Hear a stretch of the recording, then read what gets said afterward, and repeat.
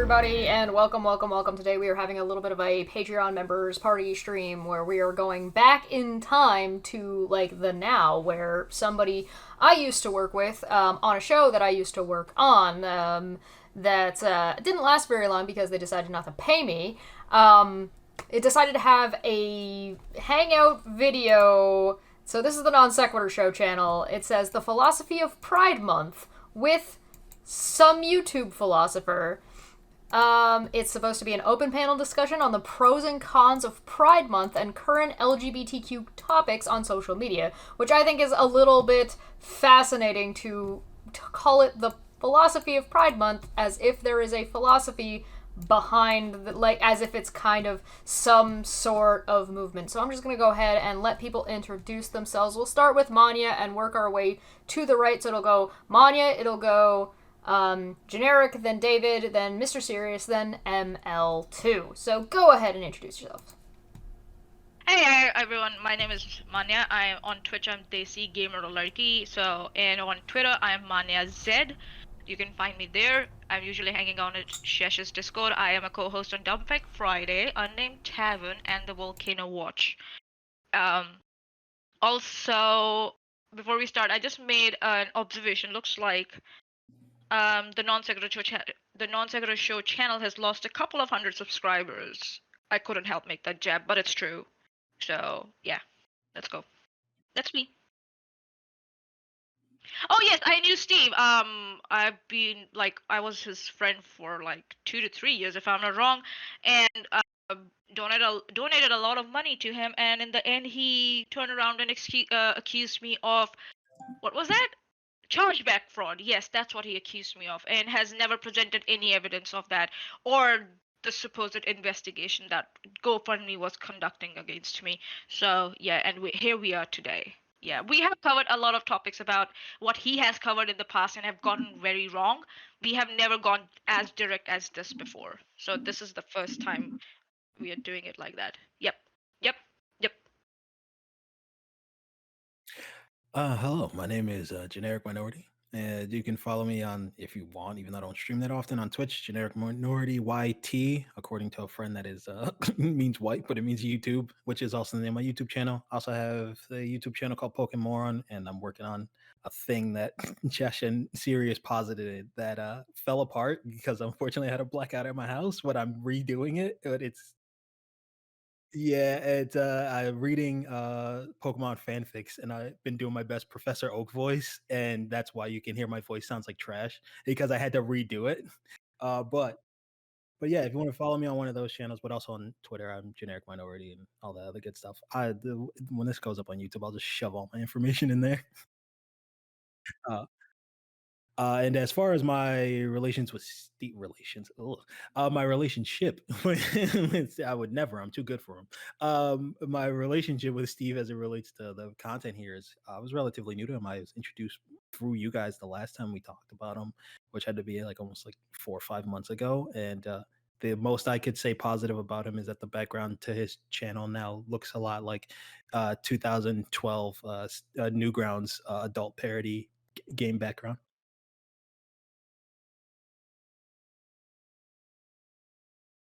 Not bad. Hopefully this mic works okay for now. No, just warming myself by the gentle glow of the dumpster fire that I accidentally helped to ignite.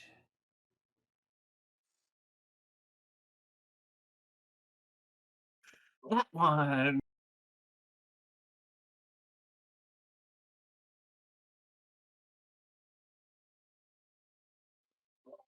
Let's see. Well, I mean, I've known Steve since, geez, I don't even know how long before Nonsec existed. And then I helped build it, produce it, train the other producer, all of it. Like, I just, yeah, it's gone very downhill though. I think that, yeah, he was right. It's traveled back to like Newground times. It literally looks older than when it started.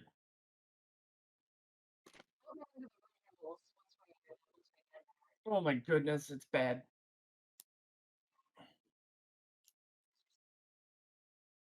Hello, I'm doing all right. Thanks for having me.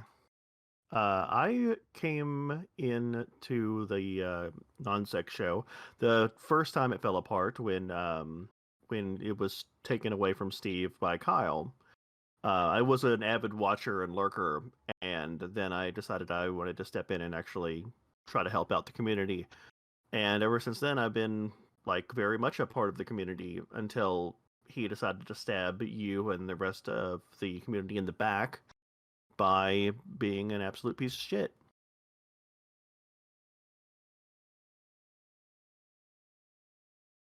Hey, so I'm just a mathematician looking for work in the real world, but here I used to be heavily involved in the non-sec Discord server, like a few months before it imploded. And in fact, I remained in the server because, well, I hadn't been kicked for some reason, and I actually stood up for Boole and various other people because a certain mod there was bad mouthing them, like in the worst possible way, like making up absolute nonsensical crap and just passing it off as if it was true. So I called him out and I got banned on a bunch of servers for that. And so I've been minimally focusing on this latest stuff with Steve's decline, but since his recent sequence of increasingly bad takes, I thought I might just look into this. Also, I happen to be online and I just jumped into the stream. Yeah, hell yeah. Sounds good. So, what do we have to, is there anything else that I think needs to be brought up? I think probably that some of the context that kind of kick-started the stream that we're about to watch has to do with Steve getting his absolute shit kicked in on Twitter over just having really, really bad takes at best and, like, transphobic takes at worst. It's kind of like a mix and match, and I would just recommend going and checking it out yourself if you're interested. And if I may add to that, there were several people who are his good friends on Twitter who told him that he's wrong, and he refused to listen to them. Well, and he's refusing to listen to professionals. He's refusing to listen to people that are being harmed. He's pushing some really, really bad and toxic, like some even racist. Like talking points and stuff like that. Yeah, it's gotten really bad. It's gotten really bad, and for someone who used to claim that they think very critically about everything, they can't take criticism about their thought process for some reason, and I think so it's because of that his his own channel, Steve McRae, has lost I think so around 800 subscribers in the last 3 weeks, and his other channel, the Great Debate Community channel, is demonetized now. So if he continues on this path, I'm not going to be surprised if the Steve McRae channel gets demonetized by end of this year. I'm not going to be surprised at all. Yeah. I mean, it's important to realize that Steve is he's just a nuanced centrist trademark. Oh my god. That is his take. That is his takeaway. I'm sure that we'll get out your bingo card. I mean, it is pretty sad, and he kind of tries to frame this thing as we're going to talk about the philosophy of Pride Month, which I mean, maybe you could talk about like, well, what are the motivations behind Pride, and why was visibility? Like, you could probably talk about the philosophy that drives why that's a thing, but that's not what this is. That's not what that label is. It's more the politics of why trans people make me feel bad in bathrooms. Like, that is what this is. You'd have to, if you were going to present this, you would have to get somebody who is sort of a leader in the LGBTQ plus community that maybe organizes this kind of an event or organizes parades in their local area, and have them come on and explain what the philosophy behind the demonstrations are and like what the goals are.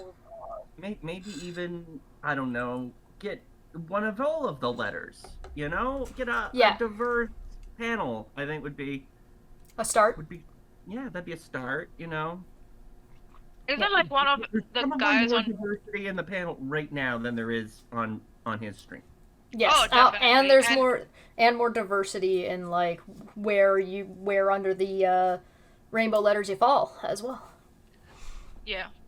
What this Also, sounds like in the name and the fact that he doesn't have that, it just kind of sounds like he's asking for everybody to get his like defensive white privileged man's take on the philosophy of Pride Month. Yeah. He's seeking validation. That's what he's doing. He's seeking validation for his thoughts because he got reamed on Twitter by everyone, including people like Shed said who have worked for the LGBTQ plus community and are part of the LGBTQ plus community, who told him, "Dude, you're getting this so wrong. This is not correct," and him refusing to correct his course of thought, which is, I guess, that's what happens when you sit in echo chambers with no one to like, give you any pushback. Well, I mean, I'm taking it out of that context. I mean, correct me if I'm wrong, but thinking that the entire Pride Month is like one thing, that's already wrong, right? Yeah, it's not a homogeneous thing. It's not a homogeneous event or something like that. And every region has a different purpose for the Pride Month or different, focus for the Pride Month. And yes, of course, there are bad actors in every movement, but to as I always say, to demonize the whole community because of few bad actors is so it's so irrational. I don't get it. Like, you can talk about like the bad actors, like, and how you can avoid those bad actors and improve and all that, but you need people who are from that community to help you sort that thought process out. You can't sit in a room with a mic and just drone on and then and think that everybody's going to be like, yeah, you got a point. That's not how rational thought processes work or get created. And it's funny because he very clearly tries to claim that that's what he's doing. We're just focusing on the bad actors, but I mean the problem is if all you do is focus on the bad actors, and the only bad actors you focus on are like crazy people that are already being targeted by nonsense right-wing sources that are making shit up half the time or taking things out of context or making claims that are just absolutely not true at all, then you're not even talking about the bad actors. You're just sort of making all of the good actors look bad by ignoring that they exist. Exactly. Yeah. Yeah. Yeah, that follows. That's a very good. Yeah. Did any? Oh, you sound really far away again. Just so you know. Yeah. Yeah. I mean, let me put it this way, and you just tell me if I'm wrong. It's like you're cherry picking how you want everything to look, and then you're just like painting with a broad brush over everything else. Like, this is how I want this to look. This is how I'm, making it look for everyone else. Like, I haven't even started watching that, but just from the title, that's how I would guess he would be doing it. It's not unsimilar to what you hear people that are flat earthers do when they cherry pick out for a narrative. It's not unsimilar to what you hear any kind of pundit for any kind of like just political talking point do. It's that type of scenario. Yeah. All right. You guys ready to get into this? No. No. I got wine. This is the last of my bottle of wine, so I'm ready. I already had a share of my sugar right now, so I should be okay. All right. Let me know if there needs to be volume adjustment, but here we go.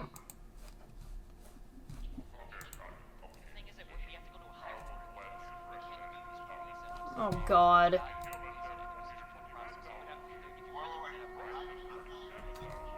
Alright, I already take issue with this. Pick a font, please. For the love of God, pick a font. Different font, different font, different font, different font, different font, different font. How many fonts? 1, 2... Go ahead, Sayers. I just want to say one thing. What the fuck is this? That's it. That's all I gotta say. That everything, the sound, the everything. What the fuck is this? It looks like the comic book cover for like a Aliens versus Terminator movie, or Terminator like comic by Dark Horse. Like it's got every single font that you could possibly think of, all thrown together into one to make it look cool. It's like, this thing, and this thing. I'm all of that. That means you're nothing. It's very surface level. I'm gonna Why jump is there this a ahead. Happy Father's Day thing with with written on a piece of paper. It looks so out of place with respect to everything else. It's also hard to read. This was Clip live art exists, streamed and Steve on. can't resist. This was also streamed on June 18th, which would have been Father's Day. That's why. So hey, happy Father's Day! I'm gonna dunk on your kids and you. I wonder if he stole that invitation from somewhere. Like a Minecraft server. From a Minecraft wedding. Yeah, it definitely does look like a clip art thing that he put like a Happy Father's Day font like on in like Photoshop. I would agree, except there's no way that he put Photoshop. there's no way he put that font on there because it's aligned too well. Fair enough. He found it on the internet. Powerful tool it is. Steve is a powerful Jesus. tool. Oh, Jesus. He was. As we all Oh my know, God, Google alright. Images is free and legal. Oh, do you want to introduce yourself? You were getting some snacks. Yeah, I was getting drinks. Hey, I'm Tiriana. I have been following the Non Sequitur show, I think, since 2018, something like that. Oh, okay. Yeah. And that's actually how I saw Chesh the first time. And Cheers. then there was the whole Kyle debacle, and then the non-sec show vanished for some time, and then it came back, but it was like shit. And then Steve became a little bit unhinged, so I haven't been following him for some time now.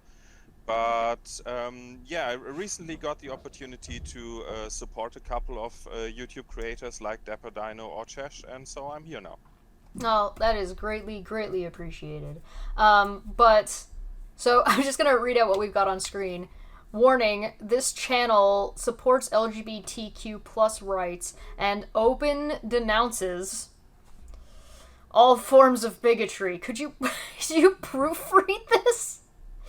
This channel also this channel also supports discussion.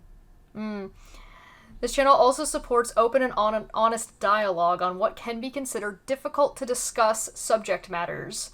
Be advised these discussions may not appeal to everyone. If it does not to you, please turn off this video now. Do we want to... Curious. How? I How did have he an take? issue with him using the pride flag at the background with all these warnings.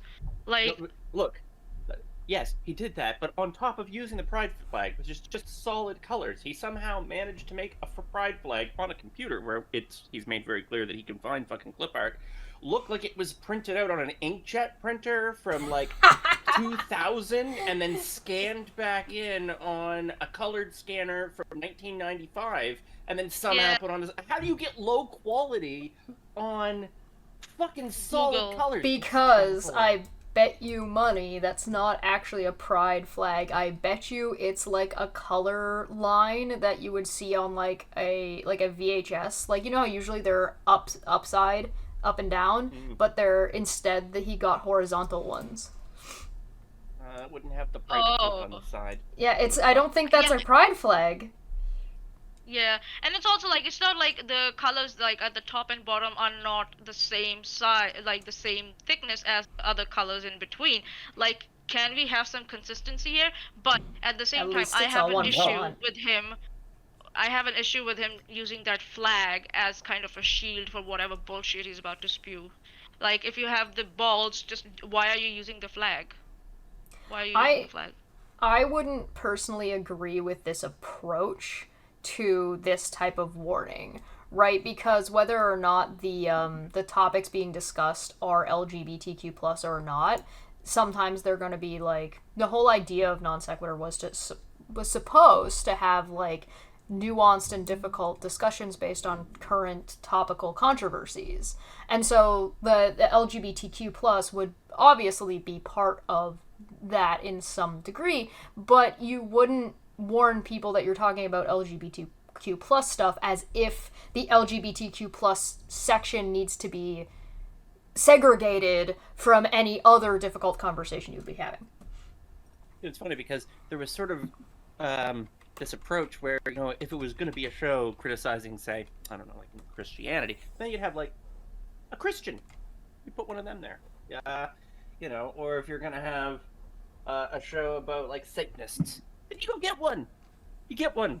You have representation for whoever it is that you're talking about, and this does not. David, I'm gonna have to, as a brown man, I'm gonna have to disagree with you. Only white people know what they're talking about when they talk about my culture, which is why I never get added into those conversations. It's just he just knows better. He didn't even know better enough to make each individual color like the exact same length. I just took like a measuring to it, and each individual color isn't the exact same, and that's why there's the like weird, very thin on top, slightly bigger on the bottom. Yeah. The indigo here, everything is awful. He's bad. I think nothing in this is properly aligned. Thank you very much Correct. for sharing that information with me. As somebody who respects the opinion of minorities, I'm going to take that on board and inflate my ego slightly unnecessarily, because, you know, it's an opinion. I want to. Yeah. Well, hey, listen, you get used to it. Funny enough, I get used to guys like this who will, because also a number one, and this is for my people who are interested. My background is in psychology. Is that this is what you would call on Tinder. We'll talk later. This is what what people would call on Tinder a red flag. If you have to throw this warning up here like this, they're like, hey, just so you know, we're all friends with the LGBTQA plus community and their rights and da-da-da. Dost thou protest too much? Yes, it's a situation of like, yo, why do you saying whenever a politician always says they support the black community and then they push forward some weird right-wing bill that like redlining and shit like that. So yeah, to me, it's a twofold negative. Yeah, this is very much the equivalent of a politician coming out in the deep south and being like, I support black community if only they would stop selling crack in the inner cities. Like that. Yeah. That is this video. I can't be a racist. I have black friends, Donald. Right, yeah. Oh, God. I think this whole flag can be very succinctly put into one phrase, and that is, just so you know, I'm not a bigot, but... Yeah. Performative. Just so you know, I'm not a bigot, but I will create several avenues for bigots to have talking points. And right. Those would be primarily who I invite on the show today, is also what you're going to... Except for like one person who's, I think, was trying but unprepared for what they got themselves into. What do you mean I have a Nazi bar? Ignore all those Nazis over in the corner. Well, we'll have to take a vote that I'll put a poll in the chat a little bit later when we get to that person and say why you think Steve chose this person to come onto the show.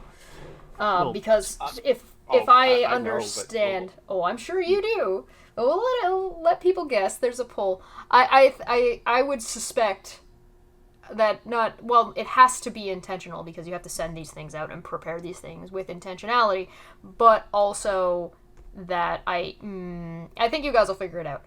On the other hand, I would also want to point out that nobody is saying you can't have these conversations. What we're saying is there's a way to have these conversations that is or is not more or less effective, and ways you can have these conversations that are going to be more or less harmful, and I think we're getting into a harmful one.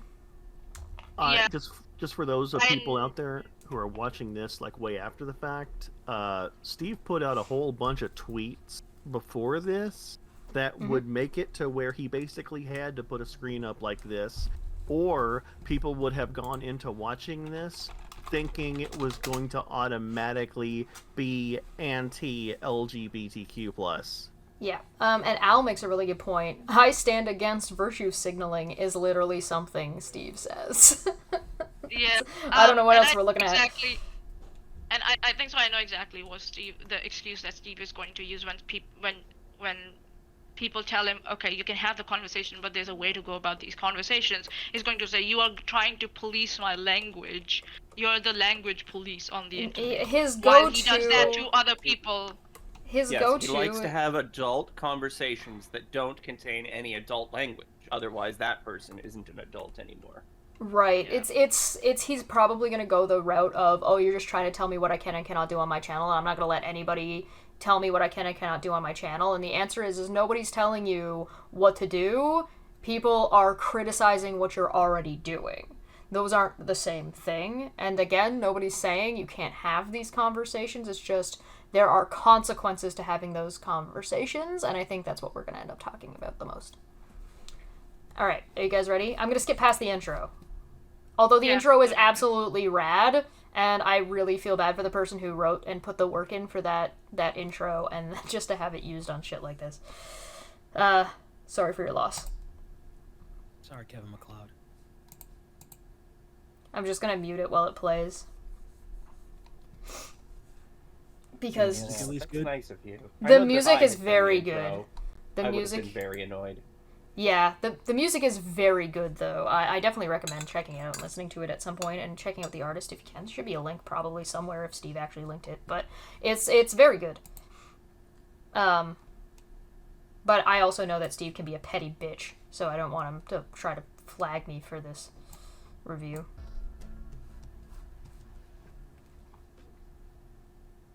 If he will try to flag you, I'm gonna flag all my videos on his channel then, with me in it. How about that? It's a topic that came out of kind of nowhere, but has kind of been brewing in the background on Twitter. If you're on Twitter and you see me on Twitter, you kind of know what I'm talking about. That is not me cutting him off. That's the video. The video is cut here. That's not me. Fuck? That's not me. Holy shit! Wow. Oh my! It's as if like he doesn't even care about the topic for some like. He doesn't care enough about the. Oh. Did you say this topic was coming out of nowhere? Pride Month? Yes. He's saying Pride Month came out of nowhere, yes. Yeah, if you are on Twitter, like. No, it's like if you are on Twitter, you might know. But then if it's on Twitter already, then how did it come from nowhere? It came from Twitter, you idiot. You nincompoop. I knew it was coming like 11 months from the time that it got here. And then 10 months before, I knew it was coming 10 months before. I was well aware that Pride Month was on the way. So, kind of has a tendency to do that each year. I'm also not confident in reading out everybody who's on screen. I see Steve in the bottom right corner, but I'm not confident about reading other people's names because I did hear that one of the people did want to keep their name private. And so it should be small enough on our screen that it's not showing, but I guess Steve just didn't give a shit and decided to put that person's name out here and hasn't done anything to correct that.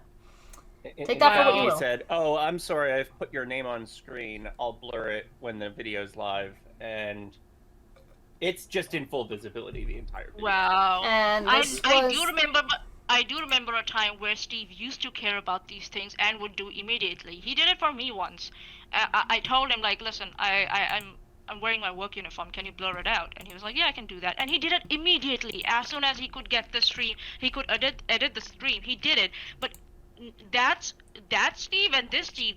Stark difference, man. What the fuck? I will point out that this was streamed on the Sunday, the 18th, and it is now the 21st Wednesday for anybody who wants to know what kind of time frame we're looking at for making that kind of an edit. Oh god, that poor person, seriously. They don't deserve this.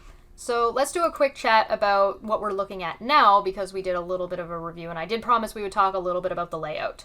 Dave, would you like to start? Because I'm sure you're just in pain. No. Oh, okay. All right. So I'll go through this then. I got a really fast one if you want me to TLDR it. We should, because there's absolutely so much actual harmful derp in this video that spending too much time on the interface would be silly. All right. So first off, I'm looking at my screen at the channel. I can see the whole thing. Like. Oh, is mine just cut off? Yeah, yours is just cut off, if I'm not wrong. I'll put a screenshot. Alright, well, I'll refresh it and see if that fixes it. Yeah, it might be. No, he'll fix it halfway through because he didn't bother to set up his layout before he went live. That's possible. Yes, that's also possible. Yeah, this is what I'm seeing. I put it in the chat. Like 4 minutes and a couple of seconds in. No, he's got Yeah, it no, busted and then he fixes it. Yep. Yeah, that's him. okay, He did that gotcha. before. He did that before in the last video that we showed. He was like adjusting it like 20 minutes into the video. It's like, Oh dog. yes, I remember that. Yes, I remember that. Yeah, I get it. It's tough running a show, doing your thing, setting up your screen, but dog, you got one job. Like you want to be professional. Come on now. Well, especially sure on a he set show it up in like advance. Nonsec. Yeah. Yeah, he set it up in advance. He should have taken the time to do it. Like, what the fuck? So you had time. Yeah, he had time. So, just to cover the hub real quick, we've got an elephant and a pine tree that looks like it's just a Christmas tree in the bottom left and right corners. We have along the bottom almost completely illegible, just because of the way it's covered and laid out. All of which I don't think has been updated in forever. We also have this top side that has non sequitur, non sequitur, non sequitur, non sequitur 4 times. That has all different fonts and all different layouts, and then, of course, non sequitur again in the top right corner with the smoking nun, which was a Kyle thing. Then he's got his Twitter, thus. Can I interject? Yes, I go need ahead. to leave. I'm very sorry. No problem. See ya. Bye. Bye. We'll be here. Yeah, we'll be here for a while. So, interestingly enough, as much as he said already that this was came out of nowhere, he is actually showing us his Twitter, which is where part of this came from. So, that's what I said. I'm like, that's what I said. It came from Twitter. What the fuck is he talking about? That's just him making excuses. Like, any excuses that people might say later that he did not prepare for this topic or he didn't cover it, properly or with good actors. He's going to say, oh, because it came out of nowhere, I didn't have time to prepare for it. He's setting up excuses in advance if someone decides to criticize him on this. That's cowardly. No, but you don't understand, Maya. You see, Twitter doesn't really let you have nuanced discussions, and Steve really needed the opportunity to speak freely and clarify his position so that we could understand in context why it's awful. Right. What was that, Generic? Well, I just want to say that, Demanya, you're being a little unfair. It's just like it came out of nowhere, like an RKO from Randy Orton. It's just I didn't know it was that wasn't in the script. Vince wasn't supposed to be here today. He came back with a mustache out of nowhere, and I need you to play a little bit of fairness.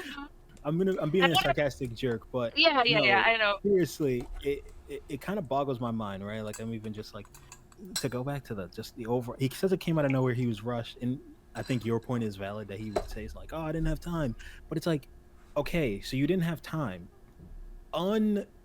Clusterfuck this, like it's so much, it's so busy, like it's so make it very simple. If your point is to bring, you want people to understand your point, like this whole thing is a distraction. Also, I'm pretty sure that's like the trans flag and pride flag grip together in the background there. So more kind of like trying to pander to people who already think you're a sack of trash anyway, which only makes it look worse. I swear I'm not cheating with your arm wrapped around another woman. It is performative. Yeah. Yes, and also more importantly, this looks like I've seen this a million. This fake. It looks like fake internet, like a Lifetime original movie, social media, and it's so bad. It's most Lifetime original movies are written by 50-year-old white men, so it makes sense. And it's like he didn't have to do it just the day before the Pride Month started or anything. He could have done this during the Pride Month. He could have taken his time to look for good panelists, quality panelists, come up with a script or some sort of skeletal structure on what he wanted to cover. He didn't have to do it at this time. On Father's Day, he didn't have to do it on Father's Day. But he still went ahead with it, and he's cooking up excuses like if it turns out to be shitty, which it did. Well, he's got all month, right, is what you're getting at. He's got all month to have set this up and done it. He didn't have to try to rush it. It's a bold strategy. Minimum 2 weeks. It's a bold strategy to shoot yourself in the foot and then complain about how you got shot. Yeah. Yep. See if no it idea works what out for him, we're Cotton. watching anyways. He doesn't even have a bold Long strategy for story his short, font I met a choices. gentleman on Twitter a couple days ago, and he seemed pretty cool, but we had a disagreement on some particular topics when it came to the LGBT plus community. I'm not going to call it the Pride community. Can we just call it the Pride so we don't have to worry about the letters? Is that cool? God. Oh my god. I'm so pro LGBTQ plus that I don't even know the letters. Yeah, wow, just absolutely. He almost got it. He just missed the Q and the plus, and he did like, dude, just pull it up on Google No, and he's keep it no. on a tab somewhere. That's not displaying on your screen to so that you can remind yourself. Oh no, Manya. Please, Wow. let's not assert incompetence that which can be assigned malice, because he will do a very good job of clarifying later that he just thinks that the Q plus does not belong in the Pride community. That the tent is too big. Some of these and the T's too. They need to go. Like, it should just be LGB, I guess, in Steve's opinion. It seems. Oh Didn't god. you read the rainbow flag earlier? He totally respects the BLT plus community. Oh god. Oh good. Also, not for nothing, but if you're spending all this time talking about this stuff, you would think you could kind of get the lingo down of saying it. He's spent that I've seen a couple of the videos that he's talked about the LGBTQ plus community. Also, there's an A there too, so he's still dense for that because he forgot the A as well. Yeah. But then on top of that, you got a lot of like memory and English stored up when you're throwing that slander. But No, when it comes Steve time, does not. Like, one of the main tasks in producing for Steve years ago was trying to prevent Steve from repeatedly saying stupid, avoidable things. Like, that was like a primary assignment. Oh, Yep. Yeah. We all got that kid whose hand you got to hold when you cross. Yep. God. Yep. Chesh will know. I'm not exaggerating. We used to have to babysit him. Like, we joked about that live, but it was like one of those jokes where it's like, but that's real. It was one of those jokes. It was one of those jokes you make in front of your kid that they don't understand, but you do. Oh, he knew. He was just a baby about it. He knew. He knew he was getting babysat. Who? Steve? Oh yeah. Dog. Come on now. You can't say the man he didn't know. Like, you're a grown man. You can't acknowledge and then complain that you're getting babysat. Do better, dog. Do better. There were times where he straight up thanked me for babysitting him. Yeah, Yep. I mean, I think you guys would make great babysitters. That's all I'll say. As a former babysitter. Yeah, I really loved it when I alluded to the fact that we babysat him and he just lost his shit. All right. So, I can't imagine being so ridiculous as to say that you're so pro LGBTQ plus and you're all about supporting the LGBTQ plus community, even if it is just the LGB community, which contradicts what he said before. Because if he's about to go on to say that the trans community and the asexual communities and like all those people need to be kicked out of the LGBT stuff, then why would you put that you're LGBTQ plus supportive in your warning? So you can point to the warning later when people criticize you on Twitter. Oh yeah, because that's gonna work. His Look very at the first warning I put in here. his very first sentence is that it's just too laborious to even say. I'm too lazy and old to bother with letters. To be fair, the warning said it was anti-bigotry, and Steve's criticism isn't bigotry. His is real. Oh, that's true. Yeah. Oh. He has real criticism, so it's not bigotry. That is sort of a point that he does kind of make, terribly. So did he pick those excuses up at the foster's home for imaginary friends, or? I don't know. I think that he was probably out, I don't know, saying how it's definitely... There are so many analogies we could make it how bad this is. I'm not even going to do them. There's too many The analogies would be punchlines. bad. There's too many punchlines. I've got a bad analogy. It's like how the complaint that there wasn't enough bullets to kill the Jews in the concentration camps. That was a real complaint. There's a valid criticism. We're not getting given enough bullets. Yeah, but were those bullets twin? No, I'm kidding. Oh my god. No, we can't cross streams. No. Okay, Yeah, works for me. I'm just gonna call it the Pride Committee. So, anyways, I invited. He actually said, "Hey, let's." Me as a straight white. Stream on this because Twitter sucks, so Me as a straight white cis man is going to decide what to call the community that I have no business in. Okay. All right, because it's inconvenient for me.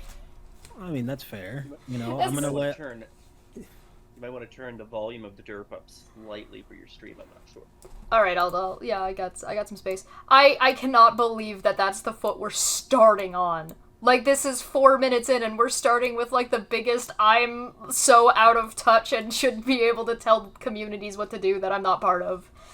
Yeah, because inconvenience. Yikes. You know what, Chesh? The LGBTQ plus community, they've had it, like, so good all this time, but Steve, let's just not inconvenience him. I It's think gonna be this the is most good. sarcastic It's fine. stream we've ever had. things. You And I shouldn't got have- it. you It should really not don't have matter. invited Twitter me. does suck for these types of things. So we figured we would actually come on and talk about some of the pros and cons, what I think of the basically the Pride movement as a whole. And I can see now that my layout is a little bit off, and I'm not sure why, but I'll fix it here in a second. Oh shit! Hold on. Can you pause it for a second? Anyways, Damn, he should He's a- really get a producer. He just said Pride movement, but I had Holy to like shit. translate it in my head because he doesn't mean Pride movement. He's talking about the LGBT plus community movement. He's meaning that now. He's just saying it like it's like no big deal. Like he's used to the change he just made, Oh, wow. God. and I'm not used to it. But he is. Like he had this planned out way beforehand.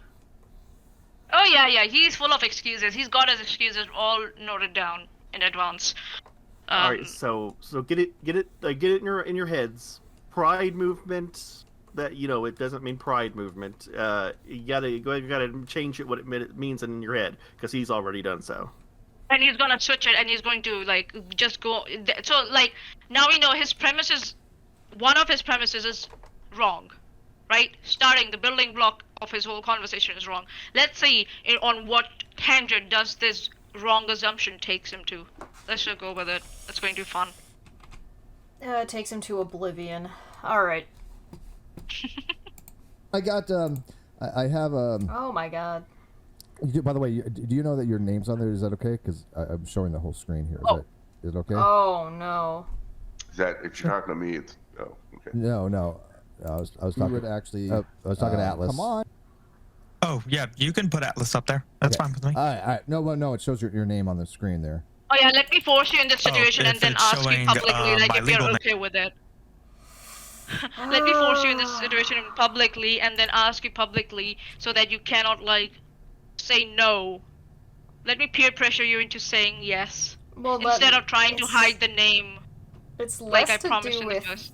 I think it's less to do with that and more to do with Lazy. like lazy incompetence, negligence for care for your guests, and like the safety of your guests. Because he now doesn't know who's gonna see this and how that may or may not affect this person's life, but also you've got this whole other issue with what's the word I'm looking for here? He's asking this. Shit. Well, he's asking this. Anonymity, yeah. He's I'm asking sorry, I this used adult live. language. My opinion is now invalid. Oh, yes, of course. There's it's because you're asking this live, so now everybody's gonna know it wasn't okay. So now it's gonna indicate to people there's reasons to go looking, or as well as like you could have been subtle about this. So then because you're drawing attention to it, that's what I was looking for. That's the phrasing. I was looking for. Yeah. He could have just said, Davis, do you want like he could have sent him a text somewhere. I'm sure this whole software has like a private chat somewhere. Well, he could have texted him somewhere and asked him like, "Oh, dude, oh sorry, I accidentally got in. I will hide it later, but is it okay if it? Yeah, whatever." Like, there's so many ways to Could have correct just this. hid the panel in general and Yep. put up the video only. Yep. How about Yep. that? Easy. all Yeah, of just these layers of that we're talking about that would have protected this guy, and also including the thing about the him saying the word pride, are all things that go to help just make Steve more comfortable. It's just so much easier for Steve if he just doesn't do any of these things. It's just he's just lazy. He's just a lazy piece of crap who just doesn't give a crap about anybody else. At best. Yeah. Yep. Named, and I don't want to put up there. Let me see how I'll blur that afterwards. Thank you. Let's see here. So he's not even. Yeah. So now nobody's even on camera. So what's the point of even showing this? Yeah. Like, I understand you might want to show who's on call and you might want to show the highlight, but he's not doing that either. But he doesn't, okay, right now he's trying to hide him, but later he doesn't do that at all. He just brings him back, his name back on again. It pops up. So it's, this whole setup is like the speaker highlighted, so every time the speaker speaks, his tab will now pop up. So every time now that guy speaks, his tab will pop up with his name still there. So it is fruitless. This whole thing that he just did. It's not going to work at all. If this was me, I would have ended the stream, deleted it, started over, and had him rejoin and change his screen name. Yep. Yep. As somebody who's for everybody. I've actually made this type of a mistake before when somebody asked me to show a DM and then later on said that they didn't want some of the information that was showing in the DM, and I went back and I blurred it, but I did not stop my stream. In retrospect, I learned my lesson and would have stopped the stream. That's called having a modicum of caring or giving a shit. And that was somebody who was threatening me. Yeah, it's not like this is deep in either. They'd have lost 5 minutes. Yeah, they haven't, and part of that is just intro and warning sign and song, and then Steve saying that the topic came out of nowhere and making excuses out the gate, and starting with a shitty layout to begin with. So you may as well, just fucking stop the stream, scrub it, and start again. Right, it totally would have been the responsible thing to do. Yeah. Steve, we get past your unethical producing and production and get to your actual points? Let's get into your unethical ideas. All right. That out because I just realized that when you came in, it's going to show. Yeah, it's fine. It's fine. All right, but anyways, it is not Atlas, fine. Like I said, he wanted to have a discussion online, so I figured we'd get a whole panel together and have a little conversation on some of the things dealing with, like I said, some that I think are reasonable and valid issues with going on in the Pride community. And let me make this very clear. I think everybody that we talk to on Twitter has a great affinity toward the Pride community. When we all support equal rights, we all support much of the gay agenda, I think, which basically to me is just equality. Excuse me, gotta put this car in brake real quick. The fuck? Did you just say? Excuse me. A gay agenda? What? Whoa. Okay. Not even book. Yeah. No, we're gonna have a respectful conversation about the philosophy of Pride Month and the gay agenda. Right. Once again, this goes back to the earlier statement. Let's have a conversation about Black Lives Matter and those dirty crack dealing blacks. Dog, what are you talking about? And yes, I can say that for the people who watch this in hindsight. I am a brown man, despite the picture there. But you're brown in this picture. I am very brown in that picture. Actually, that looks great. Chesh did that for me, by the way. You people should pay money for her art. It's amazing. Literally, I get tons of compliments about who did you earn. Give Chesh money. But Thank you. I'm sorry. I've been silently losing. You're welcome. I've been silently losing my mind in the background because, firstly, that chat he has on the side that's supposed to showcase what people are saying is the only thing I've ever seen to be smaller than Chesh. 1, 2, the fuck. Dog, what did you just say about we need to cover that? We are not, how many minutes are we in? This happened the last time. We couldn't even get 2 minutes in without criticizing firstly everything he's the appearance, right? The surface level stuff. But then you can't even get to the deeper level things. It's like living on a planet where the surface is made of garbage, the next layer is made of like spiked dildos, and then the core is lava, but that's only about 4 inches deep. It's a metric fuck ton of stupidity on multiple levels. And at the end of the day, the most important thing is that he wants everything to be the ease of access for him. He can't even just respect having a normal conversation about the LGBTQA plus community. He has to one have everything catered to, and then like he's so dense in the noggin, he thinks saying the phrase gay agenda is not one, doesn't have tons of negative connotations, i.e. them crack dealing blacks, as I mentioned earlier, and two, is okay for him to say because it's for ease of comfort. Who the fuck cares about your ease of comfort, dude? You are here to talk a point. Maybe you do have an opposing opinion and you want to debate that, but you do that respectfully, you fucking clown. What is the line of base? I apologize for cutting you off, by the way. But what is the like? I am a known to loathe stupidity. Anyone who is in this channel who's seen me in the Discord will know I loathe actively stupid people who go about just being rude assholes about it. You can be dumb, that's fine. Being maliciously dumb is not cool, and that's what Steve has already shown to be 2 minutes into the video. I'm sorry, you can go ahead now.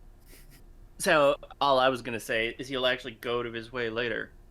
We'll probably talk about it when he does, but he'll go out of his way later to say, well, since this is all really smart, intellectual, smarty smart pants is in my panel, that's why we should all be able to look around and realize that, when we're using words that other people use in terrible ways, we don't mean it that way because we're not terrible people, and nobody should project on us or criticize us because, we shouldn't have to put any effort as smarty pantses into, I don't know, caring about the effectiveness of the communication that we're using on sensitive subjects. That would be just. But then what's the point?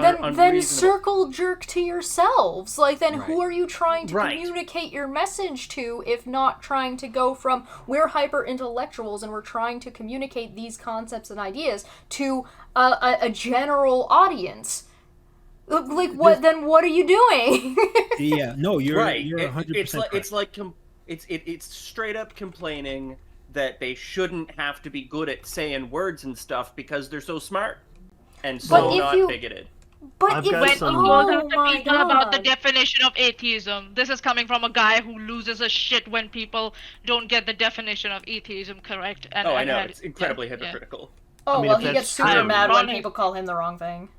If that's true, I've got some words that they can go try to use to like some tougher looking black gentleman, and we can see how well that flies if he's he's that such a smarty smart. Serious, I don't like the implication that I don't look tough. I'm gonna have to do something about that.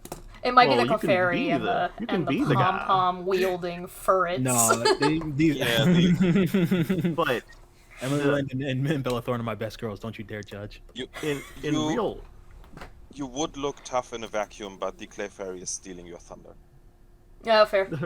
In real talk, though, using the term gay agenda and just pretending like it's got no connotations, if he doesn't know that this thing doesn't have any connotations, that means he's just using it freely. And there's lots of words that were used by my grandparents freely in their house, in like the absence of the company that these words would hurt, or the people that these words would hurt.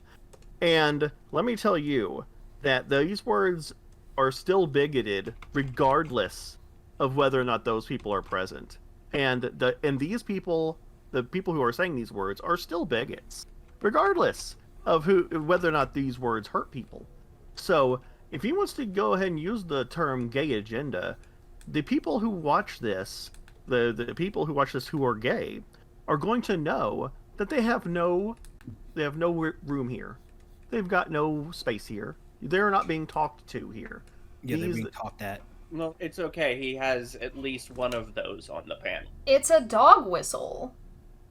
It is. It's a dog whistle. And if he gets no pushback, if he gets no pushback, then all of these people in this panel are complicit, just like my grandparents were when they used all the words that they used like around the dinner table, and they were bigots. I'm not going to sugarcoat it. My grandparents were bigots, and everybody in this panel, if there's no pushback by the end of this, are the same. I mean, All right.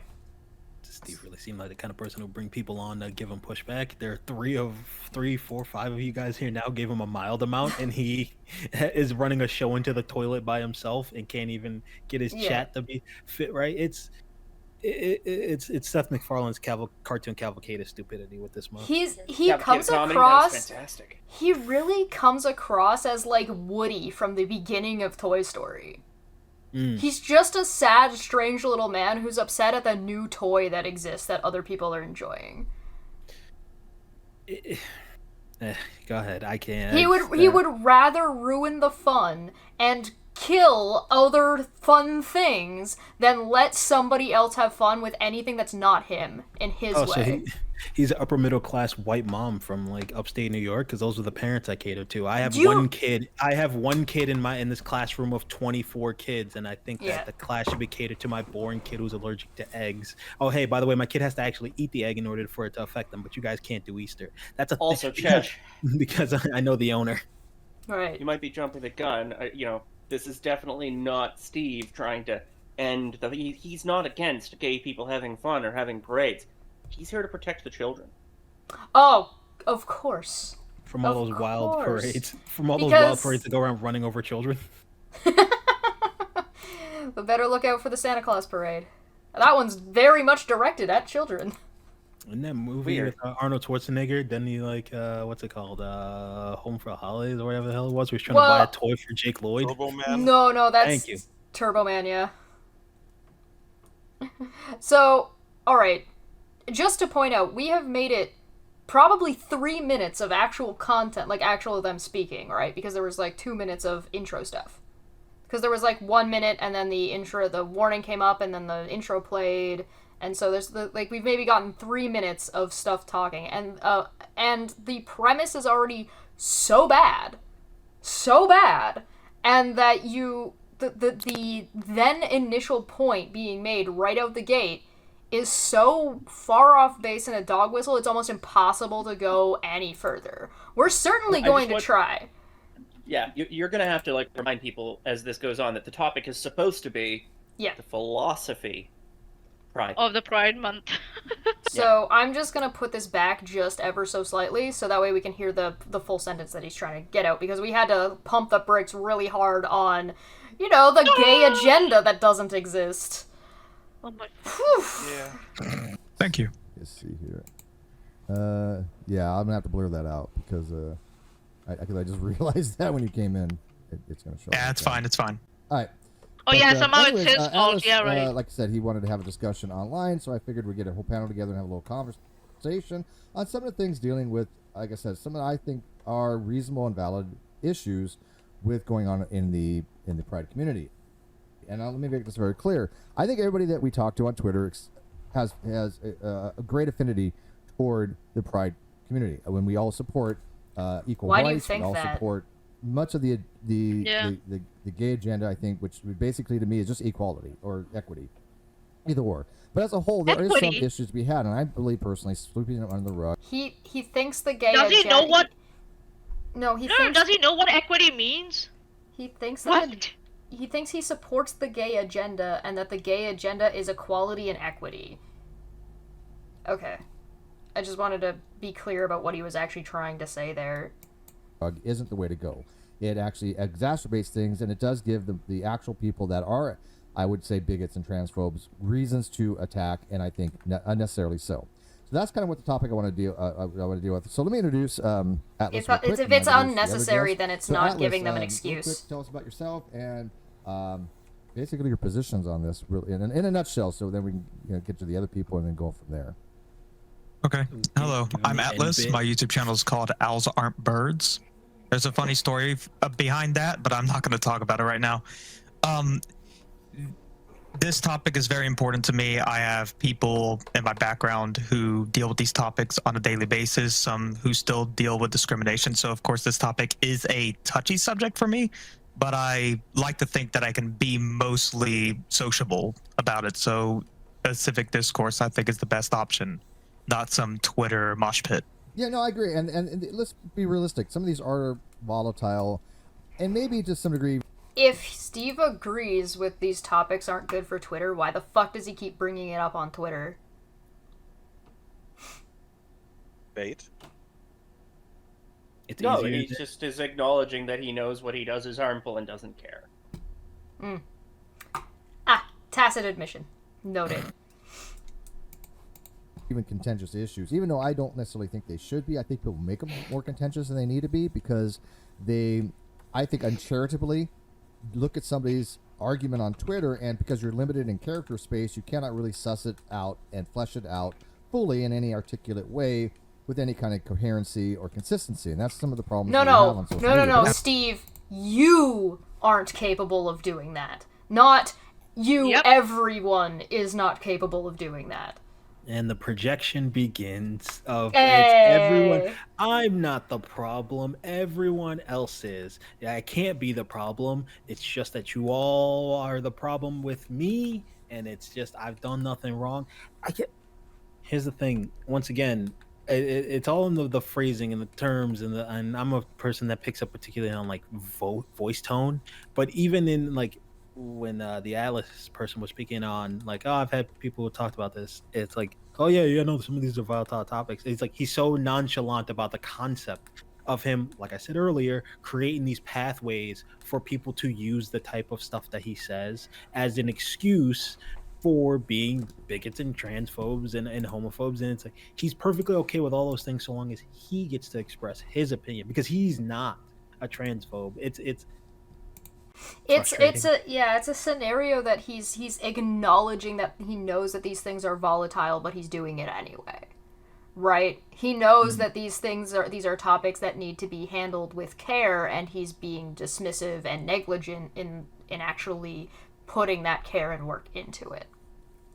Steve is the type of person that could like reshare an article about a lynching with just like a thumbs up and a heart and no context, and then complain that that was him showing his support for the black community or something after the fact. Yeah. Like, it's alternate universe Kyrie. Like, how dare anybody get upset that I did this? Well, it's alternate universe Kyrie Irving. Like he's sharing these articles from these weird kind of homophobe, transphobe, black, content creators that are like slandering Jewish people, and then going, well, my main point is about the black community. It's like, okay, but you knew the thing you were sharing was slandering Jewish people, and that would be harmful. Stop and think for 2 seconds. When he got slammed on Twitter, people even gave him the benefit of the doubt that he didn't read the entirety of the thing that he had posted, and he then got offended at the charity he was being given.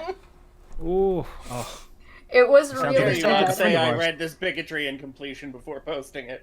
Before posting that I agreed with, they ain't wrong that, trans people are groomers. I never said trans people were groomers. What? It sounds like a friend of ours who likes to come to your YouTube video comments, who does not watch the actual videos, does not do any research of their own, and still comments as if they know what the hell they're talking about. And if you question the fact that they didn't even read, they just go straight into the like absurdities and telling you to fuck off. Oh, this is gonna be a good day for me. I love that I came back from doing a dive for 10 times the levels of stupid I left for. Yeah, hey, welcome. Don't worry, he's gonna get a couple jabs in on critical race theory as well. Oh, why you do this to me, Dammy? Why you asked to be here. No, it's because of what I was wearing. No, I'm kidding. You asked to be here only because you baited me. Yeah, you baited me. You used my need to be snarky against me in order to get me to talk about this pile. And so if we fulfill your need, then we are bad. If we don't, then we are bad. Like we ain't winning here, man. Exactly. You should have just did it on Twitter. I'm waiting for the touche part to come in. Trust me, we all lost the moment we interacted with Steve's con. We all lost when we started interacting with me. Screaming. I'm gonna get Raymond. I need Raymond for this. And- My brain's asking for Raymond. I'm gonna get... Everybody does love Raymond. Yes, I'm still on my headset, so I can hear you and I can talk to you guys. Don't worry about it. I'm just moving around the house, making some Raymond. Alright, sounds good. This girl needs Raymond. Alright, I hit play. Anyways, Absolutely. I think this is a better forum for that. And we had a pre-show on my other channel, which was actually pretty cool. If you want to go check that out, but we were kind of talking about what we're going to be discussing today. But I also got We to have John, to have. So wait, you had a hold on. He said that this came out of nowhere and it was a surprise topic. Now he's saying he had a pre-show. Every sentence he says is stupider than the last and contradicts my brains. Hold on, I've got to look. I have to look now. What did that guy said his name was? Something owls? What is this guy? Atlas? Owls aren't birds, or waters aren't. Owls aren't birds. Owls aren't birds. Okay, I want to see this guy's YouTube channel. Owls Aren't Birds has 6 subscribers and 1 video. His channel joined May 18th, 2023 and has 14 views on it. I wonder how comfortable this new baby child is going to be in a room with 5, 6, 7, 8 people on a channel that has had 29.7k subscribers, and how they will feel and be standing up for themselves in this chat. Yep. Yikes. And not feel peer pressured. Like, I got more subscribers than this poor fella. Okay, he said on his other channel. Do you think it was on the Steve McRae one? That's fine. Yes, Pride Month pre-show, looking for panelists 4 days ago. Wow. Hold on. Hold on. I So literally that channels with more subscribers that have 0 content. So this was on this. Oh my god! Okay. This one, the one we're looking at right now, was streamed on the 18th, right? It was streamed June 18th, where he said that this was a surprise and he wasn't prepared and yada yada yada yada. The pre-show was on the 16th.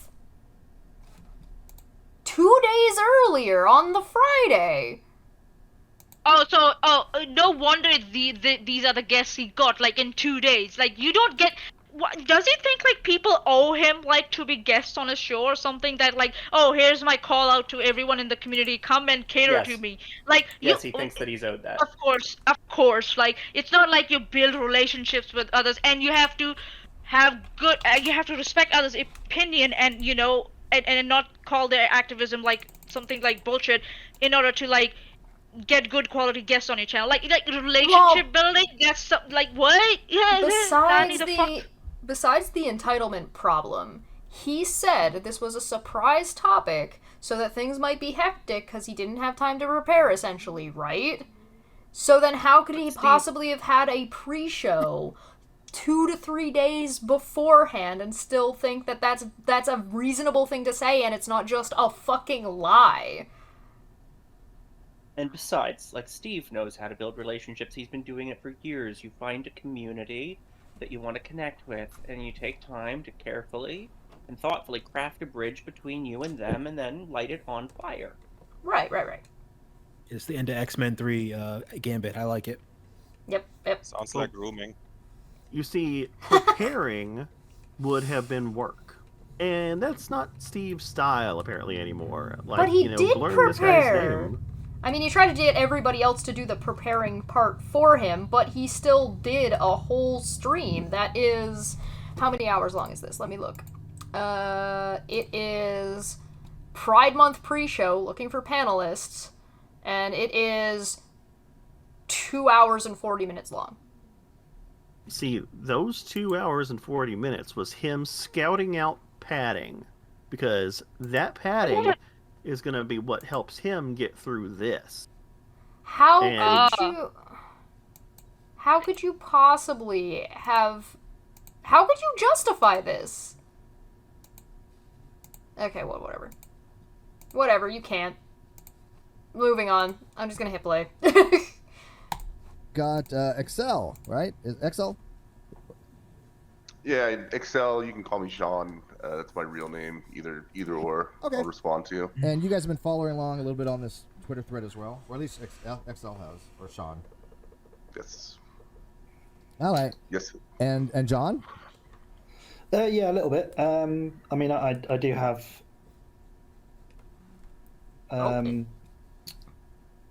a few thoughts on it. Some agreement, some disagreement. But I'm sure we'll get into that. So. I think this guy, so they did another stream about transgenderism before this, which also kind of puts this into context about what this is going to get into. And in that video, I think it might have been this guy that everybody on the panel was like agreeing with, including Steve, like nodding along about like trans people not being allowed to have bathroom access because men are predators. So like, let's punish trans people for problems that men have, as if that's valid. And they were treating it like it was a real point. And I can't abide by, if you're having the conversation about bathrooms, you're a bigot or you're literally brand new. Those are the only two options. Because that's not a real fucking problem. That's just made up fucking nonsense. And if you think otherwise, you're straight up wrong. Yeah, I mean, I think at this point, if you're still having bathroom questions, you just want to hate trans people because you just hate them. Like, just own it. Just own that you hate them and you're a bigot. Just do it. It's okay. I will have more respect for you. Fair. All right, I'm gonna turn up you guys' volume a little bit here, just so the outside can hear you guys better. I want to be equal here. I don't want to overpower you by talking loud. Okay, so I increased your guys' gain a little bit. All right. So, anyways, let's kind of dive into this. So one of the things that started this was the image you see on screen right now with this particular thread where I said something that had some, I guess, views on it. I think it has like 15,000 views. That I said, my view is this. I grew up in the 80s. I was a Gen Xer, and in my day, so to speak, the goal of the Pride community was basically to be treated like anybody else. They wanted to be accepted for who they are, who they fell in love with, who they slept with, and that was basically the entire goal. Something very notable, notable or noble, I should say. And I think everybody. It's noble to want to have rights. Can this mushmouth, please, with the English? Like, he can't even. Oh my god! But also, yes, it's noble. It's noble to want to be treated like a human being. I would really like it if you would treat me like I'm not just a scary black guy walking down the street. That'd be cool. How very noble of you. It just seems like a bizarre thing to have said. What's noble is fighting for that kind of a cause, and that's a cause, not an agenda. An agenda is like the connotation of an agenda around any kind of like political movement automatically carries baggage with it, right? And that's what he's talking about, right? He's talking about a movement, like a group. He's right. So he's using it in that fashion. See, like a 1940s smoky room with like a panel of men sitting around. The women have an agenda to get the vote. We must stop them. Honest Red said, I don't care about his back in my day boomer shit. Yeah, right? Like, no. It's funny how he connects everything to himself. It's all about himself.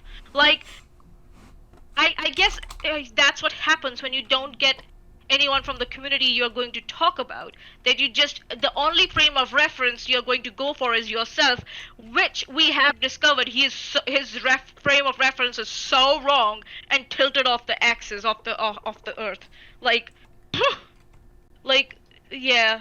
All right. And if corrected, he doesn't want to correct it either, so yeah. I'm gonna make a poll. Go ahead. No, I'm sorry. It's just that it's also, and this is the big point of that, with a show like this, right? Or you just having any kind of platform whatsoever, and you want to give people the ability to come out and speak on it or against it and debate with you. You have to be able to step out of the frame of just yourself. You can't have this like just this is my world and then you all just exist in it mindset, because you're never going to be able to properly have a conversation with people if you can't see from their perspective. Even coming into it and all the way up until this point, it's been about Steve, and what Steve wants to say. And Steve thinks that these words are his smooth brain mush mouth can't compete with his own bigotry. So he just wants to make it that everything conform fits to him.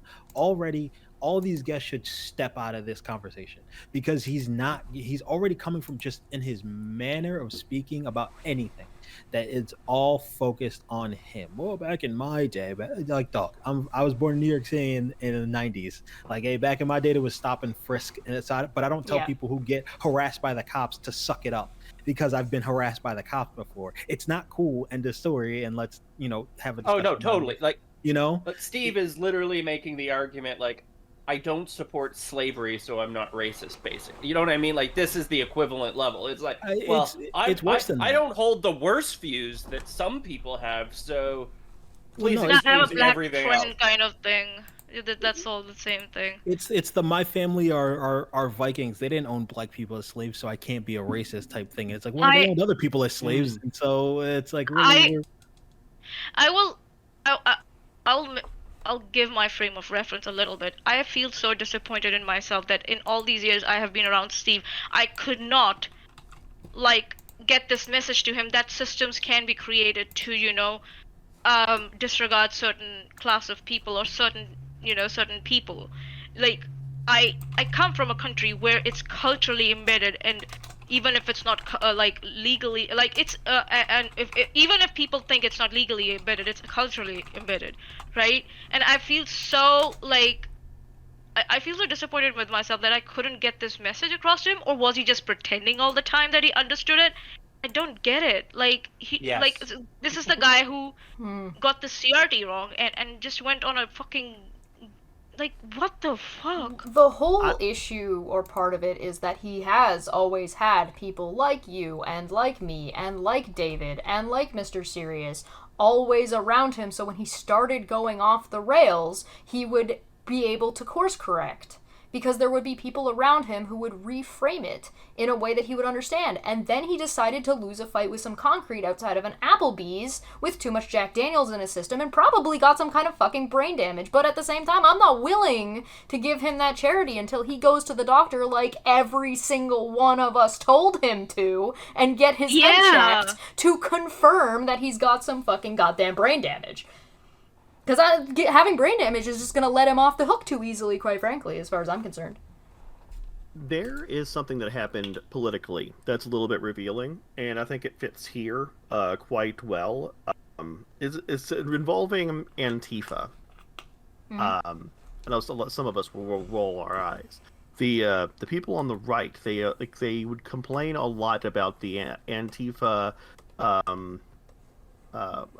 agenda, the Antifa agenda. Like, there's so many people, like, every time there's a riot, what is Antifa doing? What are they planning? Like, what is their agenda? It's this, this, this, and this. We got to go after them. We got to dismantle them. That's our plan. But look, KKK, these people, they have an agenda. They have a leader. They have groups that want to go in and do stuff and make sure that certain people get elected and stuff like that. Like, that's an agenda.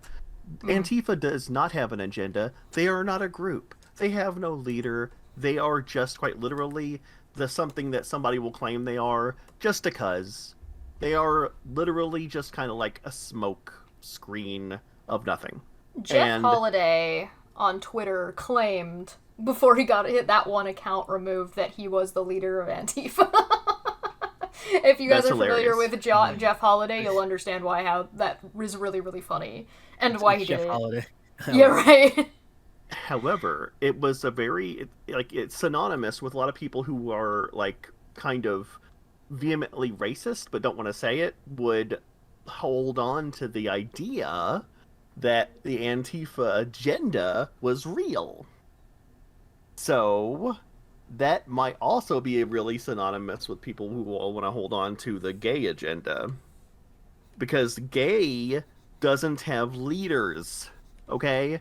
There's no gay leader. I mean, like, there's a lot of what was that guy? It's a name from Rocky Horror Picture Show. Oh, you're talking about Frankenfurter? Frankenfurter, yeah. Yeah, like there's not that. Tim Curry. Curry. Tim Curry, no. Tim Curry is the leader of the gays. Stop it now. You like, if there ever was one. He's not sitting on a throne somewhere, like you're just controlling everybody and righting all the wrongs and picking somebody to become the you should be mayor of this place and that you should be you should governor of this place. I want to put gay people in all these places. That would be a agenda. That's what an agenda is. But if you don't have some people running and being in control of things, then there can't be an agenda. And they're just people who want rights. That's not an agenda. That's just people wanting what's natural for them to want. Well, Martin Luther King and that black agenda. Being able to go to school. Listen, as a Brahmin, we have a leader. We just keep that person secret. We learn what happened the last time. Oh, everybody knows it's Michelle Obama. Come on. She is gorgeous, and she would beat the ever. She'd probably punch a bullet. Her arms are amazing. Yep. I believe that. I'm gonna hit play on this. Black Lady One Punch Man. I love her.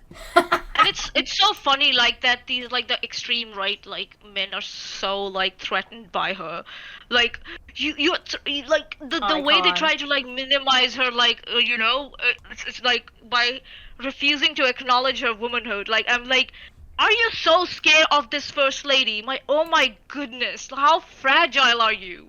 Well, I mean, when you spend your entire life watching, Total Recall, and you see Arnold Schwarzenegger talk about athletic, sleazy, demure, and you see a vaguely brown lady, but then you see a dark one, that throws your whole paradigm of how you see the world in a shift. So you got what you wanted. You got athletic, sleazy, demure. Sorry that she is the color of Coca-Cola, but it's beautiful no matter what. And you all like sugar anyway, so it's fine. Yeah, no, Simone Biles is fine, but Michelle Obama, she's not. Yeah, okay. Back then, and they went even pushing for this. That's why when we were sorry, I have to say this. They even went after Simone Biles when she was like, "I need a break. I'm not going to I think so." She pulled out at the last minute before the finals or something like that, if I'm not wrong. And then people just went nuts. Oh, somebody else could have. I'm like, do you know how many are there on the gymnastics team that enter the same category? If Simone's stepped out, there will be someone else to back her up. It's these people are so biased. My goodness. Okay, rant done. Community. It was, yes, of course. We shouldn't care who people fall in love with. We shouldn't care who anybody marries. We shouldn't care who they're attracted to, as long as they are adults. I mean, right? we should care. Oh, okay, there we go. I like how that's something that's across the board. YouTube knew. Shouldn't even have to be as a caveat, right? But unfortunately, nowadays, it seems to be the case. But I said, actually, that used to be and by the way, the person who I responded to on this blocked me, so I don't even remember what the hell it was. It was like Rev Jesus or something like that. It was Christian. But he didn't even respond. He just blocked me.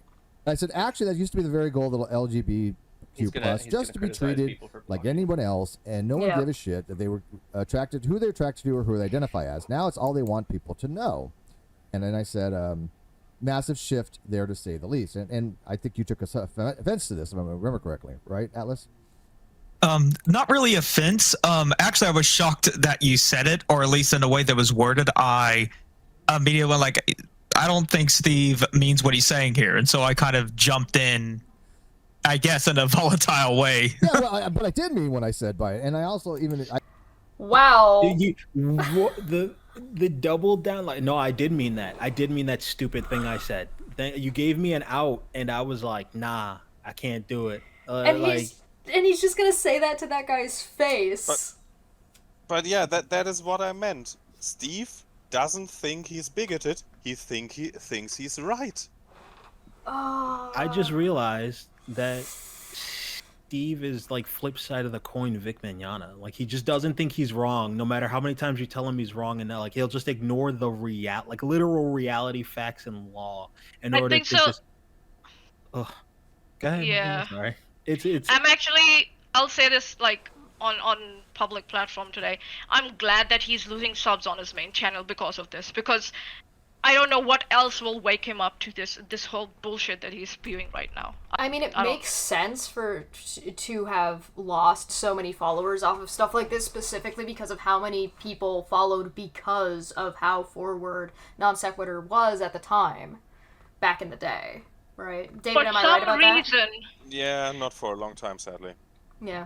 Yeah. For some reason, Steve has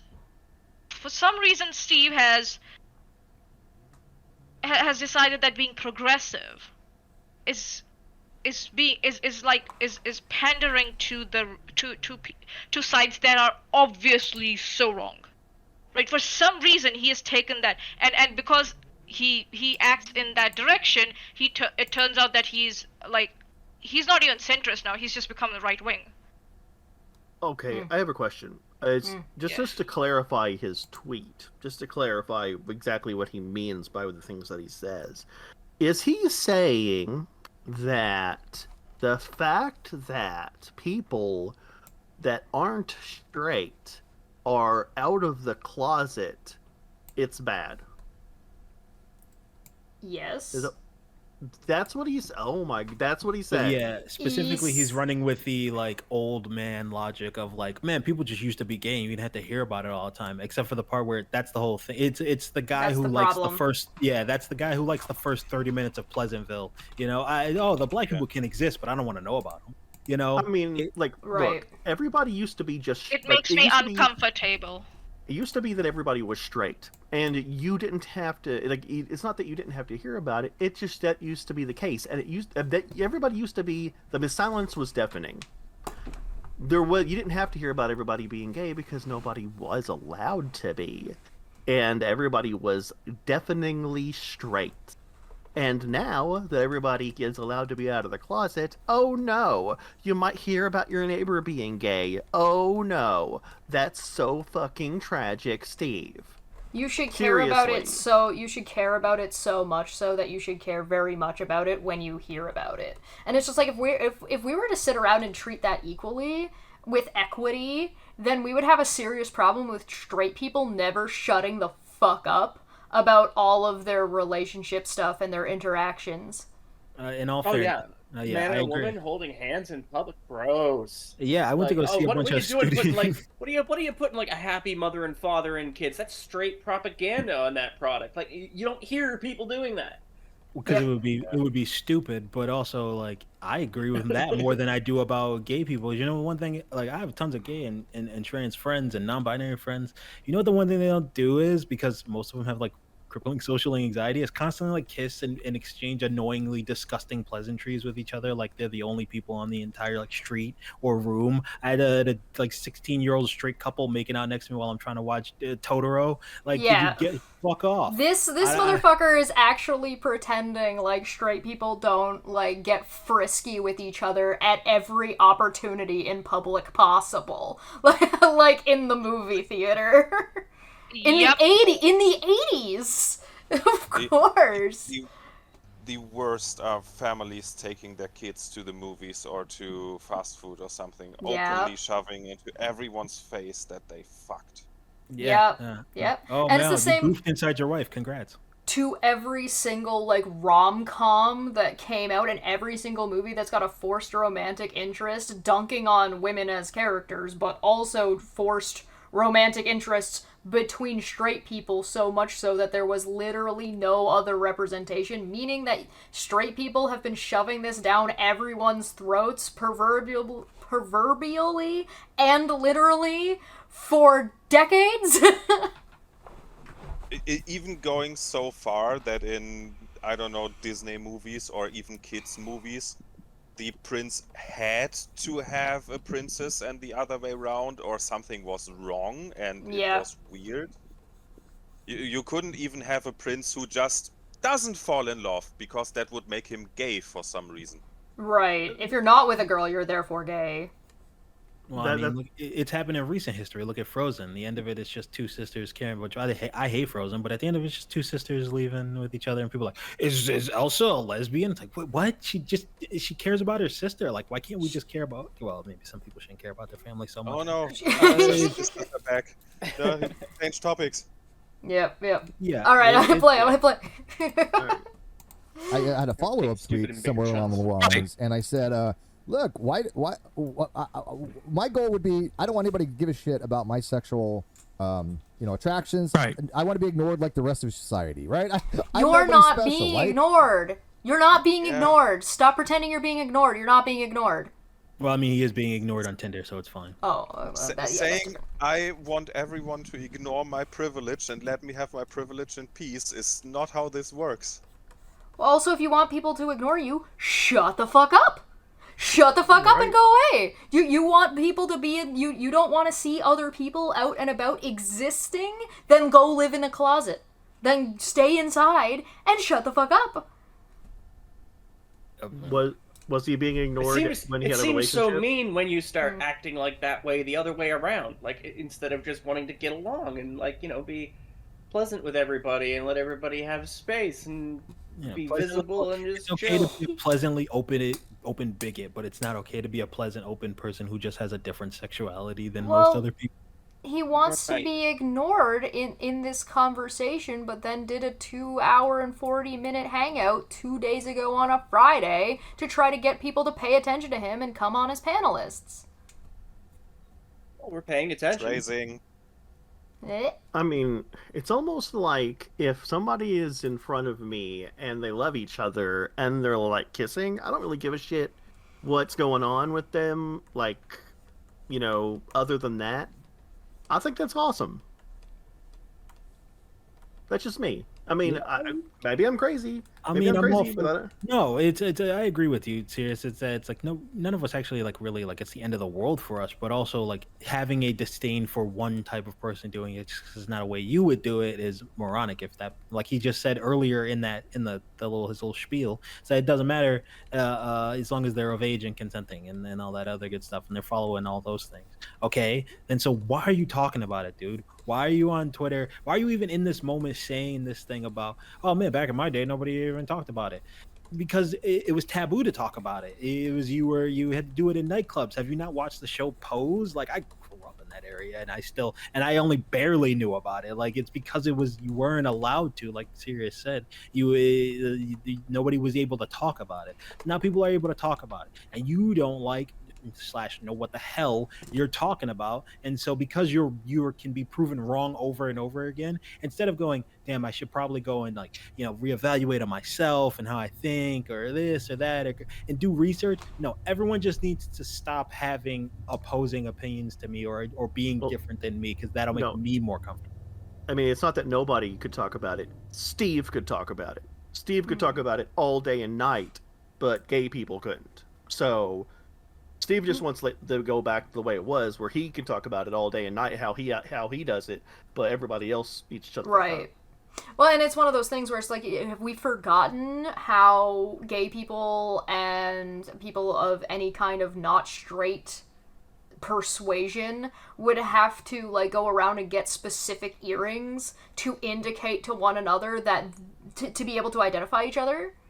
Right? Like, you'd have to get, and you'd have to probably get, in some cases, not only would you have to find somebody willing to pierce your ears, or you'd have to pierce them yourself to be recognized by somebody else in your community. And now that people are able to recognize each other, it's like, no, go back in the closet, because you're making me uncomfortable, and my 98% of the attention and care that I get, nobody else is allowed to have that, because you exist in, 2%. Right. Yeah, it's like people like Steve. I don't know what his is he 2% is generous. Is he enthusiastic about abortion rights? Does that make him uncomfortable or not? It's like he's very selective for some reason. Oh no, it's not homophobia at all. Why is he so hard on the CRT stuff specifically, and trans people specifically, and the LGBTQ plus community specifically. These are like 3 main things that he's like Maybe- very hardline about. Like there's other things that he's talked about where he's been fine. As if he's a boomer and he feels uncomfortable about them, and that's the reason. The reason that we need to talk more about these topics so we can normalize them so people stop feeling uncomfortable about them. Well, then he should go away. Like, if you're Yeah, uncomfortable, it's your responsibility to read the fucking scenario. It's not on everybody else to cater to you, my guy. Exactly. My guy, yes. My you're so guy. right. Alright, I'll play. Oh, go ahead. It seems to me that in all of these situations, he's not, like, in those groups. So he's, like, the out man. So because he can't empathize with other people, he's just like, no, fuck them. They're not me, so fuck them. I mean, just because it's not an excuse if you don't have the ability, if you're not from a different community. I don't expect every single this. I think me being here is actually a really good thing for even outside of the CRT stuff. I don't expect here, like even in this chat, like for everyone to, or Manya even to understand. Even though we're both minorities, Manya's experience is completely different than my experience. But that doesn't mean I'm gonna dismiss Manya's life experience and things like that because I'm like, well, I'm not Indian. I don't know. But Manya's not a black dude from New York City. So Manya's not going to tell me I don't know what I'm talking about or have a complaint about it. We would have a discussion. And that's one of the big things. We would actually be comparing notes and figuring, oh, you also go through that? Oh, my fucking lord. And, and you go through that? What the hell? Well, commiserate. Commiserate off that, because that's how, like, when people, just as a bit of a side for any white people who watch this, when you ever see a black person, like, nod to another black person in the street, it's not because we all know each other, it's because we're all like, hey, yo, fucked up, right? And you go, yeah, but we alive, right? We made it, right? Like, that's all it ever is. Yeah. And so, like, it boggles my mind that, like, once again, you're running a show where you're allowing people to speak, speak their opinion, and you have yours, and it's the tough topics and all that good stuff, but you gotta, and this is just for anyone in the future, you gotta be able to disconnect yourself and see from others' perspectives. And Steve is time and time and time again and reinforcing that he is not only incapable of doing that on the first level, because he's incapable of doing it, he's going to refuse to even attempt to become a person who can or try. He's not even going to try. He's just flat out refusing it and then pivoting and going to the other side of the spectrum to the point where he's just going to fall into the Steven Crowder territory. I guarantee he'll have a Rumble account in like 3 months. Do you think that anybody in the chat has called him out for the shit that he started off on? Does anybody think that? Yes, no. I mean, so far they haven't, but I don't think they will, since they haven't so far. I don't mean on the panel. I mean in the chat. No, I don't think anyone who would call him out would even waste their time listening to it because he opened up so poorly.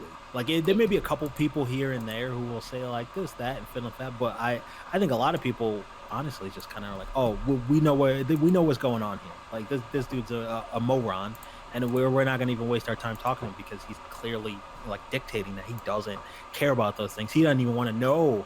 Back in my day, we didn't know people were gay, so he doesn't even want to know. Not even wasting my time. I don't know who's this dip that gave him like 5,000 wing wangs or whatever these like Mr. Krabs fun bucks are, but ugh. I think it's Juan. I could be wrong though, but I don't know what that currency is. It's Korean, I think. Oh, okay. Well, my apologies to Korea. But like you can see, the chat is not terribly active. Not that I want to pick on like how active the chat is. What I mean to say is there's nobody like questioning or pointing out anything that we've heard up to the 10-minute mark at this point,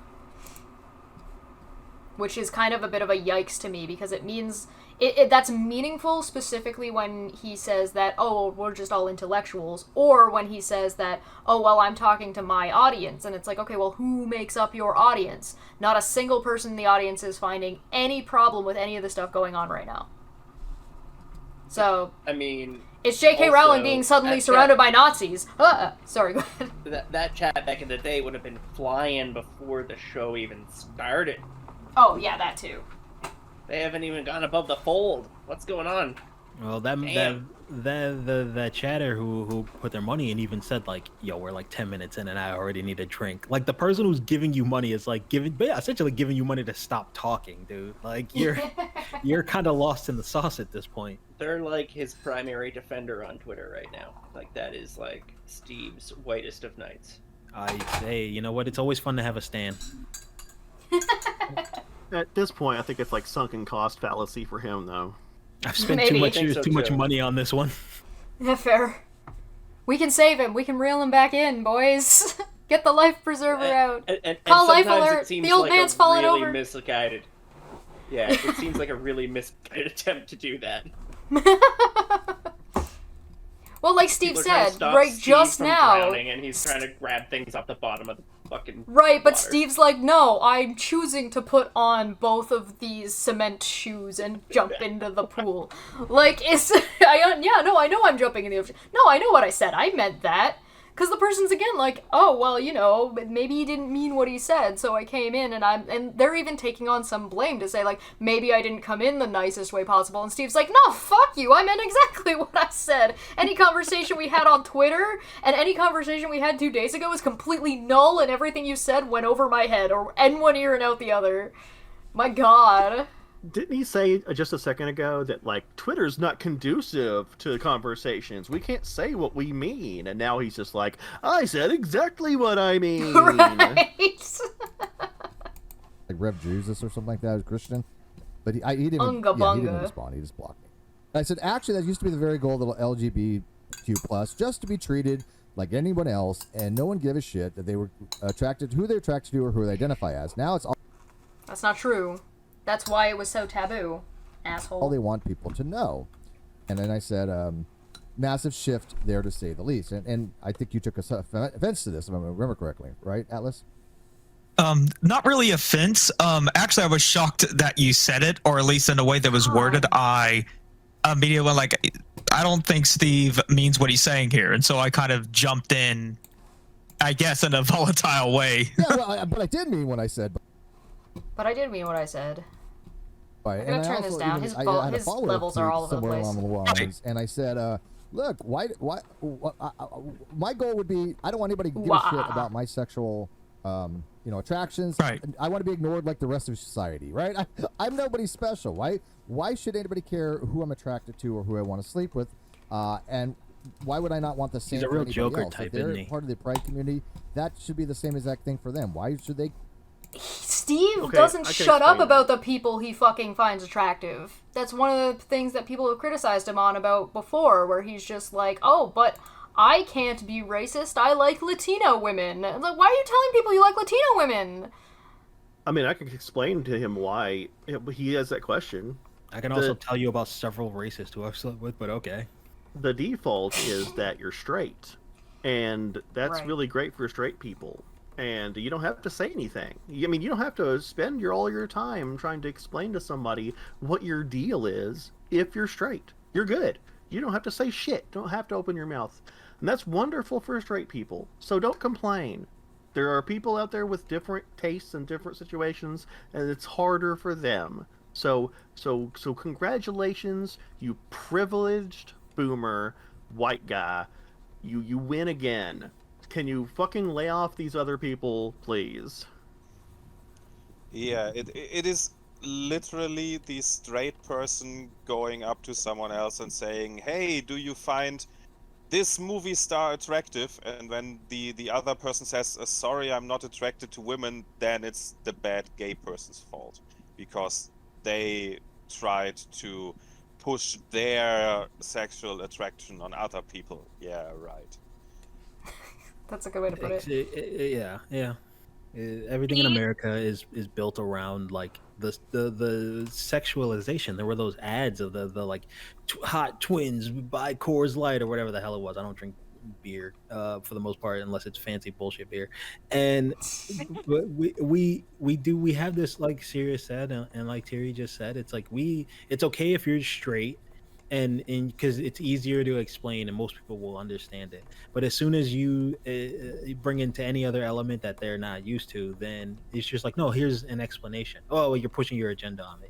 No, explaining to you that my taste is different than yours. It's like, I don't like that. Once again, I don't like beer. I don't, but like it would be the same story. You don't drink beer? Like, no, I don't. I drink, fancy yada yada yada. And it's like, well, I don't understand that. That's not American. How What? dare you talk about your Frickin' rhino preference agenda. like a normal person, you gay pusher. Yeah. I mean, I was called gay on Twitter for not liking Andrew Tate because that guy noticed a pattern of. Listen, if you don't have a hard-on for Andrew Look- Tate, you're obviously gay. I would think that if Very, you didn't very like gay. Andrew's taint, you'd probably be straight, right? No, definitely gay. Definitely. I also. God, that comment you're so right, and that comment only bothered me in the sake of like How old are stupid you? it was. Yeah. Yeah, like how old are you? 12 or are you 28 and you have a handler who puts you on the bus? Like, what are we?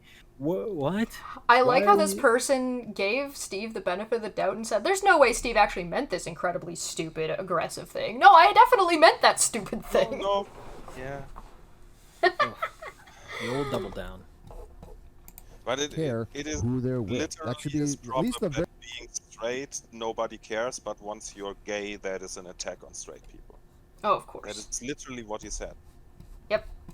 very basics of what they were at least going for 20, 30 years ago. Hello? But now it's all they seem to Okay, talk here we about, go. and everything when you look is pride this, pride that, and I think my argument has become It's is Pride oversaturated. Month. It has become to the point What where the there's fatigue. fuck? And even if Hold like, on. even being a It's paid as if like for centuries like that the straight people like, oh, family this, family that, mom and dad should be, together, part of the fucking family unit.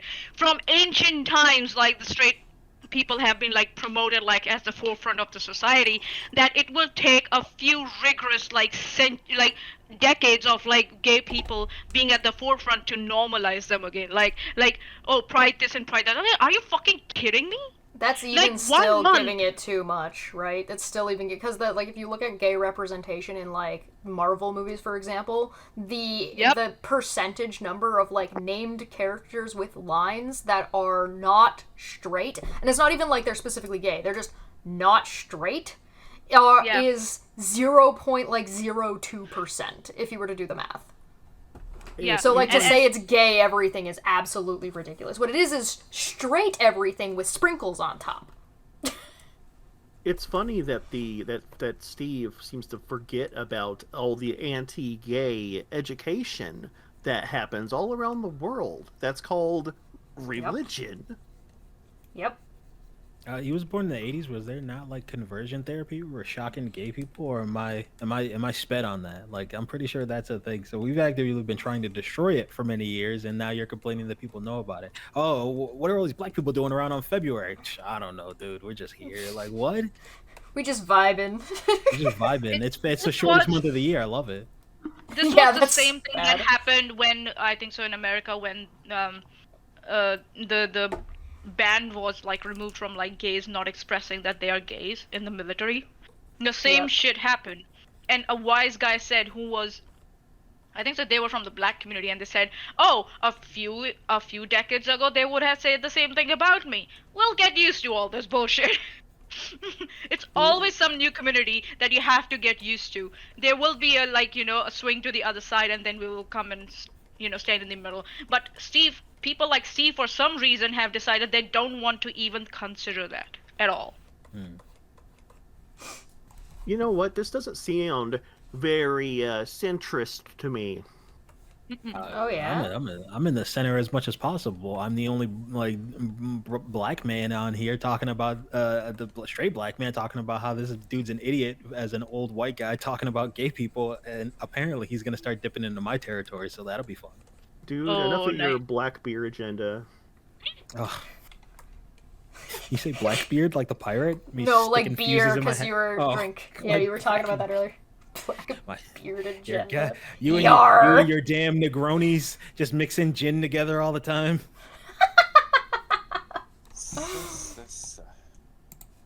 Oops, wrong button. There we they're go. with. That should be at least the very basics of what they were at least going for 20, 30 years ago. But now it's all they seem to talk about. And Oh my everything god, when there's you been look progress. Is pride this, pride that. And I think my argument has become it is oversaturated. It has become to the point where there's fatigue.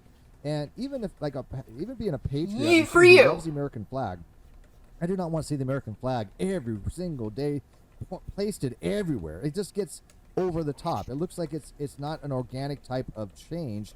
It is something that becomes more nationalism, or a form of extreme patriotism or indoctrination, even rather than just appreciation that you live in a free country. Oh, is he talking about the American flag or the Confederate flag? Which flag is he talking about? The American flag. Has he gone nuts? No, Manya, you may be missing it. He brought up the word indoctrination. Yeah. Another dog whistle. Motherfucker. Don't you? Sounds like somebody needs to stay inside and lock their doors and shut them in their own room. Or ever. The nationalist agenda. Or someone's like too old to now change now, so they want everyone else to cater to them. Wow. I can't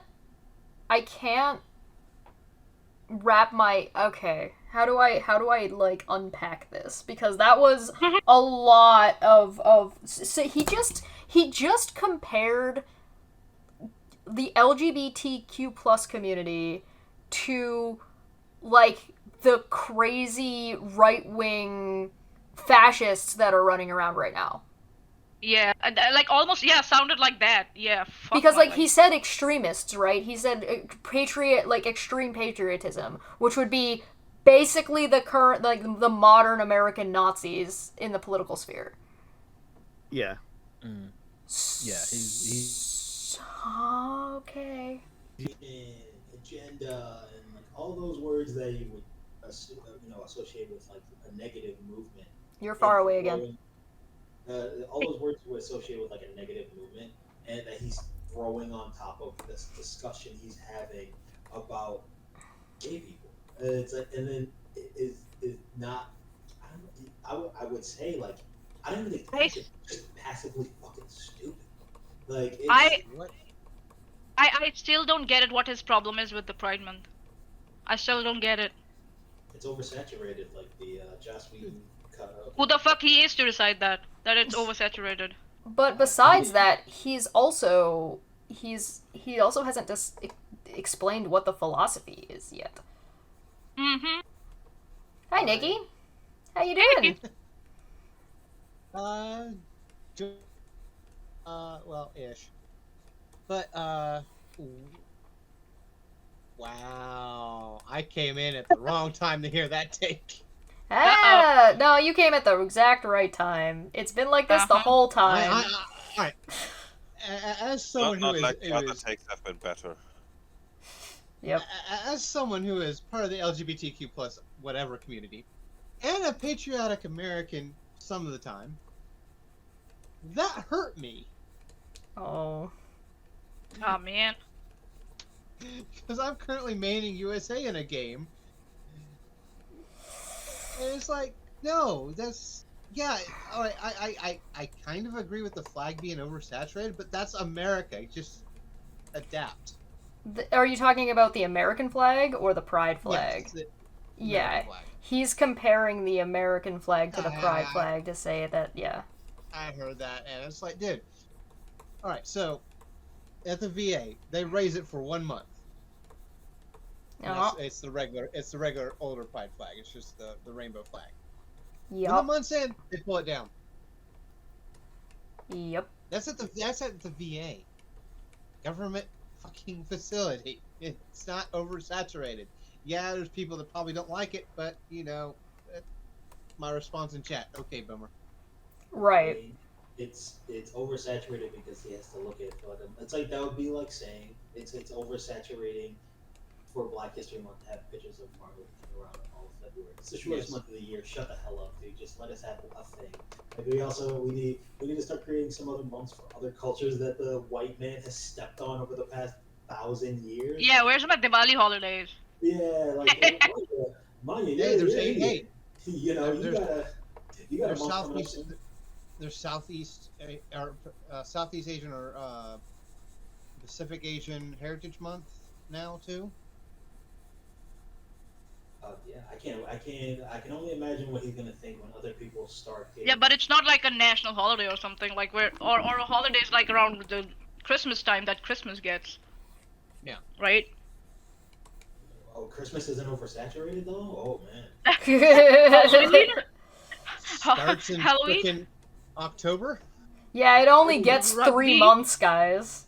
Yeah, it only American gets football? Yeah, yeah. It's a game. Let's you only go, play baby. 16, you only play 16, 17 games, and somehow I have to see it all year long. But people complain about like basketball being it's 2 games. Like, dog, it's how come I have to see so much about football stuff and you guys don't play? Yeah. for, Oh like, no 9 months? Exactly. When I go into work, that's all everyone ever talks about. Hardly is fucking how are the Chiefs doing, or jeez. this, and it's not even on the season that football is. It's in the off season, and they're still talking about fucking football because that's all they fucking know how to talk about. Basically, the argument and the complaint is absurd baby whining. I think is what we're getting at. Wah. It's something that's not about me, and I find that intrusive. That's also, and I'm assuming you're going to want to start in a second, but lastly, at least for me, is that's also assuming that there aren't, like, there's 12 months in a year, of different cultures. I think only about 3 or 4 have a month to themselves, one or two at least, nobody really cares about. So what about the oversaturation of white man like Steve for the other 9 months of the year at minimum? Yep. I mean, it's not like it's written in concrete that there's, White Man Day for all the other days. But even on Pride Month and on Black History Month, those are also White History Month days. Because history never stops. And it is, I mean, sadly enough, if you look at all the pages of history, most of them are going to be white history. Because white people wiped out other people's history. Right. And stole it when they didn't wipe it out. Right. Well, if white people couldn't build it, then it had to have been aliens. Oh, of course. Generic, you're a little bit hard to hear. You got far away from your mic again somehow. That bad? Oh, there you go. Hey. Okay.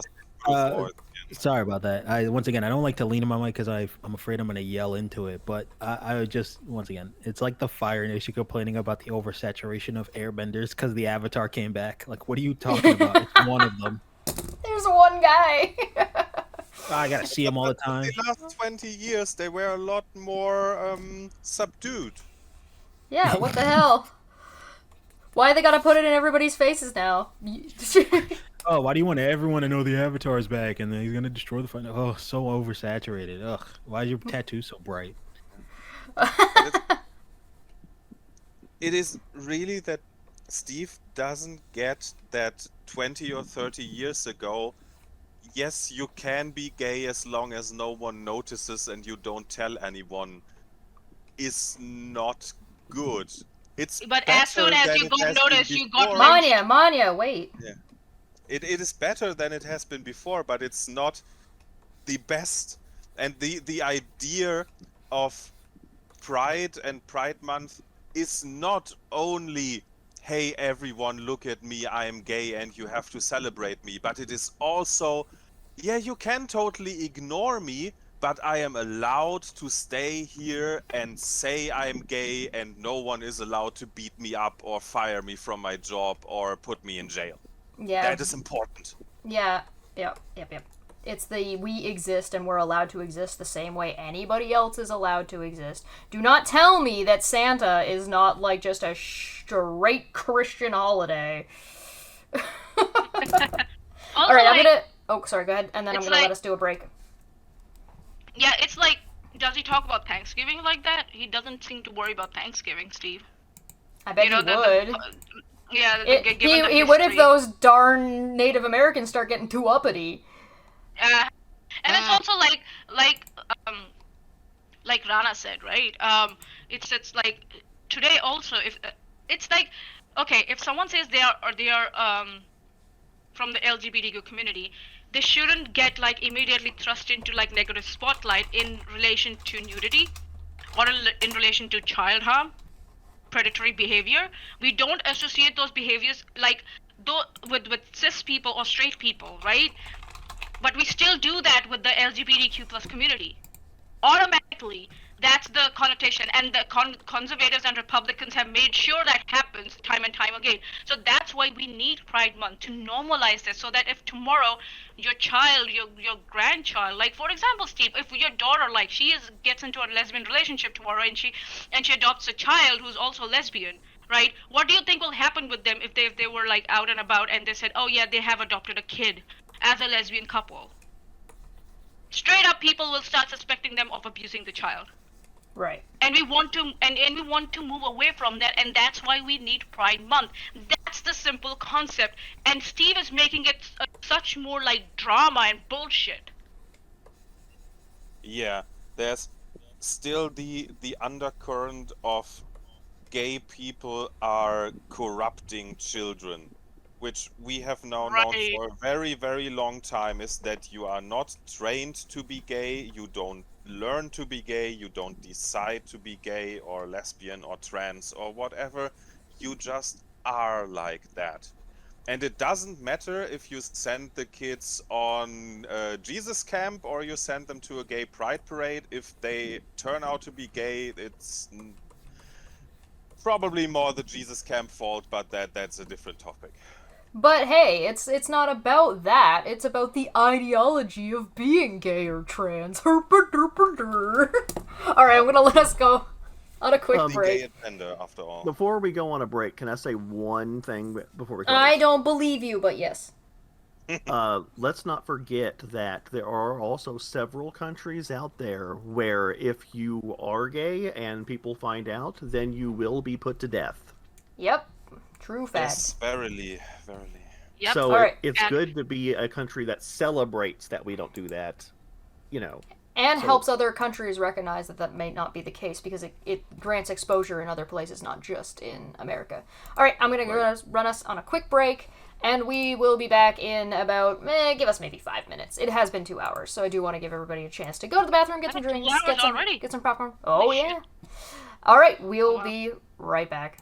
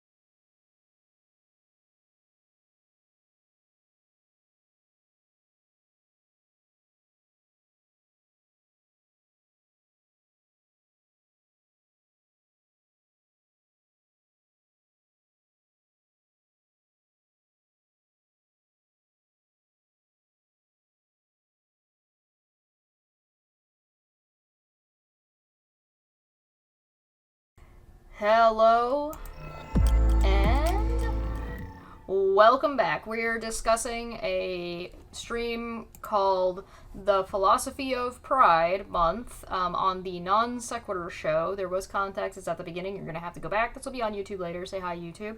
And so far, it's been really bad, and the setup and the wrong foot have all been, like, already very, very much entitled, not a gay person, or, like, very, like, somebody outside of the community who feels entitled to a lot of stuff. I have a bunch of people here with me, and if you want their intros, we kind of already went over that, so I don't want to waste too much time going on much, because we've really only made it, we've been live for over 2 hours, it's a 3-hour long hangout, and we've only made it through to, like, 12 minutes. So I'm gonna hit play, and we're gonna keep going.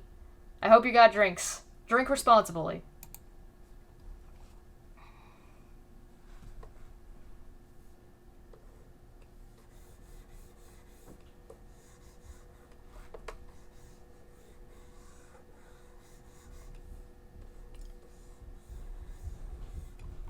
So he has an agenda. He has a political agenda of making people more centrist and bringing more people into the center, but except that he's not in the center. So he's the one with an agenda. Right. Okay.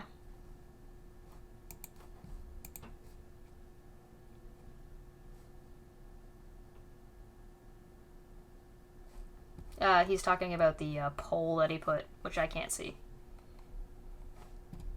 You'd be wrong.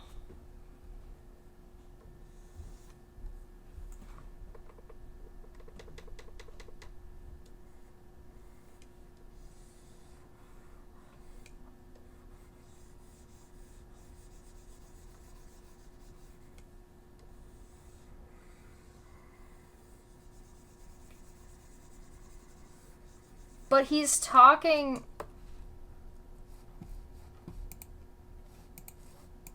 But he's talking about... Oh yeah, dunking on your viewers, that's always good. But he also is... He's talking about... Talking about, like, self-identifying, right? He's talking about that him and other people are self-identifying as center, not whether or not they actually are center, which we're going to notice as we continue on this route, that he is not center. His views are not center. The stuff that he's pushing is not center stuff. It's right-wing stuff. And he's going to draw in a more right-wing audience by doing so, which he knows he already did.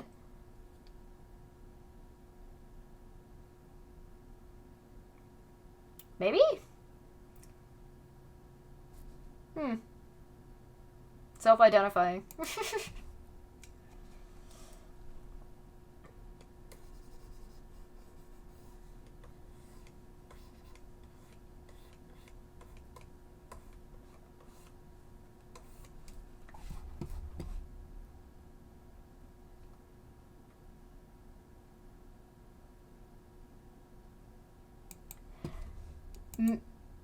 Min, I've found Min on Twitter purposefully misgendering people. So, take that for what you will.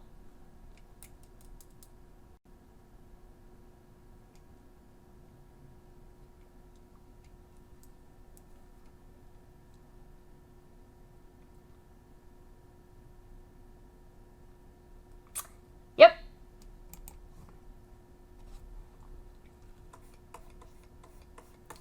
Oh, no. He's not a member of the Pride community. You're advocating for people to be separated out of different communities. Min is one of those people. Min does not want ATQ+ in the LGB community. So if you're talking, he's not part of the whole community if he's advocating for a portion of it to be removed. So no. Already wrong.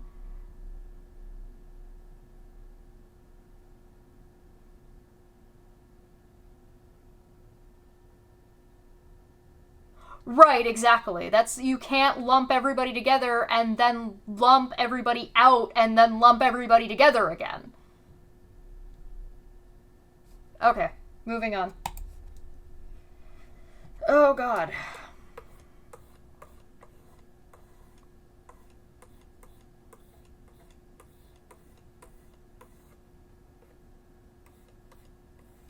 Nope, can't agree with that.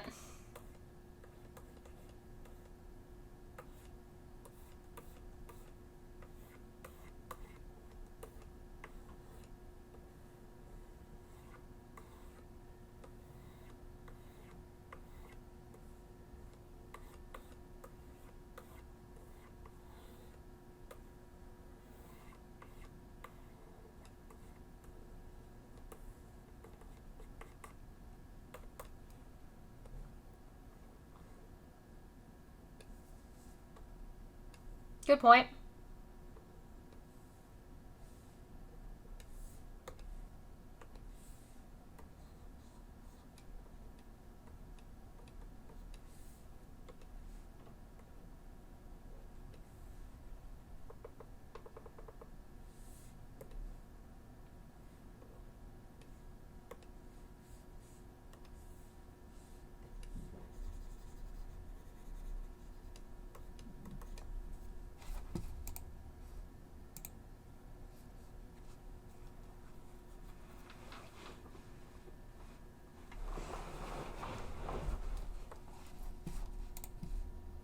Want to know? I mean, Give me an example, for fuck's I sake. mean, there's some independent films, but for like mainstream Hollywood, it's every time Hollywood tries to do it, they get shut on. I was So gonna I'm just say gonna put it that back there's. a little bit because there was a bit of a mute issue. But please, sorry, go on. Well, I was also gonna say, like, to what I believe that's excuse me, the owl dude who was saying that. It's like, yeah, but also movies are created, like Disney is the perfect example of that. They create movies in a way that when they go to other countries where being gay, like Sirius mentioned earlier, is punishable by death, that you can re-edit it so that the character is just like kind of weird. What's that movie about, like aliens that live on Earth like it's normal or whatever, Overboard or whatever it is? There's literally like there's an entire like gay cop character that is done in such a way that when they edit it, when it goes to like China and Russia, she's not gay anymore. So that's once again, this is this person giving Steve way more and society in general way more slack than it deserves, for the sake of just being able to push forward the point that they want to make. But personally, I don't think you should give any of those people any kind of flag. Steve has made his point very clear, and that he also literally just said, no, I meant the dumb, racist, ignorant, or sorry, not racist, ignorant thing I said earlier. Bigot thing, thank you. Bigoted thing, it's all the same. The bigoted thing I said earlier is I meant that. So this goes to Steve is not giving any charitability to other communities, but is still somehow getting it just because people don't want to be as malicious as he is, like, or stupid as he is, and it's just it's not helping, because just tell Steve he's an idiot. That would help. No, you're wrong. I'm gonna tell you exactly why you're wrong, and here's why 1 through Z. You run into this thing where I think that what this guy is saying is like it's not factually correct, but I'm willing to give this guy the benefit of the doubt when he says that that LGBTQ plus communities have representation now. He means like they have representation as opposed to zero representation, right? So when they were getting 0 before, and so he's conflating a couple of different points, and this is to me, this comes across as like a mixture of preparedness or I guess practice that I think it seems to me that this guy just doesn't have that kind of rhetorical practice. Then I have play. Nothing wrong with that. That's okay.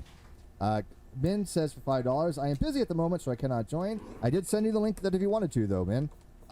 You are welcome to speak on my behalf since you know where I stand on this, and you're a trustworthy man. I appreciate that. I would never want to speak for you. However, I do know your positions on this, and so I think I can relatively relate them to your satisfaction. But thank you for that. As somebody who's actually a member of the Pride community. But anyways, what do you got for what do you got for us? Wait. What part of the Pride community is he? Min is a part of the Pride community that wants trans people, asexual people, and queer people, and plus people removed. Oh, okay. Because I thought Steve was saying he was. No. Steve's saying that Min is part of that community, even though that Min wants a portion of that community removed from the community. Okay. Yeah. I thought I misheard on that. Okay. Thank you for clearing it up. No worries. So with Twitter. Okay, so my current disagreement, well, first of all, the agreement, I think that we can all agree that, like, at the core, we all have an affinity for the community, as you said. I do take issue with that their values have changed. I think as the core community, the core LGBTQ plus community, or the Pride community, what have you, they are still geared towards equality and wanting to have that equal space and that equal rights that these people who are not LGBTQ plus already have. And it's always an uphill battle.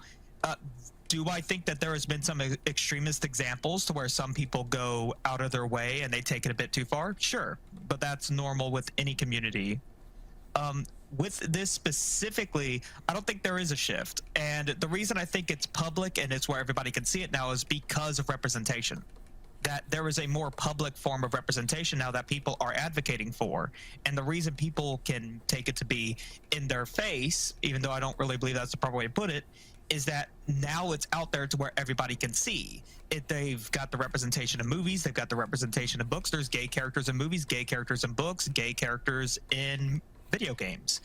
And the fact that they're there, yes, some of them can be ham-fisted, but the point that they're there is somebody that can identify with these characters and with these themes in these movies. So it's no longer... If you don't complain about straight relationships being ham-fisted into every fucking piece of media literally ever, shut up. Have they watched, like, James Bond? Have they, like, watched, like, Fast and the Furious? Like Avengers? Like, Yeah. What? We're just geared towards people who are non-LGBTQ+, it now has them in there. And I think that this influx of content that is not how it was originally has some people disturbed, or like with has some gay people not existing at all, with trans people not existing at all in this movie that's supposed to be realistic? Huh. Okay. Alright. I guess Also, irritated by seeing it because the point of gay characters are everywhere. I just looked this up because I wanted to know. The Wikipedia list of gay characters in feature films literally starts with a 1919 German movie. And yes, you can see that the number increases. If you look at the 60s or 70s, you have actually lots of gay characters, but mostly 1 or 2 a year. And now in 2022, you have around 20. But still, 20 gay characters in all, and that's not only Hollywood, that's also British movies, French movies, German movies, Indian movies. Basically 20 gay characters in a whole year of all movies over the whole world. That's not everyone. That's not even a big number. No, and also I'd like to point out too, I appreciate you looking that up because it's another thing too. I watch a lot of bad B movies. That also doesn't account for the fact that when a gay character does get represented, or like a trans character or anything, that it's not like a joke or seen as something that should be like gross or something. I've seen plenty of movies where you'll just have like a trans person and it'll be a man in a dress who just talks like a man, and that's supposed to be the joke, or the like that character's the bad person. So that's not even accounting for that aspect of it. So you barely get represented, and then when you do, it's in the most offensive. It's blackface. Semi-offensive. Yeah. Yeah, it's blackface. LGBTQ character doesn't mean good character, Yeah, Right. exactly.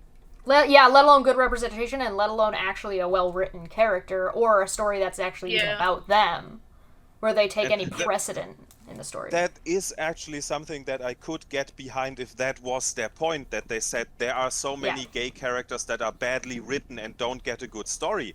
Yeah, that is true, but that's not their point. Right.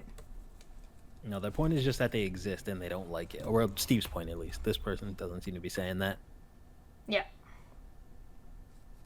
Because it's like, oh, you're flaunting your sexuality in my face, or pretty much to that level of like, well, now you want us to know who you're with, and it's like yeah, sometimes gay people kiss in movies. Okay, so Like, so you also, want, okay, so like, you want at least. Also, like him, like always, like talking about, oh, I like these kind of women, I like that kind of women, like I'm a sapiosexual, blah blah blah blah blah. Isn't he shoving his sexuality up on like Twitter and in everybody's faces? Like, should we then talk about his? There was literally a woman who had to come out and tell him after they broke up to stop talking about her. Yep. Yep. Yeah, so it's like rules for thee but not for me kind of thing that's happening here, which is like so double standard. People think Andrew Tate is a creep, but has anyone ever criticized him for being too heterosexual? No, not that I know of. Oh yeah, or like that he has like multiple girlfriends at a time, or that he used girls to like he use the lover boy method to lure the girls into chem business. Like, I've heard nothing about that from Steve. I know it's almost like we are almost bordering to the lines of like whataboutism, but Steve is also indulging into that. So yeah, we're just giving him his own taste of medicine. I think what T meant was that do you hear people saying that the problem with Andrew Tate is that he's too straight? No, that's not a problem that you hear, right? You don't. That's not an issue. Weirdly enough, people can be too gay, but no one can be too straight, and that is bullshit. Right. Nobody's blaming how straight Andrew Tate is on his trafficking methods, right? It's not the straightness that's the problem. I don't think you're going to ever hear anybody complain that Andrew Tate is straight. Yeah, okay, he's just weird, but that doesn't count. Well, even more so, I saw that video of him biting the pillow to get ready for prison when he was working out, talking about I got to get ready for war, and he's just biting on he's that dude who shows up to Alo's gym and oh my god, I forgot the name of the show, The Wire, who just constantly messes up all the stuff in Cuddy's gym, Alo. But more to the point, like you said, nobody gets. Not only do people not say anything about Andrew Tate being too straight, they champion this type of stuff of this is how straight I am. I abuse women. It's like, what? That's not. In fact, I sell the loathing of gay people. It's like a lot of gay people I know are very self-loathing. That's probably the gayest thing you could possibly do. Also, why are we championing all these negative aspects to being straight as being the most straight thing ever? It's all very stupid. Right. It undermines also, I would argue it's not whataboutism when Steve's argument is there's too much of thing, and we just say, but yeah, there's also other thing. Right. Oh my god, I had to step away for so long, and I'm back, and you're only 15 minutes in. Oh yeah. Yes. Well, we did take a break, but yes. Oh, you took a little break. So what's okay? So we're not. I'll just hit play. You'll catch up. Yeah. Representation that people that have, I know we're just going to call it alternative lifestyle. I don't think there's anything derogatory with that, right? Alternative lifestyles. Okay. So people that have alternative lifestyles want to have equal representations, that they do exist, that there are people that have gay couples. Who are you asking that question to? A panel of people that agree with you? Is the guy that he brought on, this Atlas person, this owl person, actually part of the community? Because all he described himself as was somebody who had people in their family that were related to these communities. I don't know. I think alternative lifestyle might have some connotations to it that may not be fair. Yeah, I remember hearing... Yeah. God, that once again, it's another thing where we're using a term that is clearly has negative connotations. Because I watched wrestling. There was a bit where John Cena said that another person led an alternative lifestyle that got a bunch of jeers from the crowd because it was a joke about that guy potentially being gay. So Steve's stupid. All right, continue. For one, the whole term alternative lifestyle implies that there are a whole bunch of normal people, and then there are those weird alternatives. And it is kind of like saying, but fruity is a good word. People like fruit, but not like how you say it. Right, and then there are people within those communities that will be fine using that kind of terminology amongst themselves, but that's up to them, right? So that's why I ask, who are you asking this question to? A bunch of bigots? Because the question is meaningless if you ask bigots if it's okay to use a slur. It doesn't. It's like, hey, all the white people here. Is it okay if we call minority this? Yeah. Right. Is it okay? I'm not gonna say anything. You guys discuss amongst yourself whether or not it's okay to use the N word. I'll be quiet. Hold on, let me mute my mic real quick. You better be quiet. Right. Also, I think that underlines what Chesh already said, that this Atlas guy here, he's trying to push back a little bit, but he's pretty new, he's small, he doesn't have a big YouTube channel, he doesn't have, probably doesn't have live stream experience, or if he has, only in probably a group of friends or something like that. And now he's here with 3 other people who, just pressure him to go along when he probably wouldn't like to, but he can't say anything. This Yeah, poor worried boy is about the doing his negative. best.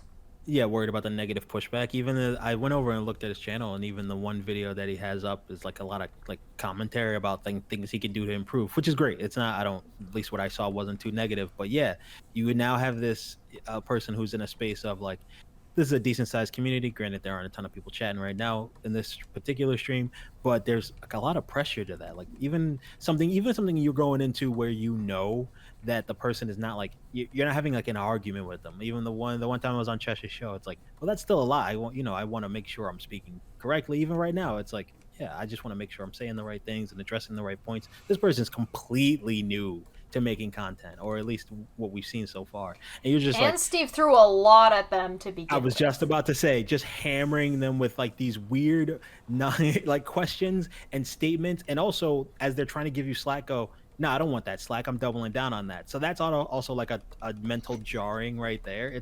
I feel bad to a certain extent. And especially if they've already had hours of conversation where Steve has agreed with or changed his points, and now they're starting the conversation at zero again.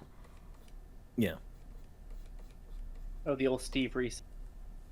Yeah, the old Steve reset happens every like a couple months or so. The great reset. Couples that should be presented in movies and things of that nature. I think everybody agrees with that. I don't think that's actually a big deal. Anybody else on the panel? Everybody in the call, or I don't have any problem with that. Loading. I bet you money that my roommates are all playing Diablo. Eats my bandwidth. My community and the visibility, as far as I'm concerned, is it's a good thing that they're more visible now. It's a good thing that they feel that they can take their place in society. Who the fuck is this guy? Pride, sort of month or I 5 don't days, know, but as he seems to be the guy from the other trans video that was like, trans people shouldn't be in bathrooms because men are bad. Yeah. Whatever has been sort of decided to have by way of representation is there to demonstrate that you can be who you are. You can present yourself to the world how you choose to present yourself to the world, and we're not going to detrimentally judge you for it. But more importantly, that we will you're now part of the open society, acceptable society, and we will protect you. You can take part in society and share whatever your culture is with us. But there's also a set of social duties that come along with that, and because they're now part of the wider society, the social duties that they are now are incumbent on them is also to protect the expression and the opinions being voiced of other people who they may not necessarily disagree with. Okay. The problem. Okay, no. It's not on a minority to protect the majority. The majority can protect itself. That's the point. I'll keep you all safe. That's all I'm gonna say. Oh, thanks. Like, it's not. Yeah, this is so. Like, that's what I'm saying again. Like, Steve wants people who don't have enough space to cater for him more than what he has already got. Like talk about like being feeling uncomfortable with sharing spaces that you have dominated your entire life. You don't expect the person in like the weak position to protect the person abusing them. That's not how that works. I'm sorry if I bring this up. Do we ask like handicapped community or the like that they should cater for like people who are able? No, we don't ask them to do that. It's the other way around. That's it's the people true. in power. It's the people in power. Like, let's say if wheelchairs need to wheel faster when they cross the street. Well, like, let's say if a place like has like a stairway or something, and they can't build a ramp because there's not enough room. Like, they have to like get rid of a parking space or something. Like, they would just have to bite the bullet and do it. They would have to cater to the handicapped people. Oh yeah, get those bloody crutches. Yeah. It's not like, oh no, the handicapped people have to cater to us. We have to protect the other guys and just, bite the bullet on this one. Sorry, I don't want to take away your and here's a really important question. What protections do straight people need what are the LGBTQ Yeah. people supposed to be PP protecting protection. straight people from? Because the thing that Steve is presenting is their fucking shitty opinions that literally put them in fucking danger. Are the slaves supposed to protect the industry that builds whips? Are you stupid? Well, I mean, as a once again, as a black person, especially growing up where and when I grew up, that is exactly what they want. I've experienced this, the feeling of like, well, you should make it that I'm more comfortable around you being black. You know, be more well spoken, have your hair look like this, have your Be more this white. and that. Be more white because it makes me more comfortable. You know, even the light skinned house slave and then the dark skin work in the field. Is what Steve's talking about ostensibly, except he's just moved it over to gay people because let me establish one thing too.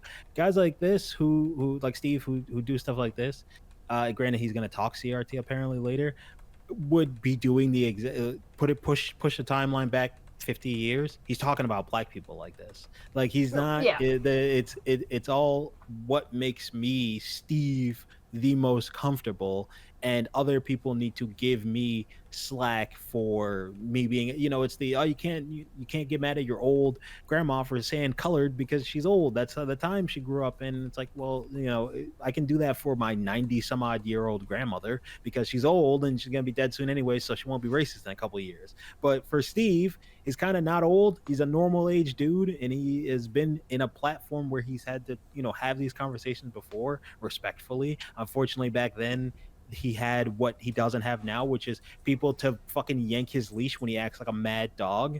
And so Right. it's spiraling out of control, and we're getting to the molten core of stupid. And the worst part is it's all kind of like 1 foot in, kind of tepid bigotry. Like it's the person who's like, oh no, black people shouldn't have been forced to, like, if we wound the clock back, Steve would have been the person being, oh yeah, no, they shouldn't have been forced to pick cotton and all that stuff. But like, why are they making me uncomfortable on the bus? Why are they This drinking Rosa out of the Parks same water needs to calm fountain as me? down. Yeah, Yeah. Right. This is literally the argument of, yeah, black people shouldn't have been slaves, but couldn't they have stayed in Africa? Yeah. That's exactly what it is. That is Yeah. exactly the nail on the head. Oh no. They weren't complaining about this whole rights situation like a few years ago. Now all of a sudden, that's all I hear all the time. Yeah. Now it's a big deal all of a sudden. It's And he'd be like, but I'm centrist, so therefore it's I also don't think that Martin Luther King should have gotten shot. And it's just like as if those are equivalent. Yeah, I'm at the point now where we're 17 minutes in. I believe that Steve has probably said at some point, I don't believe he should have been shot, but if he had gotten stabbed and survived, that would make sense. But no, what he would say is that, he shouldn't have gotten shot, but I can understand that he, and I believe he knew that he was pissing off some very serious people. Oh yeah, there it is. Yeah. So I've got it's okay for everybody is to that want him It's die. gone to a degree now where if somebody goes, well, actually, Well, you can I need to not- protect those white people from being accused of thought crime. It's like, no, they're not being accused of thought crime. They're being accused of actual crime. Martin Luther King. Oh, sorry. He was like, he was black, so of course he was scaring everybody. Oh, yeah. Multicolored rainbow dildo butt monkey reading pride propaganda to my child at the local library that's paid for by taxpayers' money, please, because that's exactly what we had in the UK. Now, what? The I'm sorry. LGBTQIA plus, it's such a massive banner. See, they can't fucking say it. They're so pro LGBTQ plus. They can't fucking say it. Did you just make up some nonsense? I swear. I mean, I hear look. I think I got a Yeah, I'm gonna library be thing. a big fat citation needed on that one. I got a library thing in Cincinnati, and they showed it on the news even because Pride Month is going on. So they're doing they're trying to be, they're trying to be, what do you call it, representative on the news, and they represented some library guy, and he does something similar to what he was saying, except for no dildos and whatever. He looks like he's trying to be, what do you call it, responsible, and like any normal, adult would. And that's not a a thing with the gay agenda, quote unquote. That is quite literally what he said would be something an irresponsible adult would do. It has nothing to do with being gay or trans or any of that shit. So the very fact that he's trying to put it on there, that guy is a transphobe. John Foley calling you out. Transphobe. 100%, you're caught. You know, that guy that Steve is just nodding along with and agreeing with, right? Steve's a centrist, though. I mean, you know, ugh. Just ugh. And the bit the bit where it's driving you're going to find very few people that would say, well, actually, no, I don't think gay people should hold hands in the street, or I don't think lesbians should be able to kiss in public, because heterosexual couples can hold hands in the street and heterosexual couples can kiss in public. There's no problem with that, and I don't think it should be any different for gay. But you're misrepresenting that scenario. People are calling gay people and trans people groomers for existing. So what does that mean? What are the consequences of that? And ignoring that that's the case and that's the current climate that we're dealing with during Pride Month is disingenuous. It's this because would be like if you went back in time and people were trying to like free slaves and somebody just came along and was like, "What's a slave? No slaves? No one would do slaves, right? Surely." And then like get the person. Did you know that actually they're hiding slaves because they're actually trying to get all the children slaves together? Isn't that kind of sus? Right, like it's just absurd. It's so absurd it doesn't even translate properly into. It's oh man. This is really bad. And the fact that this is getting no pushback and no like, hold on, let's pump the brakes here. And like nobody in the chat being like, hey, this is kind of sus, bro. I don't think anything should have to be represented in movies. I really don't like how a lot of gay roles are forced into some movies and shows. A great character is a great character. April. Was it April? Seriously. That was so disappointing. My goodness. I don't know if she's talking about that they're not writing great, like, characters that are homosexual, like, that are from LGBTQ+, or she's just saying that, like, I don't know, like, what is she trying to say? What I think she's trying to say is like, it shouldn't, their sexual orientation shouldn't matter. They should just be a good character, and that shouldn't even be a talking point at all as to whether or not we should just be doing it. I'm giving April slack just because I've never seen anything like that from April, so I don't want to assume. Okay, yeah. You know, Could give some charity, yeah.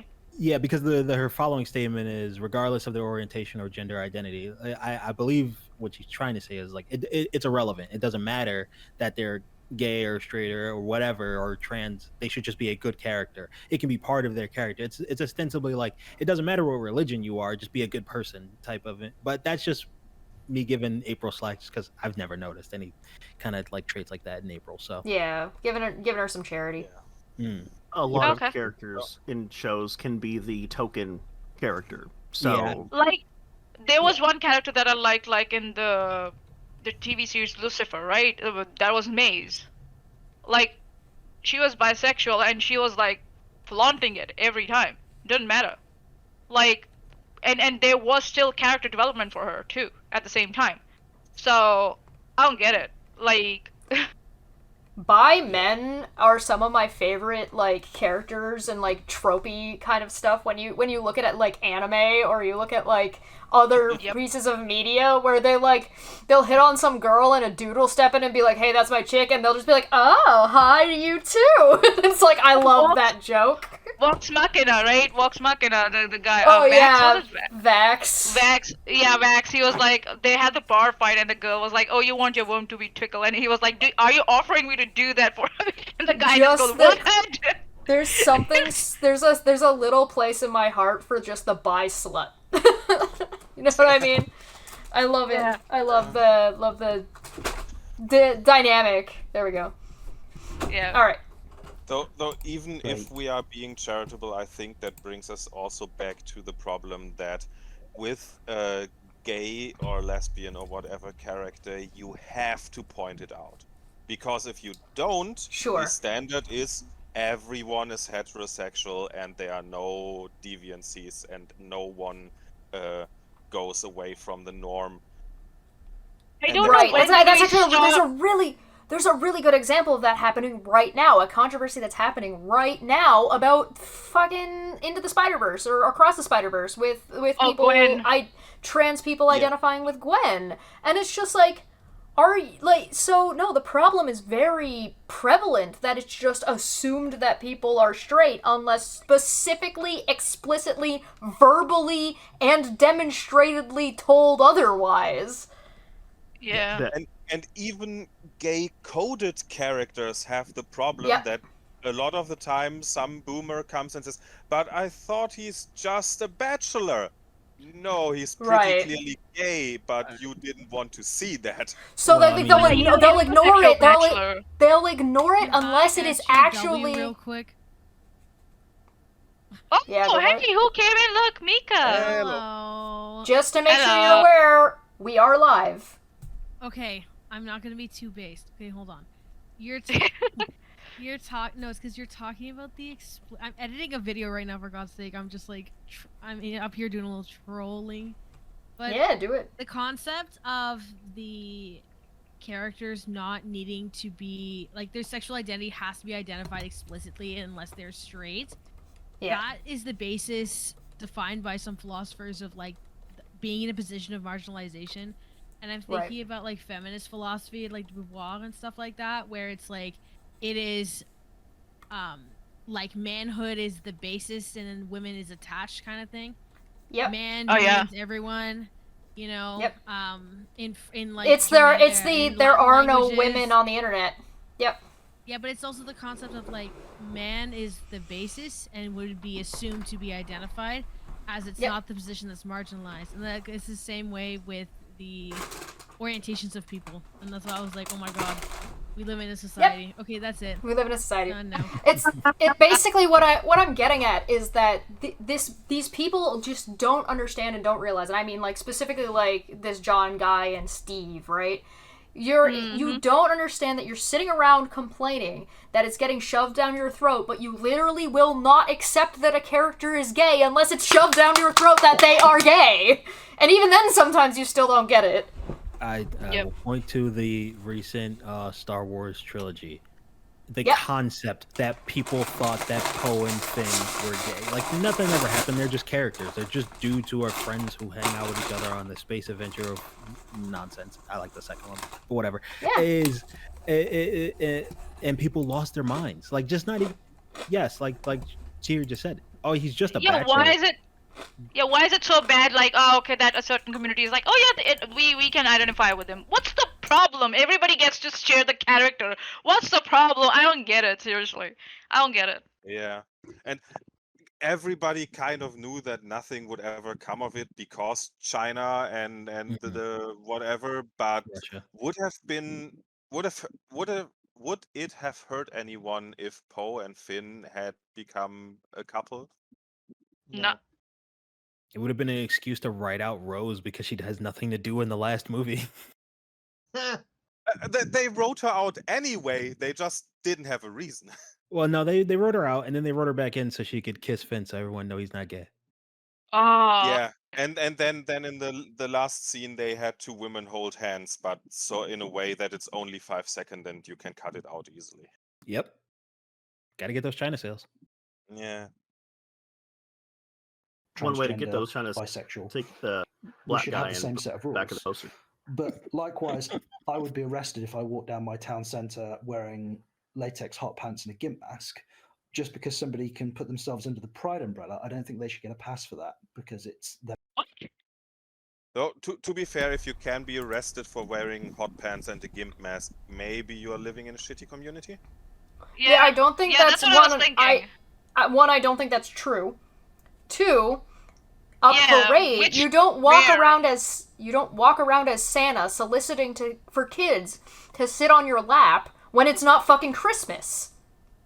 So it makes sense if you for did that in March, costumes you would also at get a arrested.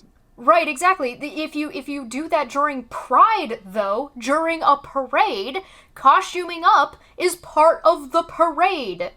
Being Santa at the Santa Claus parade makes sense, and offering kids candy and to sit on your lap and hear them talk about their innermost secrets is an expected and reasonable thing to do. But if you do that on, like, I don't know, a Saturday in August, people are gonna look at you weird. You mean society accepts that there's an organization of religious people with a history of questionable interactions with children, specifically targeting them with parades and getting them on laps? And that's culturally acceptable, and there's no pushback, Oh my and God, that's not an no. indoctrination in gender? I'm shocked. I didn't know such things were allowed in a polite society. Shook it. Also, I hate being this pretentious, and I know that the USA is mighty prude, but has anyone ever argued that something like Brazilian Carnival is bad for children? It is, again, absolutely heteronormative. If you No. have gay and trans people dancing half naked, that is corrupting the children. If you have beautiful big boob women half naked, that is not a problem, really.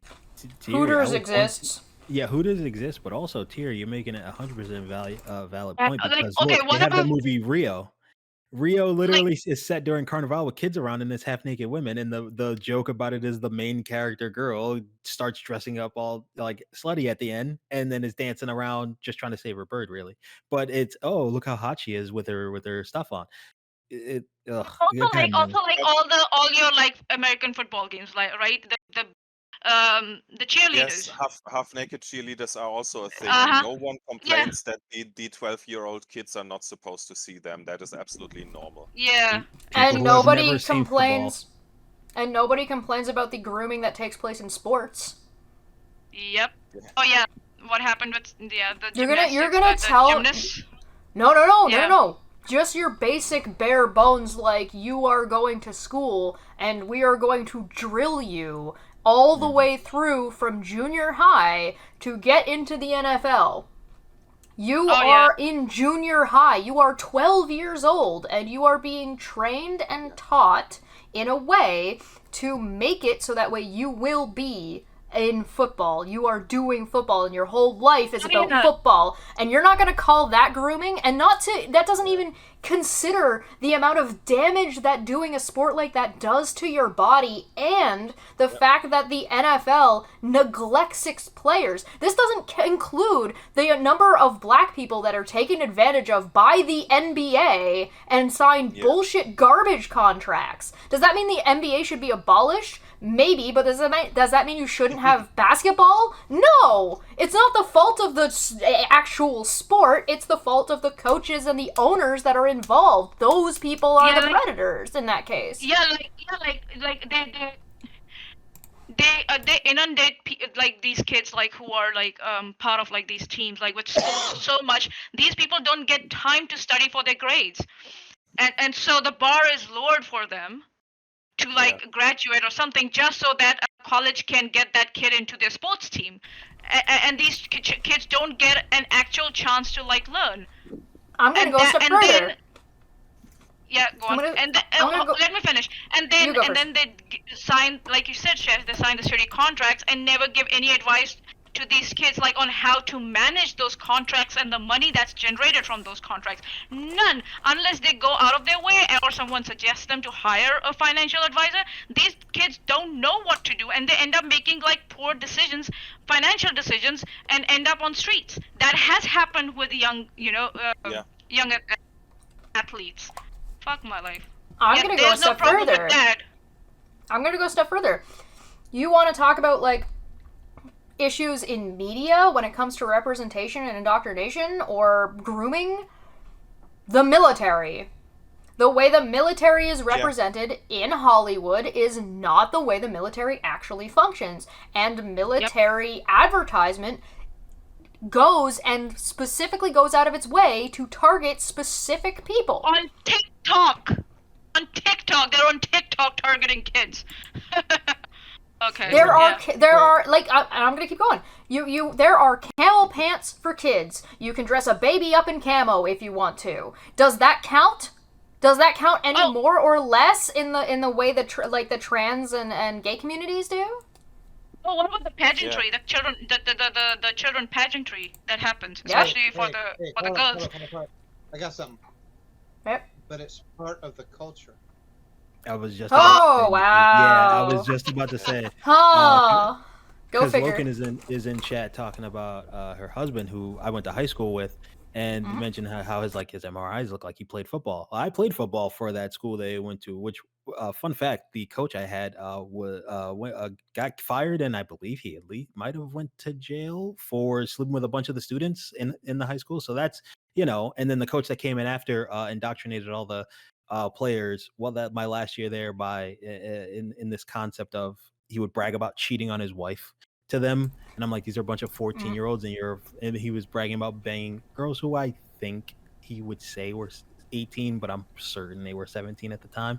But even just like in my small local community, right? Like I say small, it's decent size.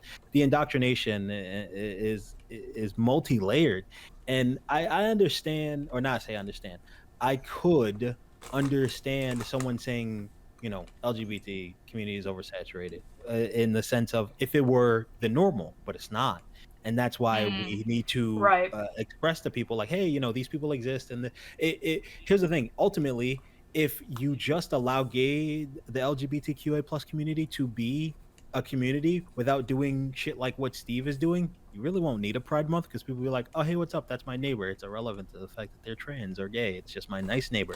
Right, he's causing the problem. Yeah, that he's exactly. complaining about. He's the architect of his own misery. You're bitching and moaning about the fact that other people are getting representation. There are other people who do that too. With I've known people in the past who they unfortunately have cancer, and they're complaining that a trans person can get a sex change, but they can't get such and such for their cancer. I go, well, that's a problem with the system, not a problem with the trans person who is having their surgery. Why don't you start at the root? It would all be so simple if you realized it's complex, and the root of it is not the person who is being subjugated to the bullshit or you. It's the fact that the system is just fucked, and it doesn't know. It's unbalanced, and you just refuse to acknowledge that because you're so self-centered that you refuse to see the forest through the trees. It annoys me to no extent, and like you guys just said, the pageant shit with the kids, that's totally normal. It still goes on, yet you'll bleaching the kids' teeth white, and putting them up in costumes, with adult hairstyles and shit. Tan. Oh yeah. Dressing them like adults and asking them to dance and twerk in front of aging older gentlemen. Gentlemen and gentle ladies, yeah. There's one woman on the panel in the movies, at least. Oh yeah, as long as there's one woman on the panel, it's fine, because she can't be a predator, she's a woman. Nah, yeah. There is a great segment in the comedy program of Steve Hofstetter where a mother basically talks to him about her two daughters in the child beauty pageant, and he asked the great question, what do you call a 4-year-old professional? Is that a prostitute or a totstitute? Or, oh right, it's called child abuse. So who's the group grooming children? So who's the group putting... There's also this anybody watch Dance Moms? Yeah. Yeah, so not really, but a little bit. Yeah, so kids on television who are actually training to be ballet dancers and jazz dancers and shit, right? Any outrage about that? There were so many instances in that TV series, that reality show, where the girls were wearing such stupid costumes, and people are like, "What the fuck is going on?" But nobody gave a shit about that. No one that's a part of accepted ballet community, and the children start training young, and they wear these stupid whatever that fucking leotards and shit, and nah, that's normalized. But woe be betide, we have a Pride Month here. Fuck. Before we go on 1,000 more tangents, I'm gonna have to get succinct. They can't pretend like all of these problems are contained in one community, and they can't pretend like this community is like prevalent with these problems. Like they're quite literally doing the thing that I said they were going to do just from me looking at, because I didn't watch this beforehand. I guessed what they were going to do before watching it just from looking at the title, about cherry picking a few things and then taking a broad brush. And you've given them more credit. They don't even manage to find a broad brush. Well, they shit. They find a small brush, paint inside one section of the flag for the most part, and kind of just stick there. Great. Well, there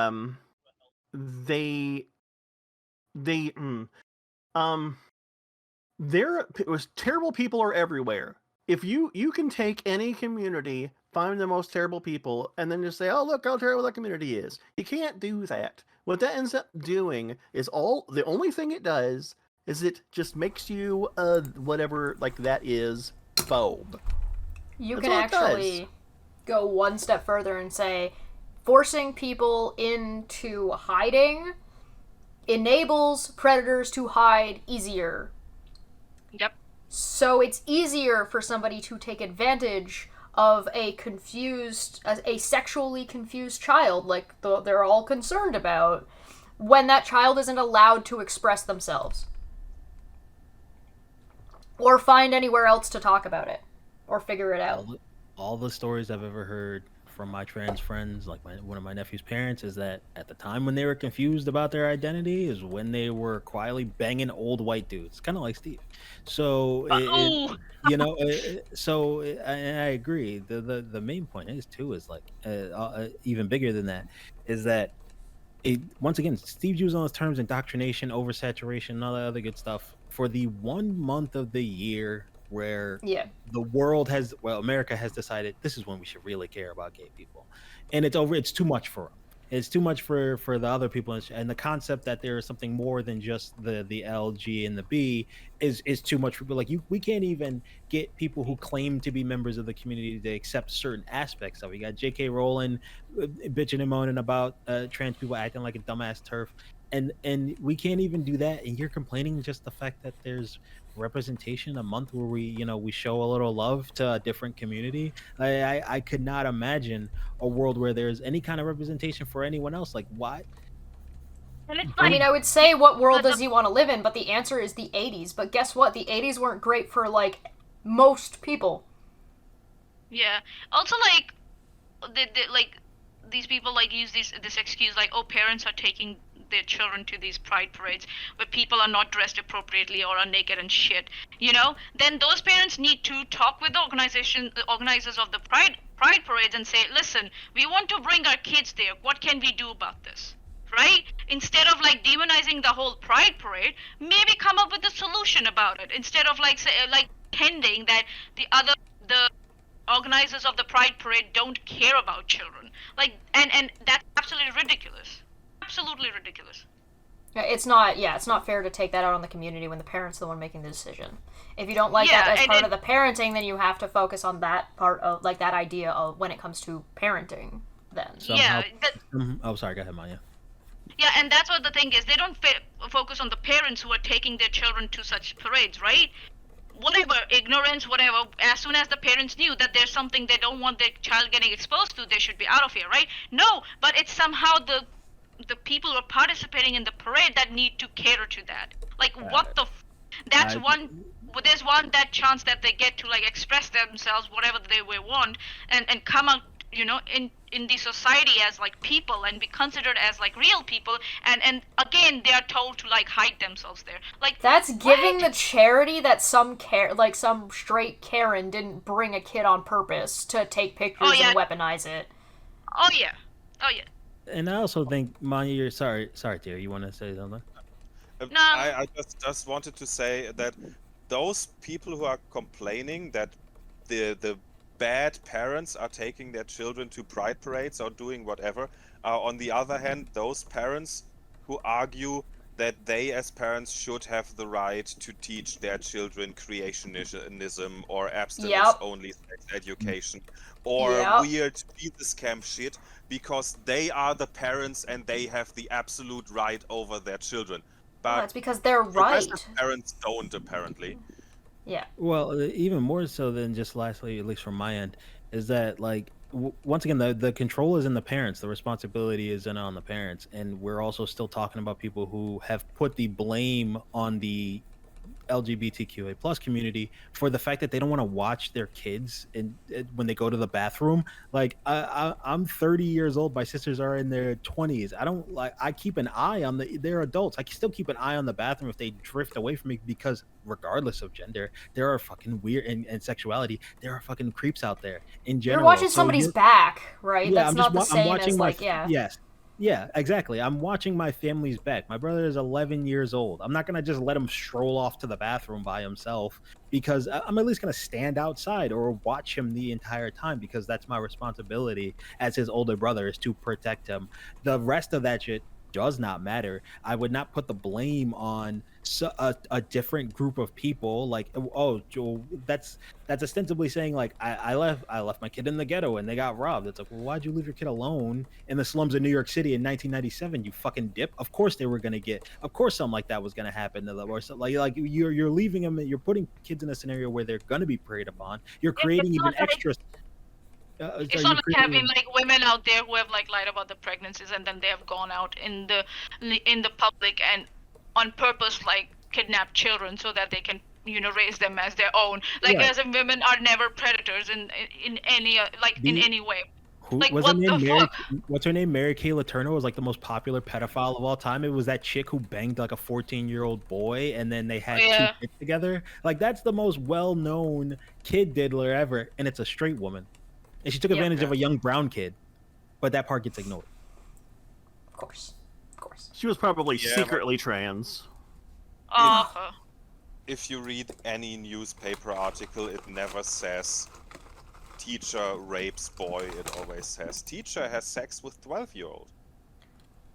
Yeah, like if it's a woman, yeah, there's a huge bias in reporting because the people don't like to treat women like they're people, or like they can be bad, or like because there's no possible way a woman could overpower even a child. It's fucking ridiculous. If women could be bad people, that would mean they are intelligent enough to be responsible for themselves, and we can't have that. Them expressing themselves. Okay, well, let me ask you because my mod made. I was literally going to ask this same point that my mod just made. So I didn't take this from you, April. I was going to ask the same question exactly. I really was. But she says I don't think anyone should have to be representative in movies, and I really don't know how a lot of gay roles are forced into some movies and shows. A great character, and I was going to say something similar that. If you have to redesign a role merely to fit a gay character or trans character in just to have some representation, that's not organic. And people, when they see a Absolutely. role, yeah, when you see a What? That's not what. How do you know? Yeah. Once again, he's taking what he wants from it. Okay. From what Has he? Yeah, has he's he taking watched advantage of James her. Bond? Has he watched James Bond movies? The whole character is around his fucking sexuality, like over-sexualized guy who's always looking for sex. Like, what the fuck is Steve talking about? You don't even have to go this far. All you have to do is say, what the fuck does Steve know about video production? And, like, when a character is decided to be gay or not, and where that comes... where that comes into the storyboarding, the writing, the filming. When do you think that decision takes place or takes precedent? Can I mansplain something real quick? Yeah, go for it. All right. Look, there's a part like this happens sometimes, and when it happens, it's usually very lame. But like, let's say like somebody's writing a story for a sitcom or something, and they got the whole thing down and everything's good, and they got like they got all the roles set, and then suddenly like a CEO goes down and they're like, that story that you got or that sitcom, I want there to be a gay guy in it, a gay guy. And they're like, what? Like, we just got done with it. Everything's ready. We don't have a gay guy. They put a gay guy in it. And then there's suddenly there's a gay guy in it. Like, they don't have anything written down about him right now, but Right, we're gonna Like, put If it's all the same, if it's all the same Right. and it's all equal and it shouldn't matter, then this shouldn't matter, and this is just a nitpick about writing and about executive decisions, not about the gay community. And it's like it's like a paradox, isn't it? Like, okay, it shouldn't matter that the sexuality of the character. Then why does it matter to you that there was a gay character? That they weren't straight. Yeah. Yeah, like it's a fucking paradox that they've created. Can't like manage themselves. It's like It's be Schrodinger's careful homo. what. Yeah, it's like or Schrodinger's straight person or whatever cis person. Like be careful of the poison you want to choose because it might burn you one day. But that brings us back to the beginning where all of these characters can be gay if it's written somewhere in the script or maybe in the subtitles or in the credits or something, as long as Steve doesn't have to notice it. Well, right.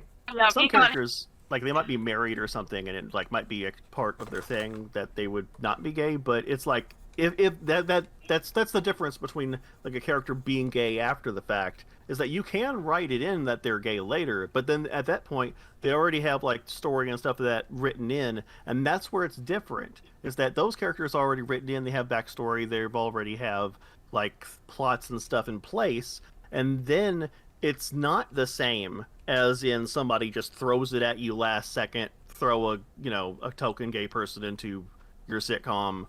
But they're complaining that they're complaining about it being disrespectful and problematic for the wrong reasons. Also, that is still an organic part of that process. It's correct. Like, whether or not it's handled in a way that does service to the characters has to do with how much time the writers have and whatnot. But like even if something is like when you're working on a group project where there's different creative forces intermingling and one says, well, we need to make this change, that's still part of that process. Right. And also like again, like what was I going to say? I was going to say something around the characters in the movies. Fuck, I forgot. Brain fart. Sorry guys. It will come back to me. It's one of those situations, right, where it's like not only are you complaining for the wrong reason, but you're also complaining about the wrong thing. This is the same guy, by the way, Steve. This is the same guy who said that there isn't any set standard for what photorealism is. He doesn't fucking know what he's talking about in this scenario. Also like treating like if you write a gay character in a script somehow is out of the ordinary. For any reasons, like we write straight characters into scripts with their whatever love story, backstory, John Wick, like with this relationship with his wife and shit. It's there. Or his it's dog. There. Yeah, his dog. It's there. Like the motivation why he goes back into whatever the fuck he goes back is because the dog gifted by his dead wife. So but if we do something similar for a gay character in any series, it's like, oh, this is not the norm or shouldn't be a norm. Like, are you okay? Like, and that's where the bias is. This is the bias. This is the unconscious bias you have. Gay people deserve badly written. Gay people deserve badly written characters the same way straight people deserve badly written characters. I agree. Yeah, it's just like I was just recently, because I never watched it. I was watching Breaking Bad. I had never watched it back when it came out, and I did not know all these years Gus is gay, and it never freed me. Why? Because Gus is just a good character. But in these guys' minds, Steve especially, it's like the fact that if it was anything more than just a reference to the fact that Gus had a partner, quote unquote, because you still have to kind of cater to that audience and your good guy gone bad drug story, it's like they would lose their mind. So the best you can get away with is just having Gus be a well-to-do kind of semi-flamboyant Hispanic guy who mentions having a partner. And it's like, we can't do anything more than that because you'll fucking complain about it. But Gus is just, outside of that, a good character. And it also gives his character motivation for later down in the story. But the most we can get is a mild reference, because if we did anything more than that, you'd lose it. Right. Okay, I'm gonna hit play. Role like that, people, even the gay community, even the pride community has backlash. So it's like, oh man, that's just now it seems off. It seems out of place, right? Because I think people recognize what is organic and what is inorganic when it comes to these types of things, and when it's forced, it's not organic. Everything in a movie or in a TV script or in an anime movie starts being inorganic, and then when it's shot, then it becomes organic. Like what? This guy has no idea how movies are written, how scripts are written. He has no fucking clue, and he's sitting there and giving his opinion. Oh, this is inorganic, bitch.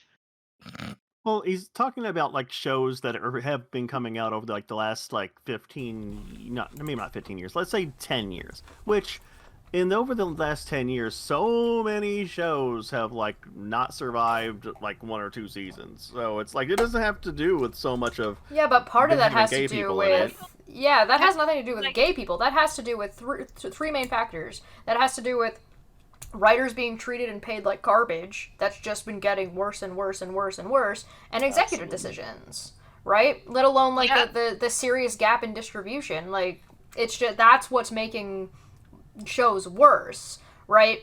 But to try to pretend that this is like a complaint that the LGBTQ plus community has, as if they aren't also people who enjoy movies, is absolutely fucking absurd to try to turn it into this whole other additional thing. That gay people think it's over-representation. No, they think it's bad representation. Because they're being black-faced. I think that is the same problem as with everything else. It's Pride Month is overrepresented because it's 1 month out of 12.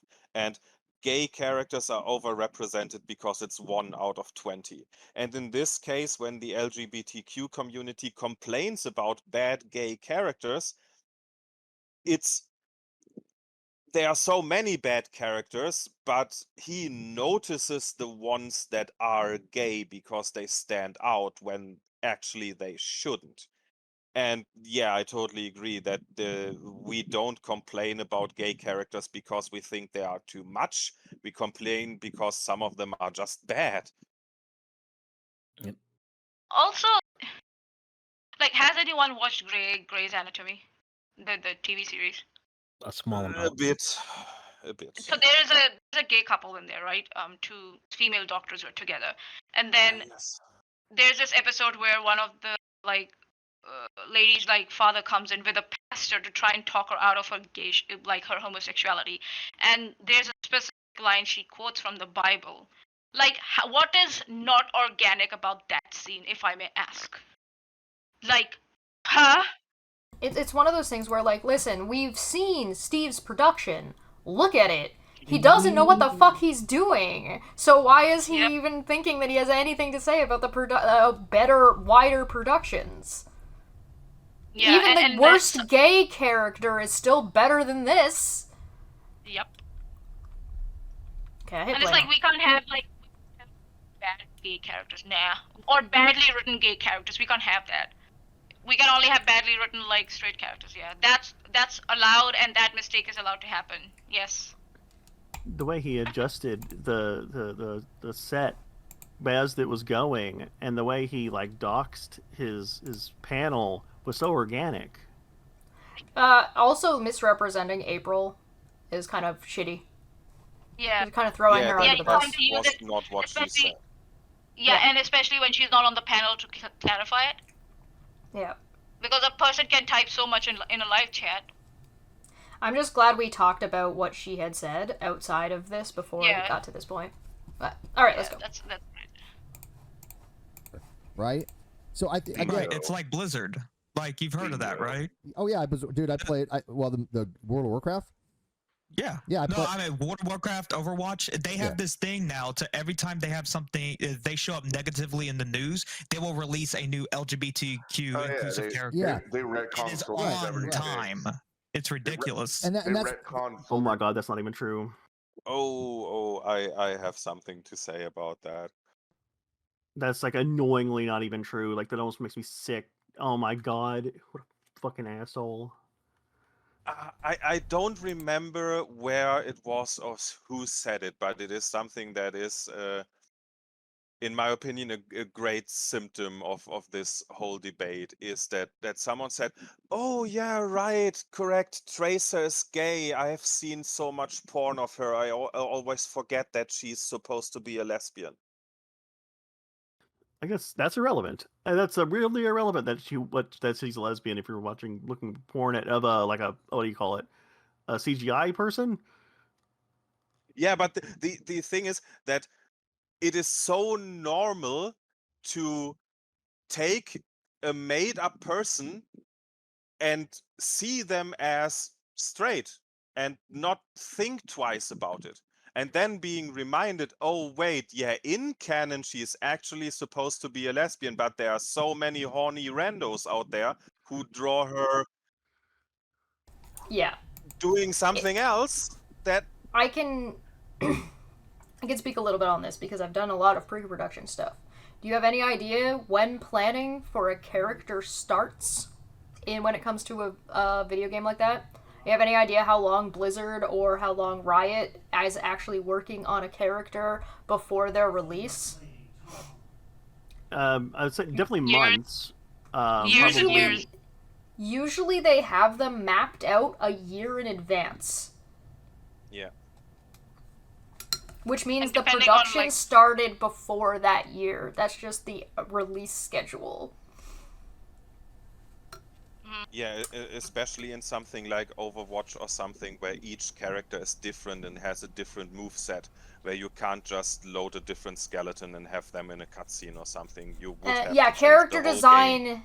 Character design is massive and incredibly important, and representing a character and who they are in their design is a huge part of any kind of game like that. But Honest Red makes a really good point in the chat. It says, even if that were true, that's not gay people's fault that rainbow capitalism exists.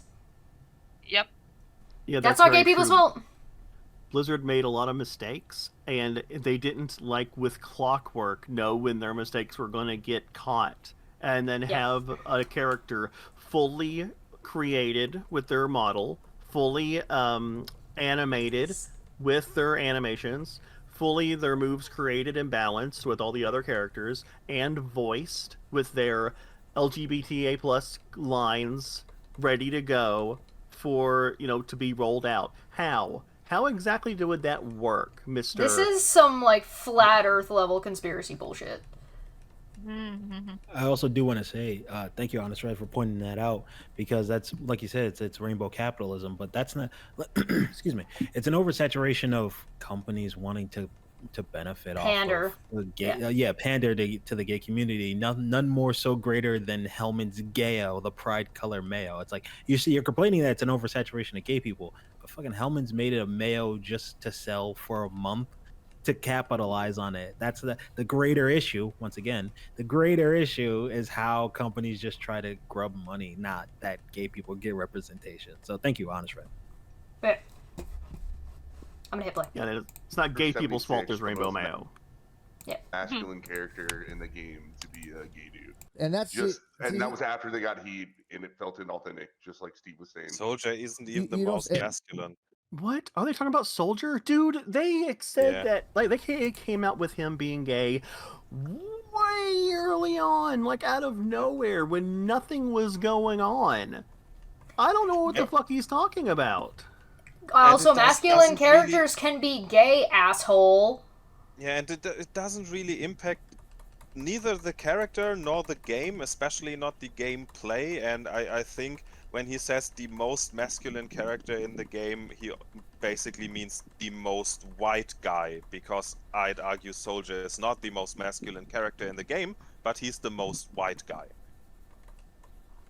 I mean, I don't know. I don't have a clue. Stereotypical gun-toting, American-feeling white dude. He's older, he has gray hair, he's very American, his color scheme is blue, red, and white. Yeah. Yeah. He's the game is Overwatch. Sorry, go ahead. Yeah, he's the most regular.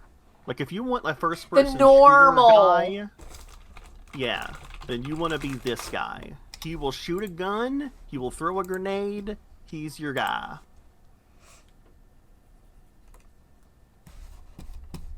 He is 80% distinctive Captain America. Yeah. An issue with that? I played World of Warcraft for 10 years, okay? I was a badass mage. I was a fire mage when fire mage wasn't cool, okay? I was good. I mean, literally, I was the second top mage on my server, okay? I love PvP. I mean... The glory days. But when it came to these types of games, sure, there could be characters that have, storylines where the romance are, same sex or things of that nature, and again, if they were organic, really nobody's ever going to care. Now, again, let's be honest here. There are the extreme people out there that people are so need to define that. What is organic? Listen to guys holding hands or something in a storyline about gay people, they're going to go nuts. We ain't talking about any of those people. I'm just going to put those people in a category of I don't give a flying fuck about and not have to deal with them, because that's going to be a completely different topic in my opinion. Right? Can I just interject something there quickly, Steve? Yeah. Just super quick. So the notion that we're ever going to get rid of racism, we're ever going to get rid of sexism, we're ever going to get rid of sort of bigotry towards lesbian, gay, transgender, bisexual people, the notion that we're ever going to achieve that, I think if we can all agree out of the gate that is an impossible task. If that's the objective of the No, it's not. Shut the fuck up. I don't know. Okay, I wouldn't want to use the word impossible. I just think it's going to be I think it's like anything else. It takes a long, long period of time. Yeah, but it's going to be an uphill battle. Yeah, sure, but education does help with that. Like, I live in Texas. Half of these people that are against homosexual people or anybody that's LGBTQ, it's always some theological discussion. It's people not willing to educate themselves beyond their holy book. Agreed. Is the 90% majority here. And those are the ones I want to... Not every place on the planet has the same problem. Yeah.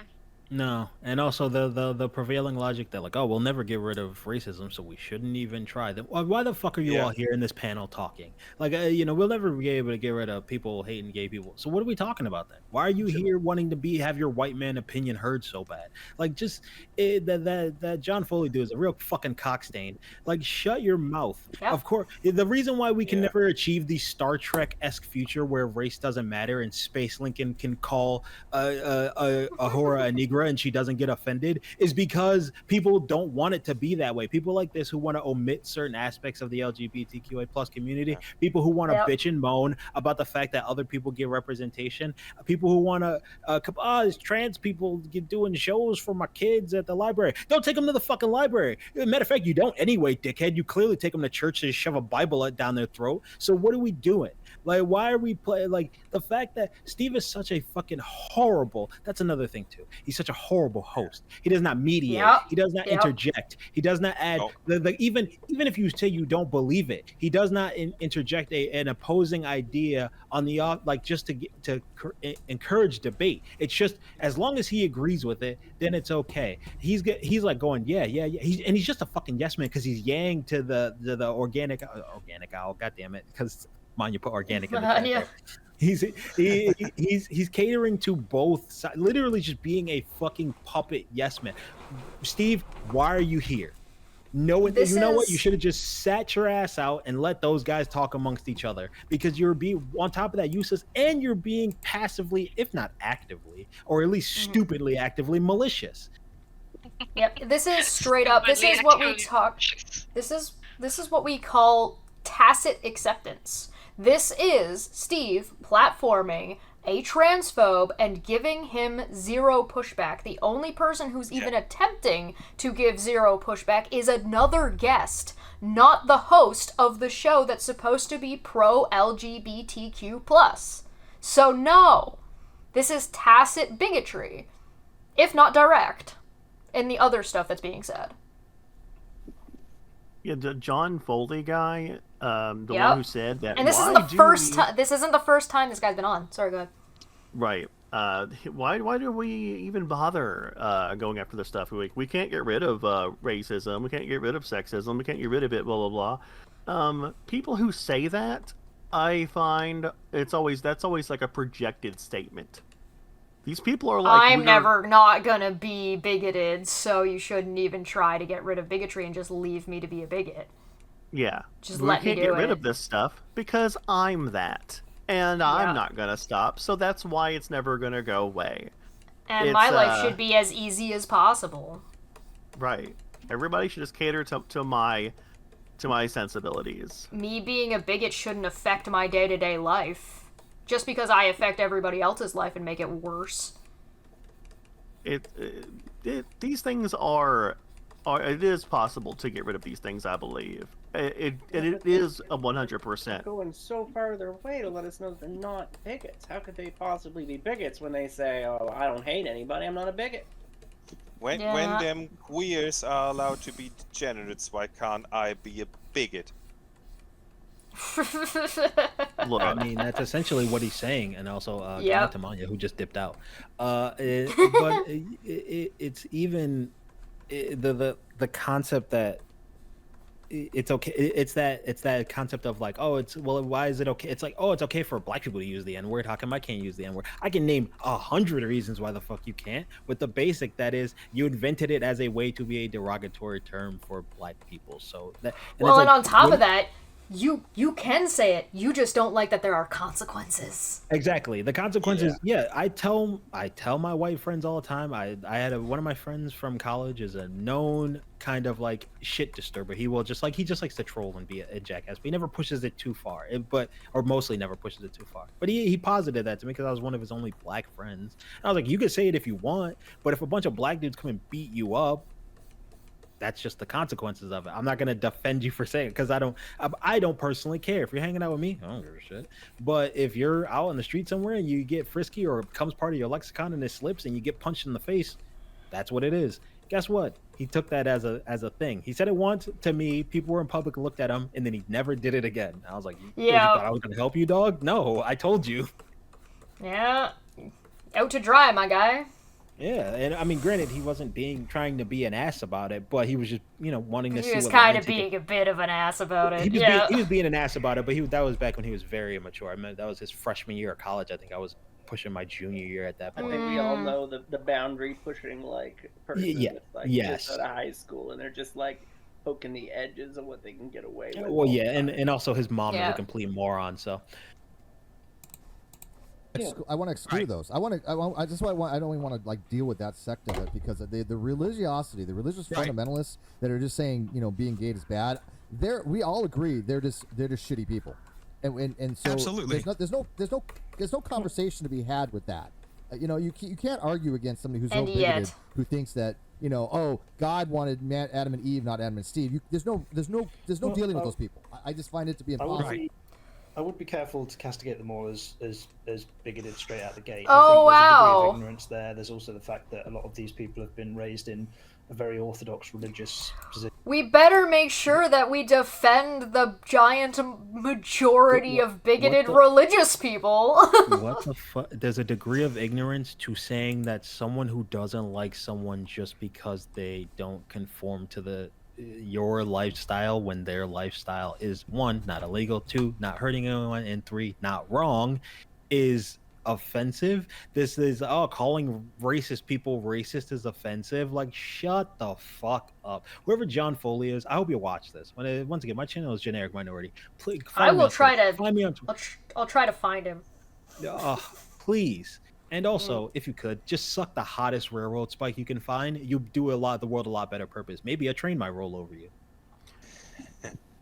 I think I may have gotten a little too old, but I don't think that being accidentally bigoted makes you any less a bigot.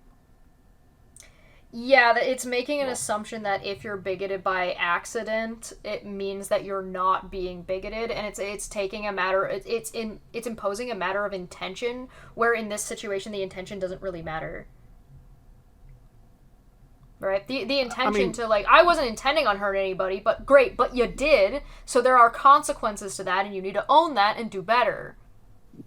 Right. You're still voting in my elections. Like, you're still, doing everything in your power to harm me with your bigoted bullshit. So, you and that KKK guy are the same. And I don't and you're not going to convince me otherwise. And I'm not going to give them any fucking leeway. I don't give a shit. Both of you deserve a bloody nose. I also he wants us to give the leeway to the hateful people, but not give that same leeway to the person who is just existing and not and sleeping with someone who is not of the same gender as them.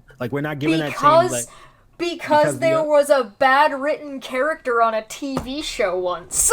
Right, yeah, because it was a bad the one, it's not just bad studio, bad producer interference, which happens a fucking lot. Some dickhead who's got money has decided they want to change something, and they whine and complain. No, it's all on the gay people that this character is bad. But then on top of that, let's give some. Whoa, we don't want to assume that these horrible bigoted sexist shit are horrible people. We can't. That's just not fair to them. I loathe people like whoever this Foley person is. That this this concept that you need to be and Steve does it too, the moral the tone picking, as I've said before, and the moral high. Oh, you can't, if you it's Scotty J. Oh, I didn't curse, so what I said wasn't offensive, even though it was fucking moronic and offensive. Like right. We gotta stop. We gotta stop with this. Like you guys, all of your points are wrong and bad, and you don't deserve to talk because you said people deserved bloody noses over situations. How dare you? Aww. Oh no. Well, I got the small side of violin over here. Well, these people just need to be, like, beaten in the street, but, you know, you guys said that some people that might be like them deserve a bloody nose, and so... We're wrong for saying that people who would defend someone who is okay with killing someone who is different than them should go suck a railroad spike, and we're the bad people.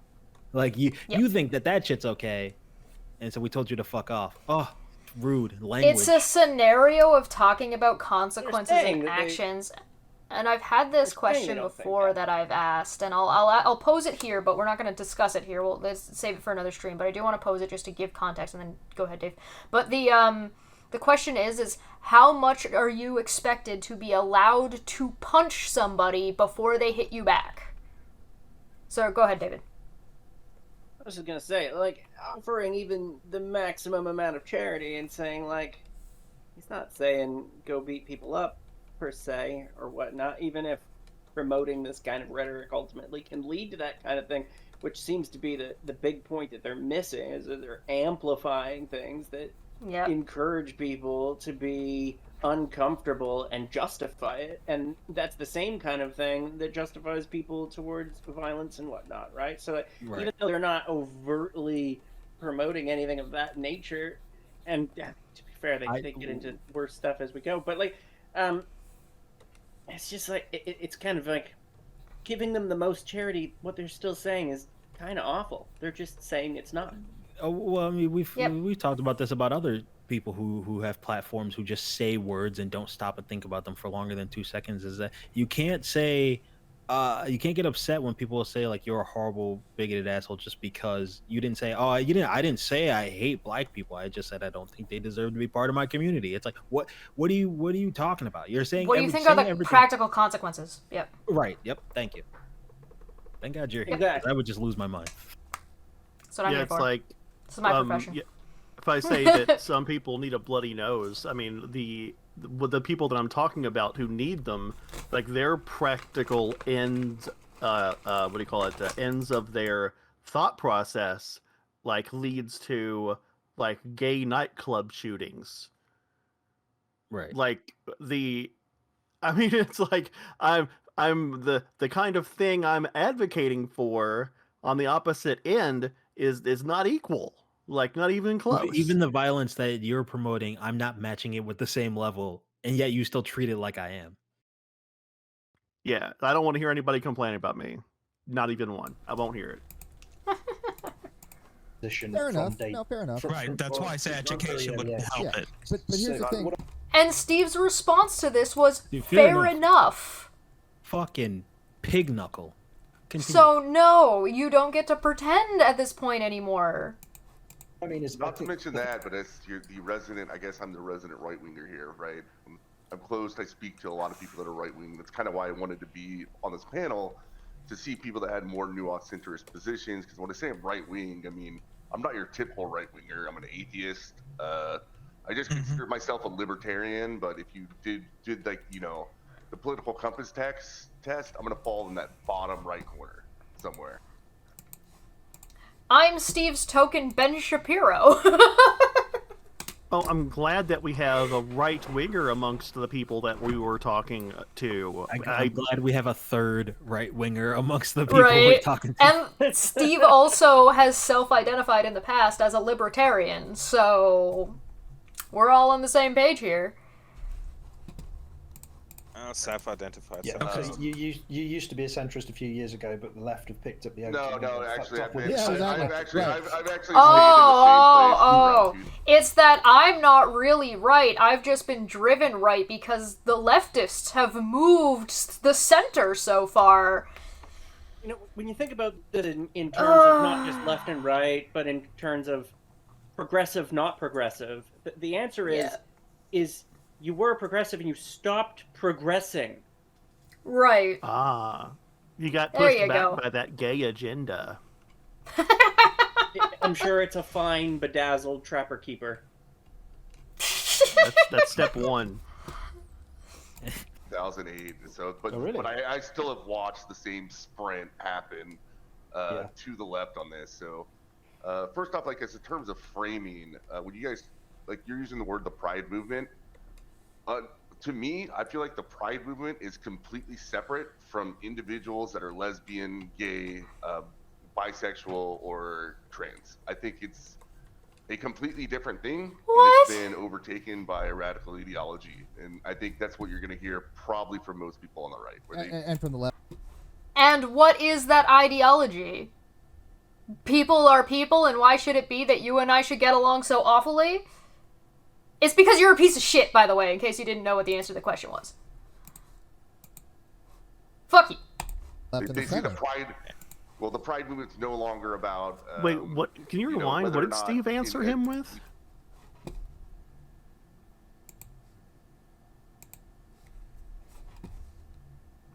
It's got to shit, sorry, I load. broke it. The political compass test. I'm going to fall in that bottom right corner somewhere. Yeah, so you used to be a centrist a few years ago, but the left have picked up the No, actually, I've actually stayed in the same place since around 2008. So, but I still have watched the same sprint happen to the left on this. So, first off, like, Does this guy sound like Jared Genesis? when you guys like you're using the word the Pride movement. To me, I feel like the Pride movement is completely separate from individuals that are lesbian, gay, bisexual, or trans. I think it's a completely different thing, and it's been overtaken by a radical ideology. And I think that's what you're going to hear probably from most people on the right. Where And from the left and they the see center. the Pride. Well, the Pride movement's no longer about, whether.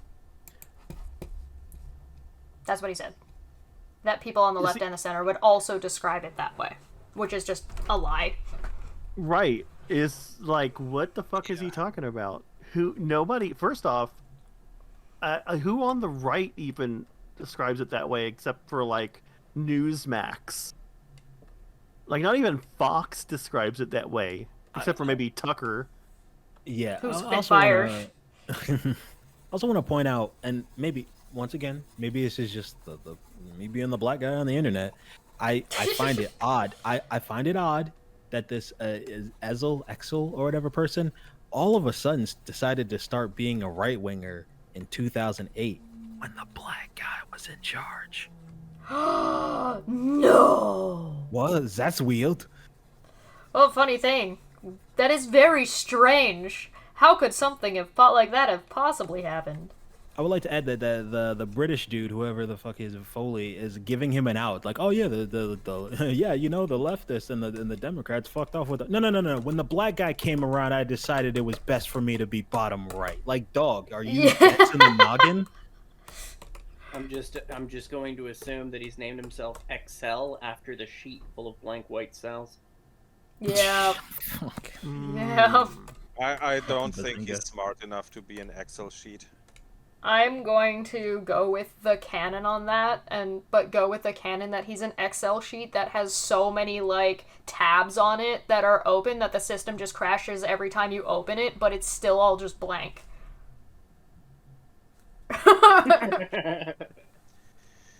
Yeah, pretty much.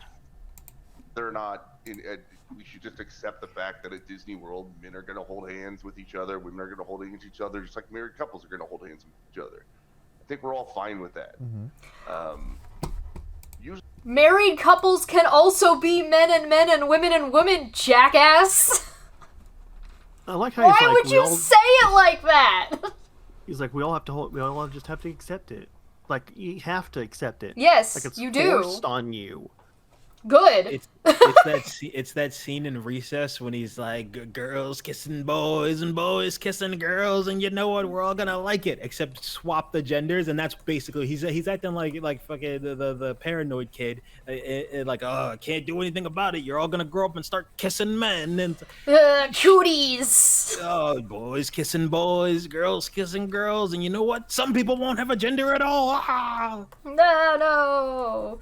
And they're doing How will this at Disney How will World. I, who's not involved, identify that person? Oh no! All these gay people walking around the amusement park of a man who constantly put porn in his cartoons. Anything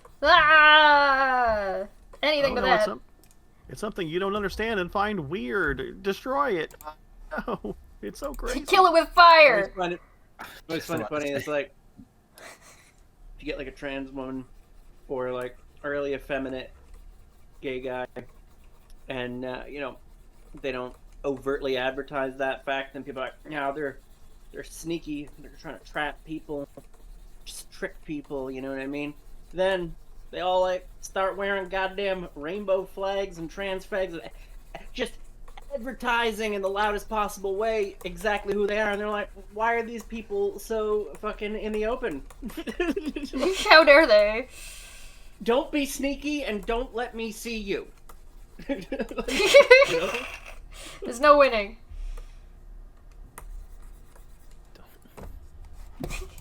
Usually our problems come with is they go beyond that, right? Like what some of the demonstrations they do look more like foreplay. Yeah.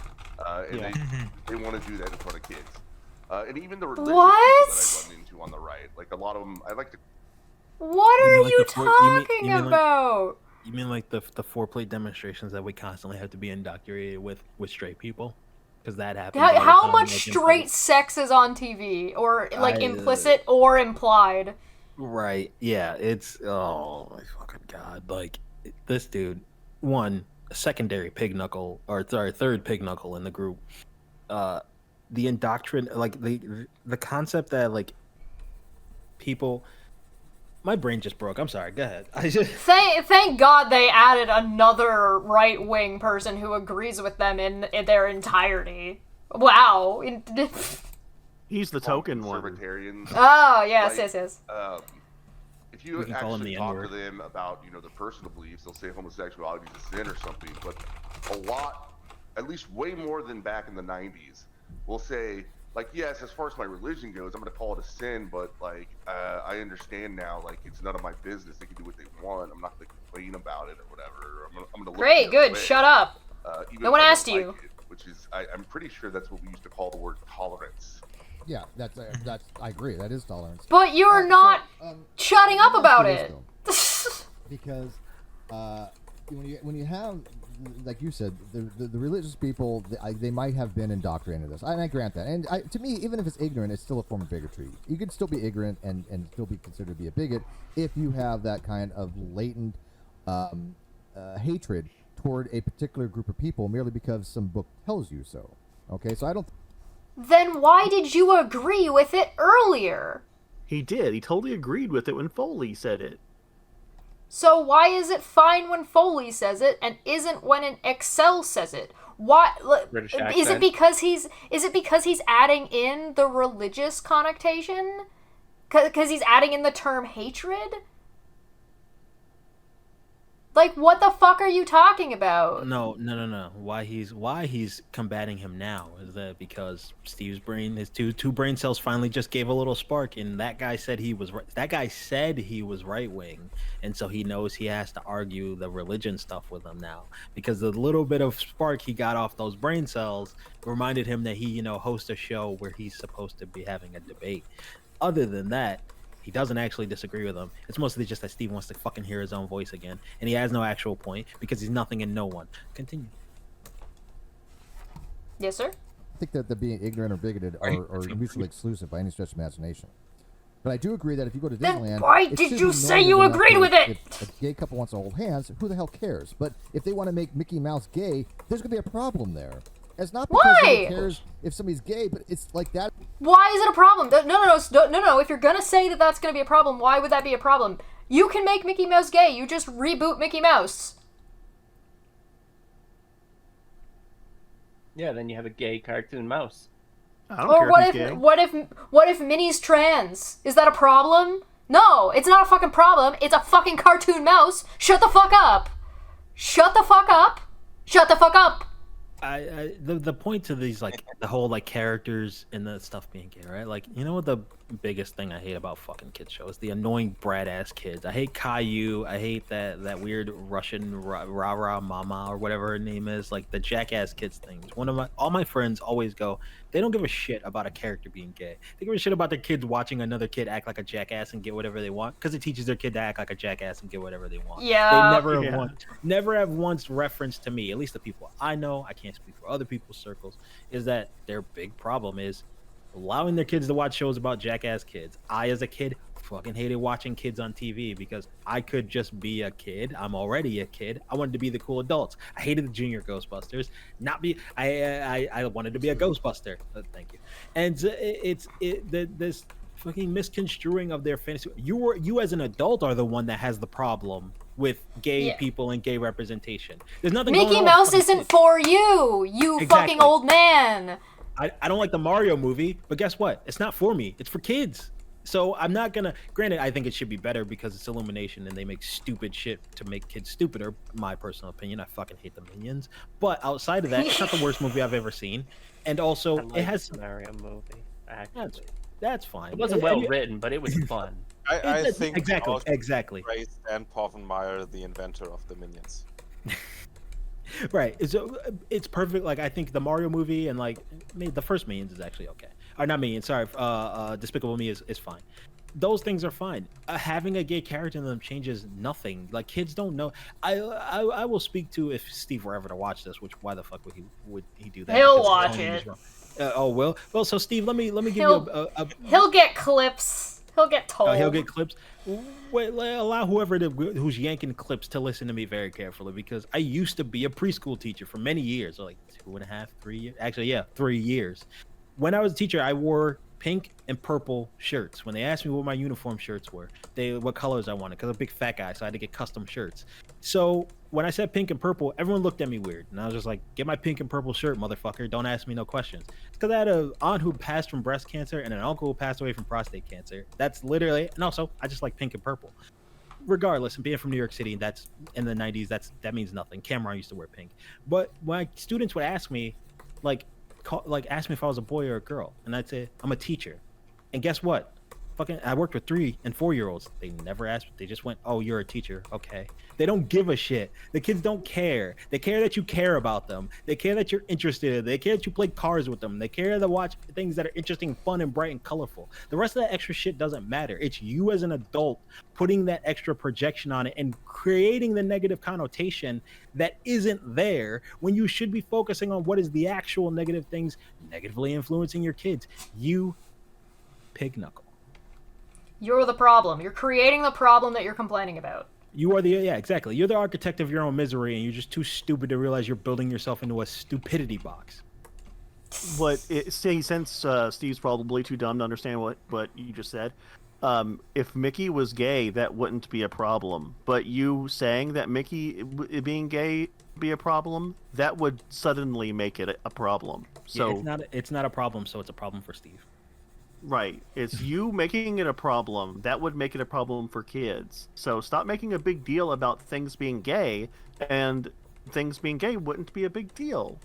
Because unnecessarily gendered things.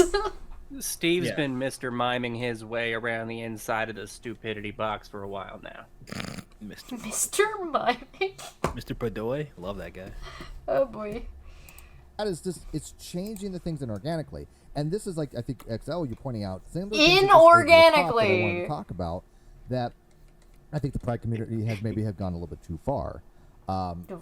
Your face is going too far. As a layman, I just feel like it's being thrown in my face, and they're trying to accept things that I simply, they want me to believe things that go against my understanding of objective reality. Yeah, and I agree. I think that I was going to say that. Oh no! Learning new things! Oh, the horror! Wait, he just said they're trying to make me accept things that go against my objective reality. I mean, that is a big sentence. Like, that could mean a shit ton of things. But Steve doesn't give a follow-up. He doesn't say anything. He just said, I agree completely. I agree. I agree. My objective reality is that I can fly, so I'm going to fling me and my children off the roof of my fucking house. What Dipstick. What is he agreeing to? Does he share an objective reality with Excel? Like, do they both have the exact same views on everything in reality and have the exact same things being flung at them from the exact same angles and have this exact same opinion? Because otherwise, I have no idea how he could possibly agree with that statement. Can my objective reality be that I don't have to listen to this shit at 5 a.m. in the morning? Yes. No. Here now. You live here forever. This is hell. We're in hell. You've actually died. You've gone to hell. Welcome. This is it. It's You're here Hotel now. California. You can never leave. This is a subathon at this point. Fucking. Oh, I don't no. know how long we're gonna be here. Actually, I think we've actually been doing pretty good, to be honest. Well, this is pretty much 4 hours, and we managed around 20 minutes, give or take. Mm-hmm. Yeah, you know, that's actually pretty good. I'm kind of a little bit impressed with us. I think the last Especially time we since- only got. Sorry, go ahead. Yeah, go. No, you go. Oh, I said I think the last time that we talked about Steve, we got we didn't even finish the video. We got 20 minutes in, and we had been talking and just quit. So the fact that we're still alive. Yeah, no. This is a testament to just how ridiculous there's so much to unpack in every single sentence, and it's so wrong in every single way, and every response is just as fucking bad. It's all just really, really, really, really, really fucking bad and just poorly done. And it's just talking on things that they just don't have somebody to actually talk on. When you bring on guests who are just going to be an echo chamber for your own stupidity, or at least 2 of the 3, and then the other one is very inexperienced, speaking in these forums, and look at it, he's just, the owl kid is just sitting there quietly as they're just agreeing with each other back and forth. Like, you can see his posture has changed. He's just leaned back kind of ever so slightly, like, hey, I'm just experiencing this now. I'm just here. It's Scarecrow listening to the crows sing, that he's stuck up there. He can't do anything. Yeah. That's kind of how I feel about this guy. Like, I feel like throughout, there's a few times where he gives pushback. He's the only real one who does. And then, and you'll see this repeatedly. It's like a strategy Steve seems to have adopted, like this sort of dishonest rhetorical device where somebody says, whoa, the thing you said was really fucked up. And he'll pivot immediately and go, yeah, maybe, but I'm sure that you would agree that this other entirely made-up nonsense scenario that's super extreme and whatnot, that would never actually happen, but if that were to happen, that'd be bad, right? We would agree that this would be a bad thing, yeah? And then they're like, well, yeah. Well, okay, I'm glad that we're all still on the same page, and then just continue to move on into worse dirt. Right. Yikes. Yes, this Absolutely extremely obscure, hyper-specific situation is bad. Yes. Good. We all agree on that. So moving on. What? How do you guys... sorry, I'm just double-checking the time. How do you guys feel about a break, since we have been going for another 2 hours? Bathroom? Bathroom? All right. We'll take a quick break, and we'll be right back. I don't need no breaks. Okay, well... We're taking a break. No. We'll be back in a little bit.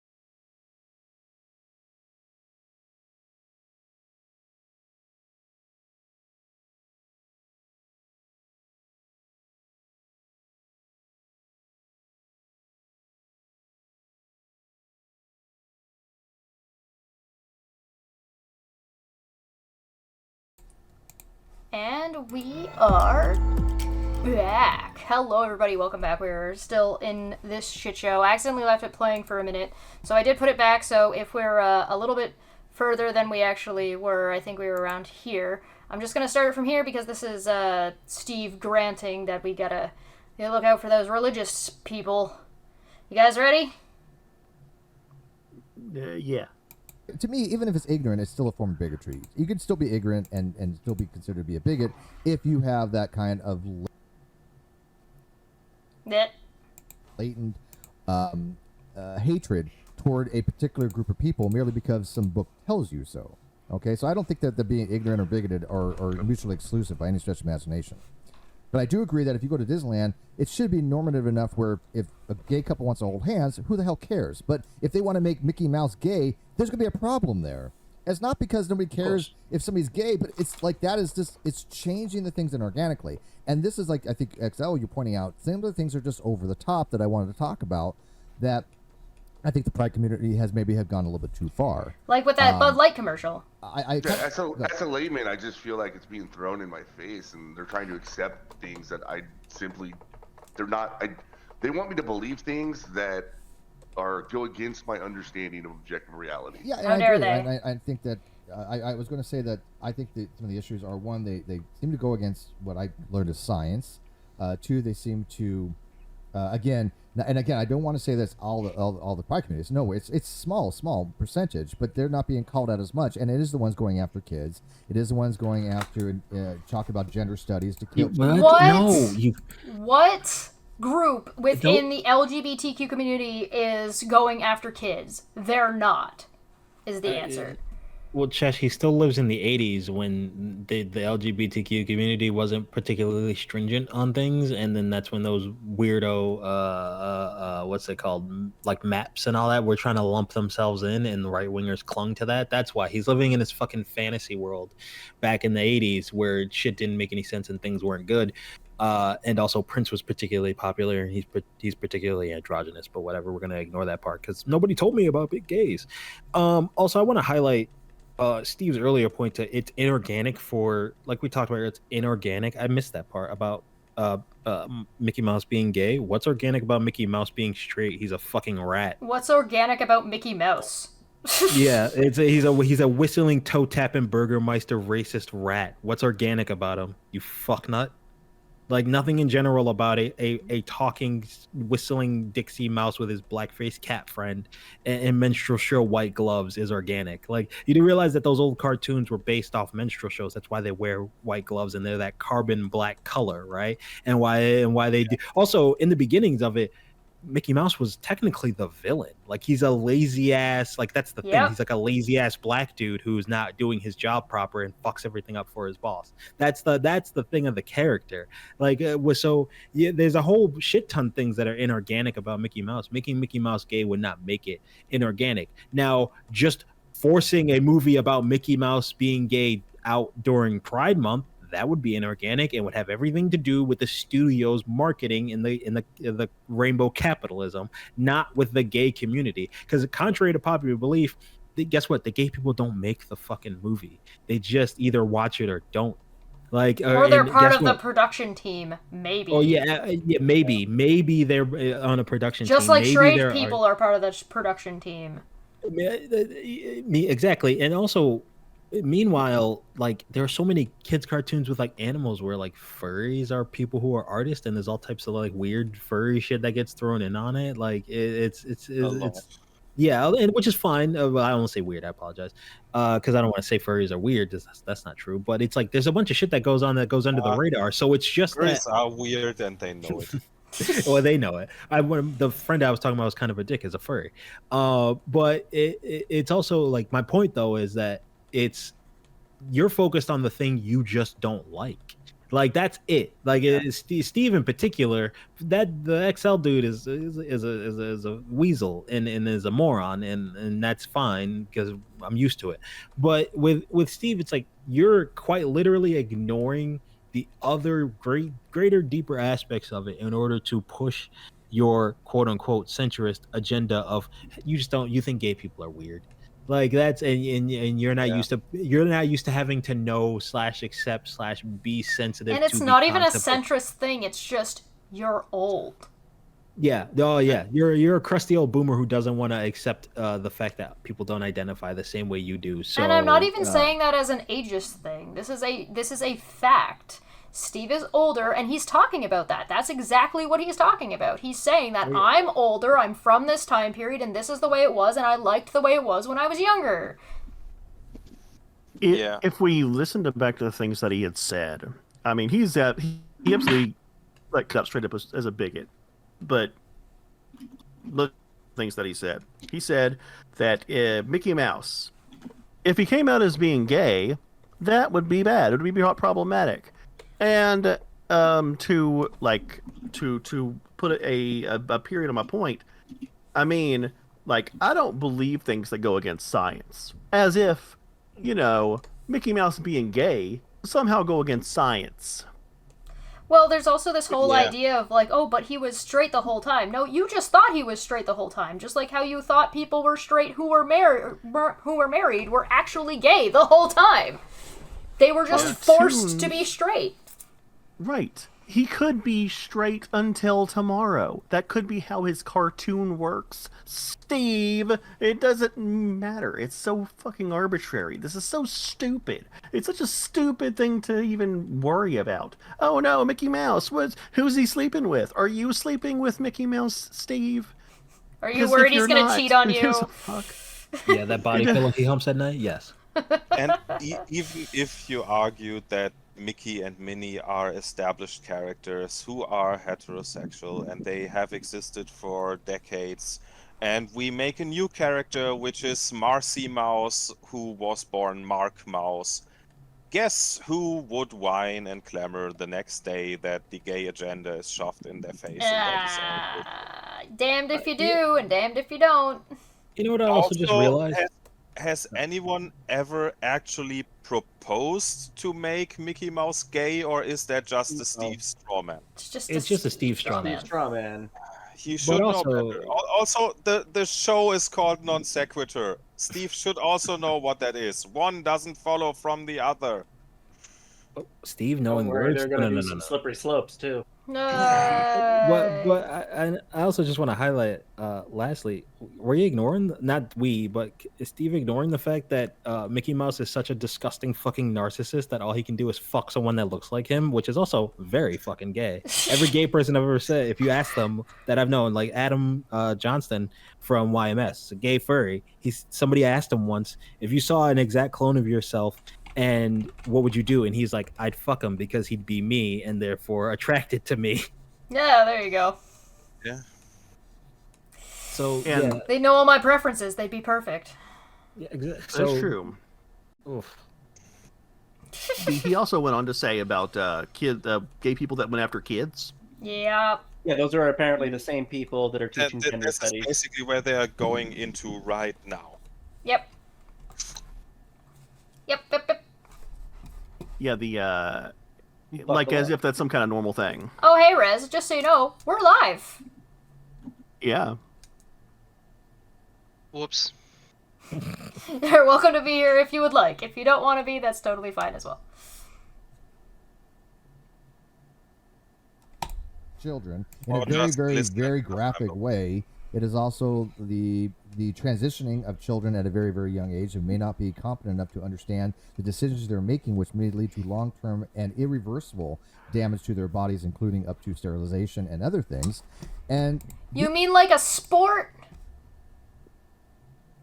You mean like a sport that could damage your body? You mean like specific kinds of weight training that you need to do to reach Olympic level in specific sports? Like that?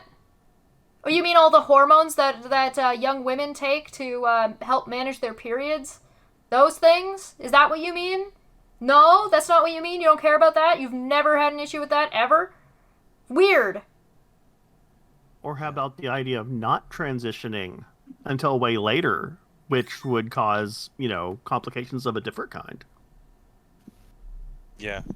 Also, I absolutely hate people trying to paint as equal the fact that puberty blockers and stuff that is used for chemical castration can have the same ingredients, which still doesn't make it equivalent. We are not chemically castrating children. That is not what is happening here. What do you mean? Pixels, those weird little dots that stick together when you make them get wet, they're like main ingredient, is also the main ingredient in Rohypnols, but nobody was ever saying we were trying to drug kids. It's almost like this is a bullshit made up problem that's just being, and like a serious issue for trans people, and it's going to be up to professionals and trans people to have this conversation because this is a them thing. They get to make those decisions. They get to decide. It's not up to you, Steve. It's none of your fucking business. When I need like information, when it comes time to transition a kid, I go straight to the like oldest, boomeriest white man I can find. And again, that also brings us back to why is it okay for Christians to send their children to conversion therapy, but not okay for non-Christians to have their children transition if they work with a doctor and the child, and why can't the parents decide that? Why do we have to have a governor who makes a law that says, no, you can't? Or why do you get certain, like, say over your kid, but not others? Why is it just LGBTQ plus people that don't get to make these kinds of decisions? Yeah, I mean, you're hitting the nail on the head. It's like, well, they're doing something that's different than what I do, so they shouldn't be allowed to do it. Therefore, they're wrong. But they can't be wrong because it's not illegal. So let's make it illegal so it can be wrong. Oh, right. Because then it's just a lot easier to argue, and you don't have to get onto all that sticky things like, you know, bodily autonomy and how much of it does a kid have. How about, like, getting your ears pierced? That's a thing that people do to babies. Yeah, which... Yeah. Look, bodily autonomy is a lot easier. Steve would condemn all of those things just to hold on to this position, you know. I mean, great. Then go join the picket line in front of the Ardennes, shithead. Right. Also, I know it's a hot topic, but has the United States of America thought about not mutilating babies' genitals? Maybe? They've thought about it. They decided that, you know, they're just gonna roll the dice. Yeah. No, we'll use our teeth. But, only in New York. Bodily autonomy would be a lot easier if they just, you know, let men do it. Oh, right, yeah. Let's just put men in charge of all of it. Ugh. The thing is like, you're not, it's trying to be, like, too many things. Right? Like, you can only control so much of people, so you need to give people the thing is, this is the same argument that I have for abortion. The reason why abortion needs to be legal is because every single situation is so directed towards the individual that you cannot make a law banning it. Because there's too many exceptions. There's too many reasons why you would need to have it done. Yeah. So it's the same thing. It's the same fucking thing. Now, the way to stop this kind of stuff from happening, if you don't want people to have abortions or you don't want people to transition when they really don't want to, or they're going to end up regretting it later, is education, not banning. Yeah. You dunce motherfucker. This is, you educate people. You give people access to resources and understanding so they can make informed decisions, and you stop letting bigots fucking control shit so that way there aren't bigoted fucking parents out there that are preventing their children from getting care that they need. Duh? Yeah. Maybe make being trans more acceptable in schools, so that way maybe a trans kid will be more comfortable in their body in the meantime until they're ready to transition? How about that? Maybe that would be a good idea. Maybe! I probably wouldn't share an opinion that John Foley had on this topic. Yeah. I mean, it is pretty ridiculous that he's trying to attribute these things as the same thing. Well, it's like, what's your point? at that point, right? Like, what are you trying to do? What is the result? What's the practical effect of what you're saying? Stop pretending your conversation exists in a fucking bubble where it doesn't matter and doesn't affect anything and has no, like, real... This is the problem of philosophy. I'm gonna sit out here, I'm gonna have this conversation with no grasp, understanding, or even mention of the practical effect of the shit we're talking about. This is armchair bullshit. He's not even doing philosophy at this point. This is politics. Correct. Like, I'm saying they're the same. This is not I'm the saying philosophy of Pride Month. This is the Right. politics of trans people. This is what this is. I apologize, David, but you're wrong on that. This is not either of those things. This is three white dudes jerking off in front of a little leftist boy. All right, so that's exactly what this is. Ew! Oh my god! This is they are having a nice lemon party in front of this young man, and he is just sitting back and accepting it. And that's unfortunate because he should not have to be subjected to that. There was no consent given. Unfortunately, he is here. So.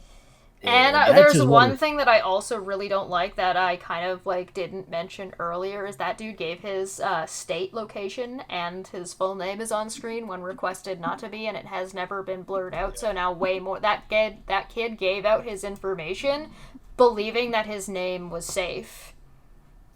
Yeah. So yikes. Good job, Steve. These are things I think where people have pushback. If these things were not the case, they wouldn't be as pushback, pushback guys. as it was. Push back into the fucking ground. The Pride is doing in and around children is actually it's borderline suicidal for the movement.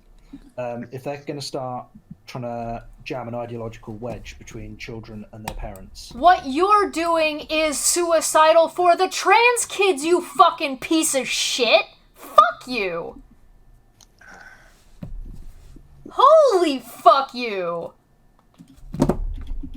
He thinks that the movement is driving a wedge between kids and their parents. Like, kids aren't, like, born gay. Like, they're being like, hey, He be thinks it's gay. an ideology, remember? This is the philosophy, remember? That's what we're talking about. Yeah, that's right. It's an ideological wedge, so that means that you're not gay. You're choosing to be gay. Atheists need to stop talking to people and stop existing in society because they're driving an ideological wedge between people and their parents. Oh my fucking god, I no! mean, that exact argument has been made before. Yeah, and it's fucking dumb. That's the thing. This is literally the fundamentalist Christian argument that these evil atheist teachers and college professors are ripping the children right out of the God-fearing families and condemning them to hell. And they aren't even noticing it. I hate to be the bearer of bad news, but if my family members are bigots, I don't want to be fucking around them. Right. I mean, like, if an ideologically driven legal wedge is driven between the parents and the kids, that's okay, though. Oh, alright. Fair enough. Sure. Why not? Rules for thee, but don't not for worry, me. they're gonna Right. defend that too. Oh, great. Thing is that Al asked if he could just peel that back a couple seconds just because the ramblings of Steve threw him off and he missed it. Yeah, But also, this ideological wedge that you're building between the parents and the kids is that their bigoted parents don't want to hear about the kid progressing as a human being.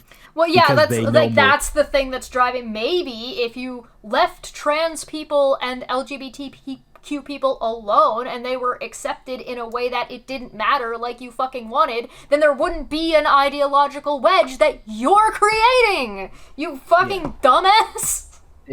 We need to, in order, and this is something I'm talking about with in chat, is that like we need schools were ripping slavery out of history books. Now we need CRT because you just want to flat out ignore the existence of these horrible things that happen to other groups of people. We now need something much more concrete and deeper for the kids so they know better, because you want to take just the lighthearted shit we put in there out. Well, now you want to come bitch and moan about the fact that gay people just exist and have a month where they can feel much more comfortable to exist than they would normally. And it's like, well, now we do need to do all this shit in school because you just want to make it this sterile bullshit like of if there were, like you just said, if there were just the acceptance and people being like, we wouldn't need all that extra shit. It would be fun. It could all be so simple if you realized it's complex and stop treating it as if it's as black and white as it is. It's 50 shades of gray, not 50 direct colors of black and white, you fucking dip. As well as like the complete like ignorance of the practical effect of what you're saying. What you're saying means in a practical way. And I get watch. I can't believe that we're just letting this guy fucking talk. Why is this guy even fucking here? He doesn't believe that you could get rid or change anything anyway. Okay, Steve said earlier that the gay community, whatever, was going after kids. And this guy, like, mirrored that. But he's saying it in a way like they're going after kids to, like, turn them gay? Does Steve think that people aren't born gay? I don't think he does. I think he thinks it's. I think at least not part of it. I think he thinks there are some people, and then he's one of those people that believes that there are some people that are born naturally gay. But I definitely it's the there's a lot of people like Dr. Umar and Tariq and people in the black community who push that agenda. It's like, oh, they're whitewashing stuff and making everything gay with the skinny jeans and the yada yada yada. It's like, okay, well, you were indoctrinating us in the concept of sagging our pants and shooting someone because they wore a different color than me, you fucking idiot. So what's really like is being gay or getting gunned down by another dude in the streets? I almost threw out the N-word and I realized I'm the only brown person here. Is shooting another dude in the streets and gonna get me in trouble. I don't want to do that, especially Thanks. on Twitch. But I'm not trying to paint Steve in any corner or something. I don't really know him, but I think that is actually some of a reason why a lot of those old white fundamentalist closeted Christians think that you can corrupt the children, is that if they see something gay, they think, ooh, that is icky, but also kinda tempting. It's okay. And as soon as you then say it's they okay, assume if they are tempted by the gays, then everyone has to be tempted by the gays. maybe you're just gay. And it's okay. Well, that is what a lot of older fundamentalist white guy Christians are, but that's another point. If I may, it is definitely more complicated than just like 10% of people are born gay or bi. It is definitely a combination of like your upbringing, your environment, and your genetics, and it is a random combination of factors. However, it is set in stone into you by the time you're roughly 8 years old. And there's no real way to test for a kid to know if their proclivities are more towards one sex or the other. Oh my god, yeah, look out for that, or we're gonna start getting like that. We're gonna be right back to the Nazis. So let's just get rid of them at the beginning. It's got very little to do with like gay people influencing children. It's more the other way around, if anything. Right. It's like you don't influence when you influence your child to not be gay or to be Christian by forcing shit upon them over and over and over again and repressing everything else. You're not going to make them not gay. You're not going to make them not an atheist either. By the time a kid is 10, their preference for any gender is basically set in stone by that point, and they just discover it as they get older. Yeah. I think people who think it's a choice are bi. Why? At least Because they can choose. But they're so not they choosing, think everyone else but can choose. They're not choosing either. They're attracted to both. Choosing to be bi. Right. Yeah, I think I can't make the choice. So, I mean, I can't do it. I can't choose to be attracted to either side. But you're not choosing when you're bi either. But you don't choose. You don't get to choose if Link is hot though. Right. I don't think he is. I was exactly. He is a sexy twink, and he can't help it. Those hips don't lie. Totally would. The thing is, I'd say don't underestimate the ability of certain groups of people to just outright lie and delude themselves, because they also think stuff like, oh, atheists actually really believe in God, they just hate him and want to sin.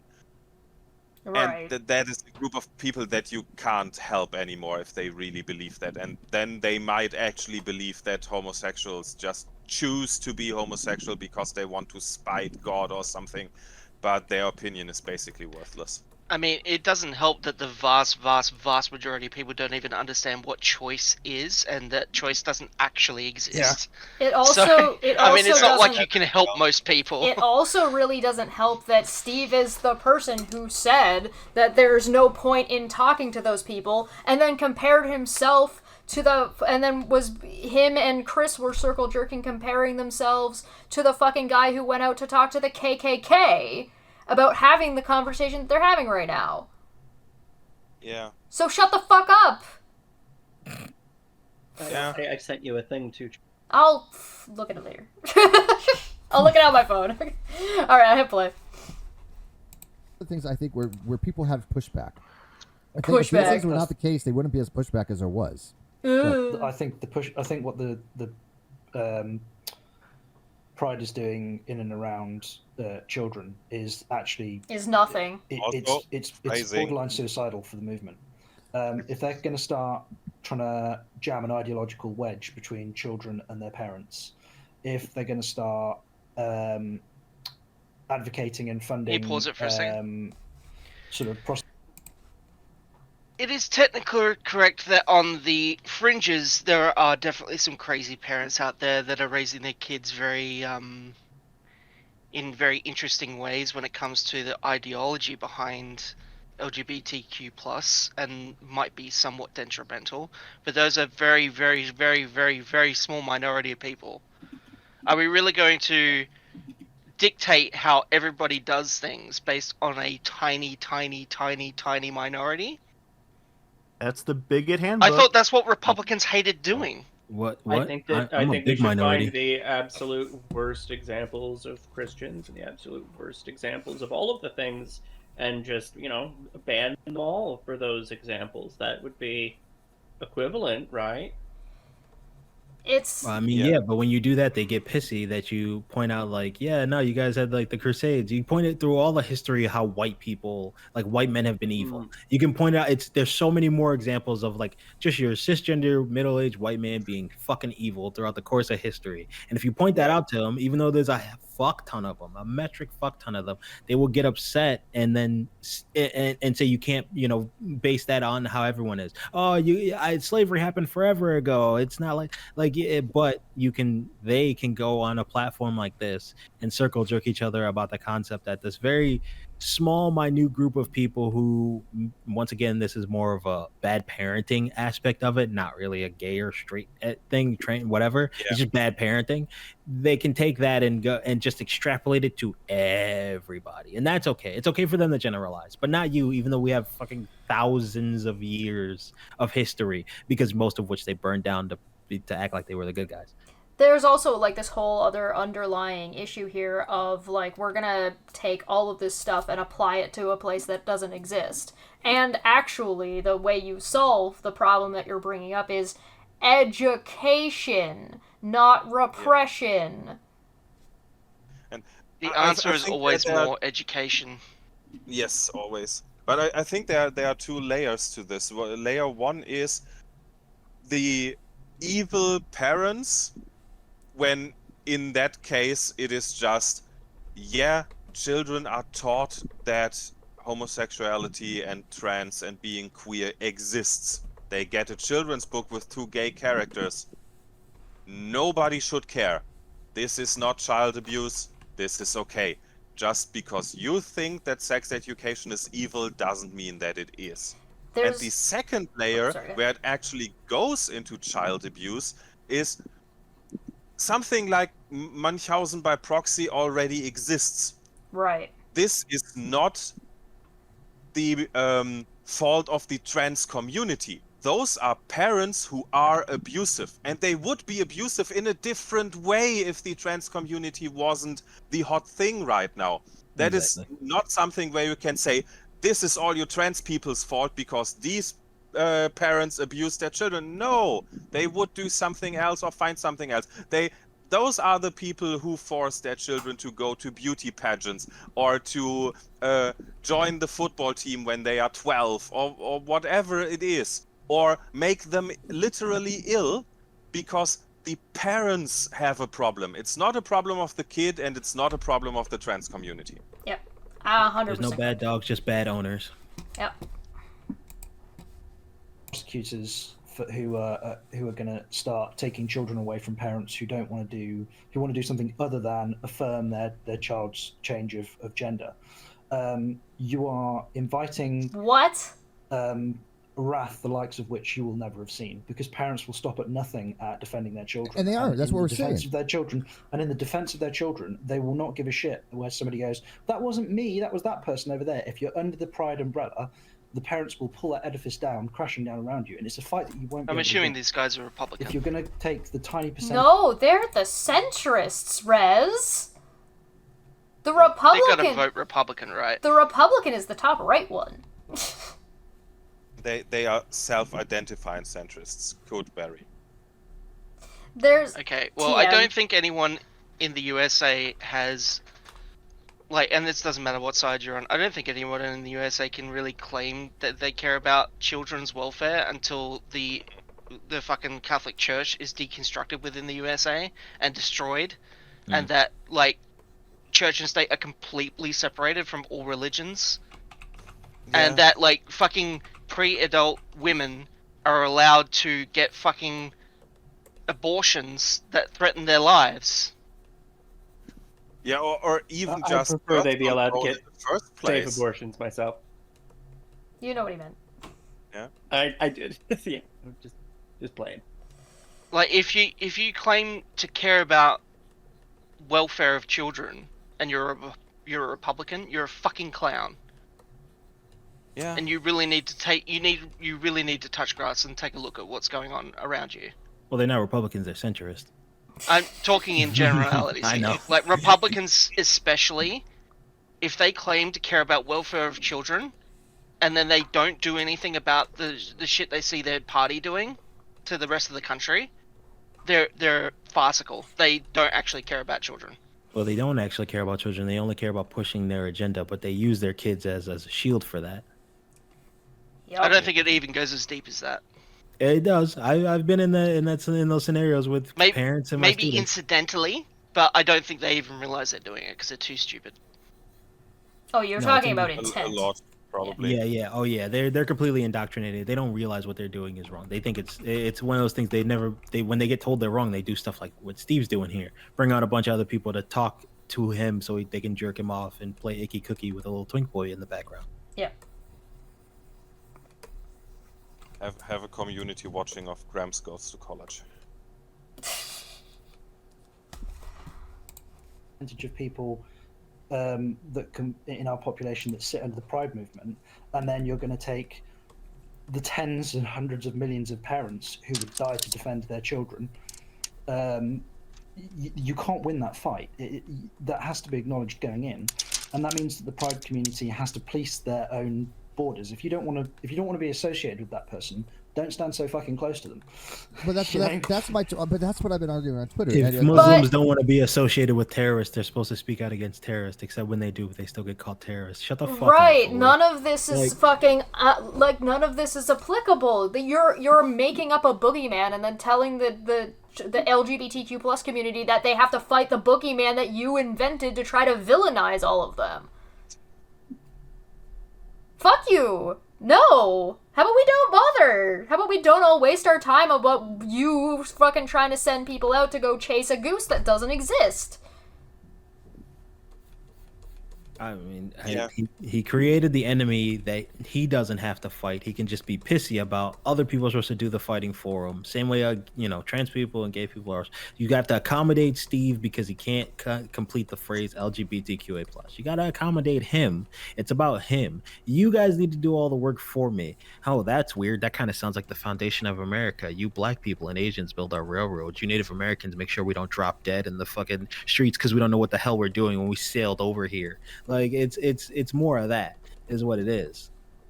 And it's this huge problem on top of like, well, we also shit on you, and as well as, right? You know what I mean? It's just like it's just thing after thing after thing after thing after thing after thing. It's like they got this big like dumb shit onion that you gotta peel for them all the way down to nothing, and then when it's finally gone, they won't be a transphobe anymore. But you gotta do all that ogres for are them. like onions after all. And then you've also got, like, on top of this, you're also dealing with this whole other issue that's not only will they never be satisfied, but also you basically have to erase yourself from existence to even get close. I also like that 2 seconds prior to that, he's like, well, you can't do anything about it anyway. But you gay people and trans people, you need to police your own people. I mean, you can't do anything about it anyway. It doesn't really matter. It's all bleak and sallow. It doesn't matter. But like, what are we doing? Like, you're arguing two totally, completely separate. But you're saying at one end of it, it doesn't matter because you can't stop parents from wanting to defend their kid. But then you're telling the LGBTQA community that they have to do this in order to prevent themselves from being attacked by hyper aggressive parents who are bad parents, worried about all the wrong shit, as opposed to just raising decent human beings who are accepting of the concept that other people may lead different lifestyles, or they may be part of the group of people who lead other different lifestyles than their parents maybe. Like, once again, it's all very complex, but it could all be so simple if you just weren't a fucknut and just tried to raise your kid to be a decent human who is not a bigoted asshole. Instead, you want to generic. Yeah. Are you suggesting that parents actually parent? What? That's No, craziness. No. That's what they have glorified babysitters for, like I was for many years. Oh, I'm sorry, teachers. True. Fucking hell. That is also the important thing. Teachers are supposed to actually form the kids because parents can't be asked to do it, but don't do it wrong. Yep. The thing of it is, there is no, in my experience, there is no wrong. The wrong they're talking about is just not how they would do it. But the point is, we're meant to reinforce what is supposed to be what the kids are doing. Like, it's much more than just teaching a kid that a triangle goes in the triangle hole, right? Like, it's much deeper than that. Goes in the square hole. Yeah, it's social emotional growth. But if that social emotional growth doesn't jive with how you view the world, then we're supposed to do it different, you know? And it's always, you also have to, it's very egocentric because you're like, maybe you only have 1 or 2 kids in my classroom. I have a classroom of 20 some odd kids. Your kid's not the most important out of all of them. They're all equal. So if other parents don't have an issue with this, then you're being one person in the group, or 1 or 2 or max 5. But you've forgotten, they're talking about an objective reality that trans people and LGBTQ plus people are imposing upon. Right. Yes. Mm-hmm. Which is not true. I have an answer for that. Ugh. If someone doesn't like what their kid is being taught in school, just move. Well, and the thing is that's what some people are trying to do. They're advocating this homeschooling shit, and it's like, it's just basically packaged bigotry and abuse. Oh no, I was sort of parroting the fucking right wing. I know. Go back to your You all know homeschool. Billboard Chris, who advocates, a lot of this stuff. He's he advocates a lot of the same things, and it's because as a parent, I have to put myself in the role of what would happen if my daughter was this. If my daughter was trans. Good pause, YouTube. I would totally accept it, right? But if she was under 18 and she wants to have medical things done to her, I'm not in good conscience going to be able to condone that, and only because I don't think they understand the long-term effects of these things, and I don't think she would be competent enough at an age of 12 or 13 or whatever. Would you let your kid do birth control? That's also why you talk to a doctor. You don't have your 12-year-old kid say, "Hey, I want this medical procedure," and then you drive over to Mexico to get the medicine illegally. No, you talk to a doctor. Well, If your 12-year-old kid says they have abdominal pain and they need an appendicitis, you talk to a doctor. And when the doctor says, "Yeah, that is the right move," you do it. No, you don't have to worry about that with Steve here. He just admitted something very telling. He said no, he wouldn't be comfortable with that because it's a competency issue. Because in this role, it would be he would need to be the one to sign the paper, but he is not competent enough. And that's why he has all these beliefs. He's incompetent. And he just admitted it. And that makes perfect sense. Steve, you're incompetent. Thanks for admitting so. Makes sense, yeah. Can I just address Lockenberry in the chat? They asked if any of us were parents.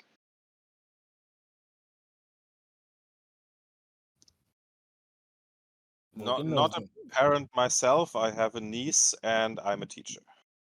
I have a goddaughter, but that doesn't really compare.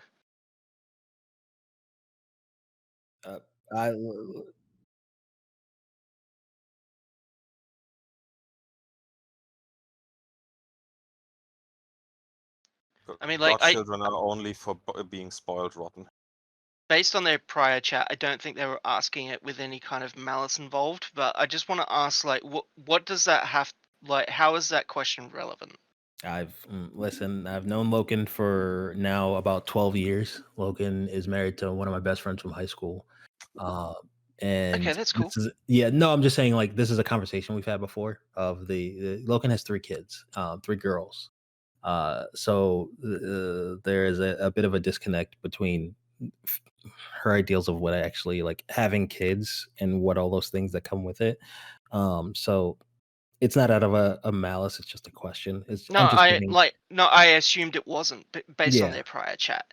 It's just like that question, regardless of what side you're on here, is really not relevant. If I may quote one of my favorite comedy artists by the name of Hofstadter, I am not a helicopter pilot, but if I saw one in a tree, I could be like, dude fucked up. Yeah. Yep. That's pilot error. Same goes with your fucking kids. Yeah.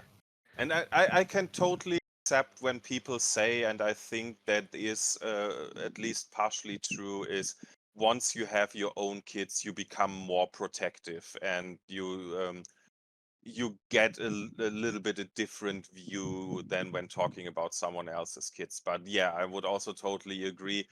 There are nuances, and in this case, someone fucked up, and we can see that.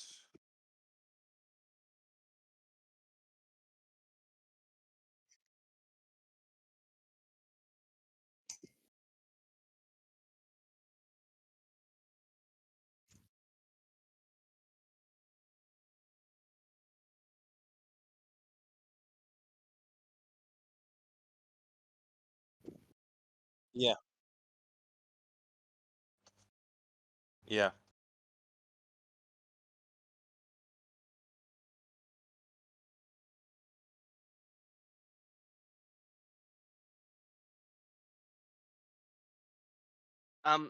Yeah. Oh, apparently. Jess, you're muted Chesh, on the yeah, stream. you're muted on the stream. Oh, sorry, my bad. I said that's a conversation that you can have. You can say that, like, I don't know your kid, and because I don't know your kid, I should not be imposing my beliefs on you and what is best for you and your child, right? And when it comes to things like abuse, that's where the doctor's supposed to step in. When it comes to things like expertise, so why are we doing this to LGBTQ plus people, whether they be the parents or whether they be the child in that case? Right? Yeah. So it's one of those things where it takes more than one thing, and it's not just this flippant disregard in which these kids are getting access to these things. It is absolutely not the case. A kid who is 18, although underaged, is making is not necessary. They're only making an uninformed decision if we continue to enforce them being uninformed. Yeah. I just want to address Lockenberry in the chat again. I understand we're often speaking in generalities. We don't believe it's always true when we do this. So we don't believe it's the case for all parents. This is based on the way you're talking, Logan. This is not the case for you. That's good. What we're saying is it happens to far too many parents. Now, in the case of mine, I can absolutely tell you that my parents taught me absolutely sweet fuck all. Yeah, mine didn't either. I learned the majority of like the world from like meeting people online as a kid. Like they taught me things that my parents should have taught me. My father, he admitted that I was smarter than him when I was in 5th grade.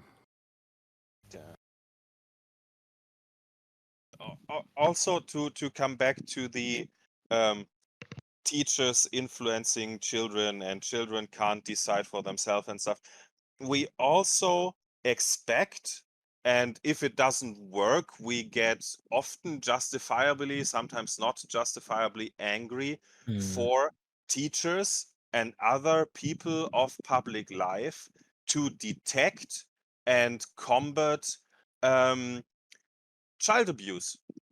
We say if a child comes to school and always has a black eye or strangulation marks or ripped clothes or something, why don't the teachers react? Teachers should have done something. The child was clearly in a bad spot. But then we do the step and say, but that doesn't apply to trans children, because then the parents are always right and the teacher is always wrong and the child has to do what the parents say, and it is absolutely impossible that the parents are trying to suppress something in their child which is harmful. That can never happen. Yeah, or the other way around, yeah.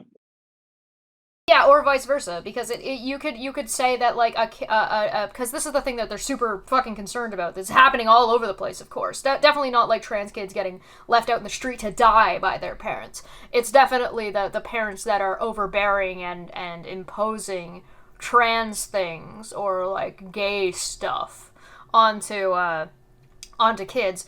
Well, guess what? We'll learn to recognize that kind of abuse as well. But again, we're fine with certain levels of abuse of children. As a society, we're okay with it. Beauty pageants exist. Sports are a thing that can be incredibly abusive towards children.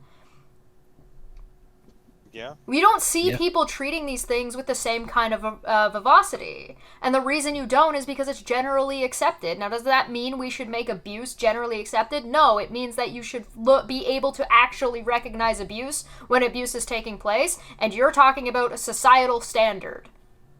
And you're talking about a societal standard that's going out here to help protect kids. Right, exactly. Yeah. All right, I'm gonna play.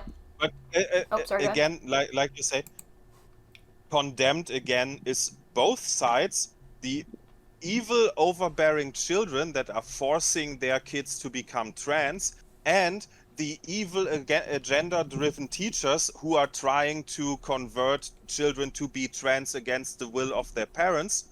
But the opposite is never the problem. There are never parents who are trying to suppress their children, or maybe teachers who don't accept it because they are too old or bigoted or something. That never happens. Right.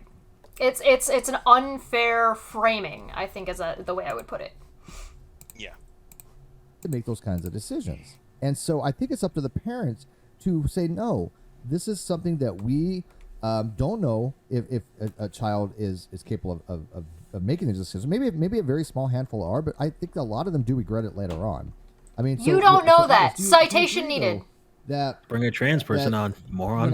When I made this tweet, is that and that they want people to say, "Oh, my sexuality is this, my sexuality is that." They have to say, "What is your pronoun? What is your gender?" And now, when it comes to children, I mean, I just watched something where this guy had a 4-year-old son. Now he has a 4-year-old daughter, and I'm like, "How do you know at 4 years old? There's no possible way. He's just gonna have a gay son." And fine, if the son wants to wear a dress. For all you know, it's just gender affirming. It means that the kid wants to present a certain way and the parents respect that. It doesn't mean they had anything medical done. It doesn't mean that. It just means that they're just letting the kid do whatever the fuck the kid wants to do. Dwayne Wade is a basketball player who just allowed his 12-year-old son to identify as a girl. And then that was it. No surgery or anything was changed until the kid got older. I think the kid's like 18 or so now. But none of those things. But everyone threw a fit when him and Gabrielle Union were just like, yeah, we accept our child as the person that they are. They're going to identify as a woman and wear dresses and such like that. And immediately everyone started throwing on you're going to have him do this and that in surgery. And he's like, dude, I know what I'm doing with my kid. My kid is much more comfortable where it's a process and all that other good stuff. Like, he's a rich dude who went to a doctor, but it's the fact that he affirmed the fact that his kid wants to be different than how most people are. That's the problem. That's you see those same things even in small communities with like we talked about, like sports and this. It's like, oh, your son doesn't play football. What? Why doesn't he play football? Like I was a big kid.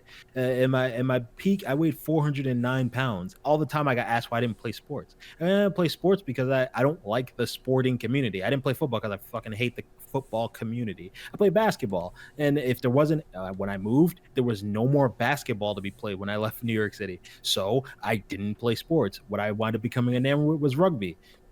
And people, why don't you play football? Football's like rugby. No, it's not. It's similar, different. Like it's so even that even happens in something in the simple indoctrination things that people are okay with. They will bitch and gripe about the small, minute things like how come your giant child isn't playing sports? Maybe it's just a gentle giant kid. My mom used to have the conversation all the time. Like, why isn't he doing this? Because he didn't want to. Boom. Yeah. Also, who the hell is hurt by that?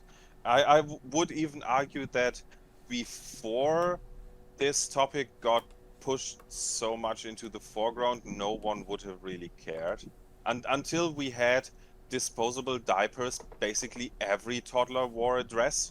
If they were a boy or a girl, it didn't matter. And I remember, or I know there are childhood photos of me where I'm wearing a bathing suit. Because I, as a child, thought they look much nicer and they are much more beautiful, and I wanted one. So my mother bought me one. I wore it for a couple of years, and after that, no one cared anymore.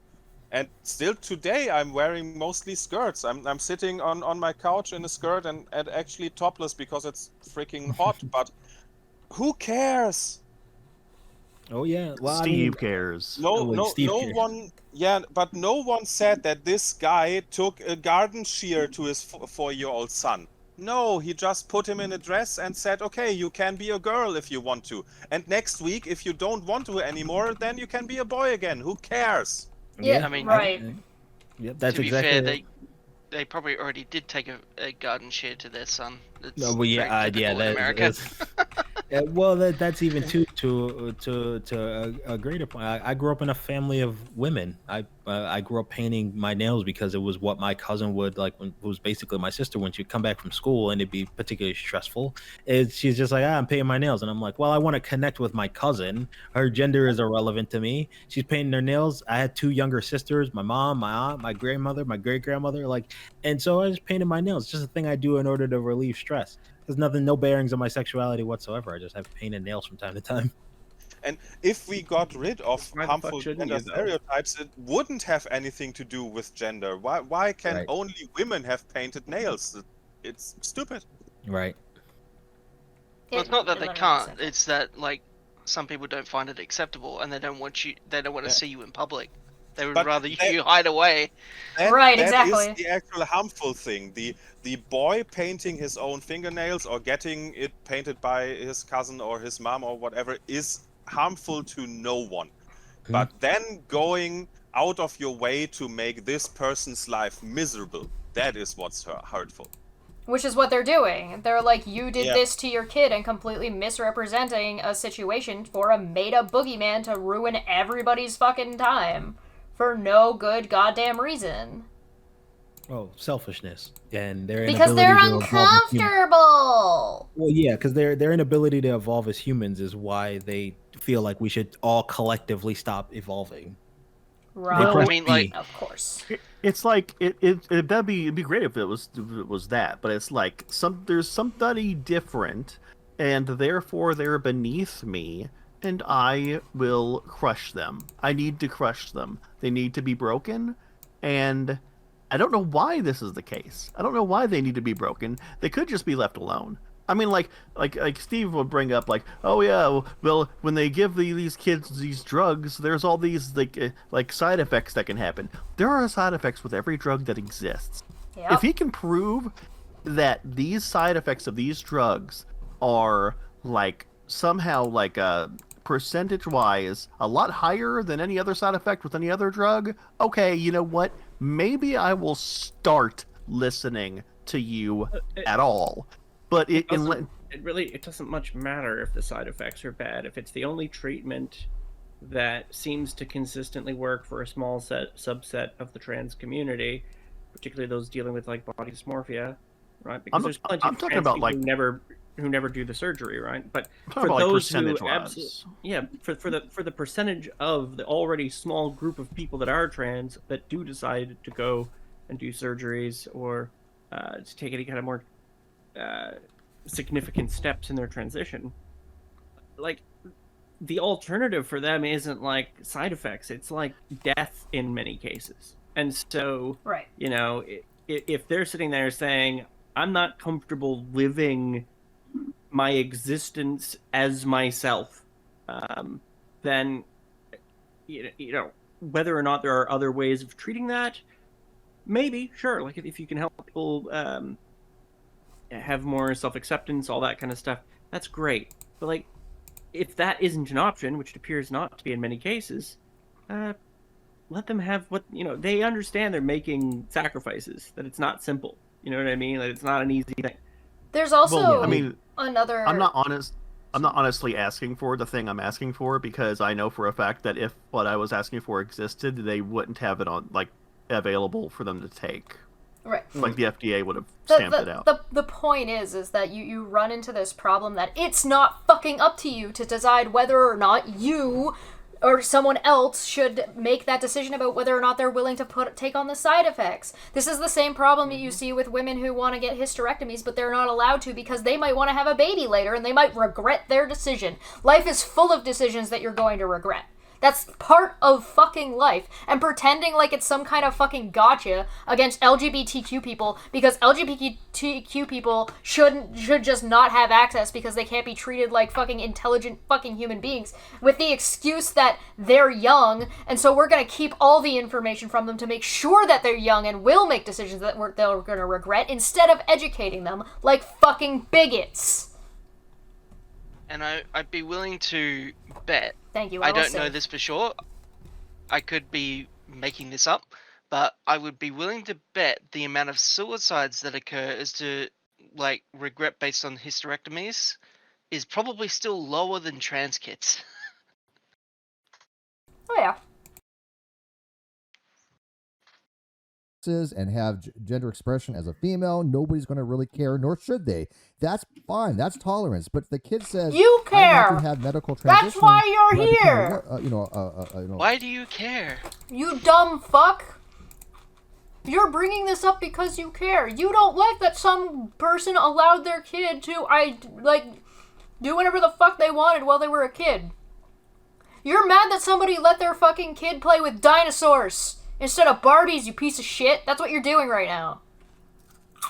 Yeah, My nieces play with dinosaurs all the time, and they're perfectly girly. Like Logan's kids are girly girls who play with cars because their dad is a mechanic, and they know how to do stuff with computers because he's a computer tech. Like that's those aspects of just like, oh, this thing. It's like, why are there the gendered aspect to it? Just allow the kids to play with toys, like, or allow the kid to wear a dress. Who the fuck? Like it doesn't. It changes nothing. And like, Mommy, Daddy, I'm a girl today. Okay, sweetie. Wear whatever you want. Like, who fucking cares? Are you winning, son or daughter or kid? That's all I care about. Are you happy? Are you enjoying yourself? Cool. It almost seems like projecting arbitrary gender distinctions on unrelated things doesn't match objective reality. Oh no! Oh, that's weird. I mean, this is definitely an anecdote, but it pushes what I think is true about the Western world in particular in its development right now, so I'm just going to say it anyways. If it is true, it might not be, but fuck it. I do actually believe the nuclear family needs to die. I think we need to go back to communal rearing of children. It'd be And safer. one of the reasons I say this... Yeah, I was gonna say. I agree. One of the reasons I say this is my goddaughter, who I mentioned earlier. I'm by far not the only, like, constant person in her life that is online. Like, she has our entire World of Warcraft guild, practically, that are, like, basically a bunch of aunts and uncles. She's been part of the guild, essentially, since she was born. And we've treated her like family, and we've always treated her like an adult. She's 13 now. She just turned 13 2 weeks ago. The nuclear family is essentially like mom, dad, children. Whereas like a communal living would constitute like more than one adult figure as part of the family process and rearing process. Yeah, she's essentially had hundreds of aunts and uncles that have been in her life constantly. Like on a weekly, if not bi-weekly basis. I mean, it's one of the key components to the Black community is you have extended family that help in the raising of you. It's what ultimately created me. I have my mother. It's just her. But then I have like I said, my cousin Nicole. I got her mother. I got both my great grandmothers. I have my grandfather, my great uncle. Like there is extended groups of people who would take the time to help raise and care for me. The ones that at the end of the day, it's ones that my mother has to trust because she has me a vast majority of the time. But also, she's not alone. You know, it's people to bounce ideas off of, and when one parent gets too stressed out, you can Right. go to another one. If one parent is God forbid abusing or one adult is abusing one of the kids, then there's more than one person looking out for the kid. Yep, exactly. In an emergency, you need to go here to this person. It used to happen to me all the time. I would stay with different family members. It's how I grew up. I was essentially a nomad. I moved from point A to B. It was hard for us to stay in one place. It was expensive. My mom was young when she had me. So I agree with Rez in the regards that, you need a lot. It takes a village to raise a child is not a term for no reason. But true. But yeah, I mean, so the thing of it is, though, is like this belief that what it bangs on greater to the point when it comes to Steve is that his belief and fucking John and Exel, their belief is that their version of it is right. What they're saying to them is, I said it, so it's how it should be. Dude, it's way deeper than that. It's way more complex than that. You have Rez and I, who are two polar opposite people who live on two completely different sides of the map, and we're oddly similar. Like completely different lives.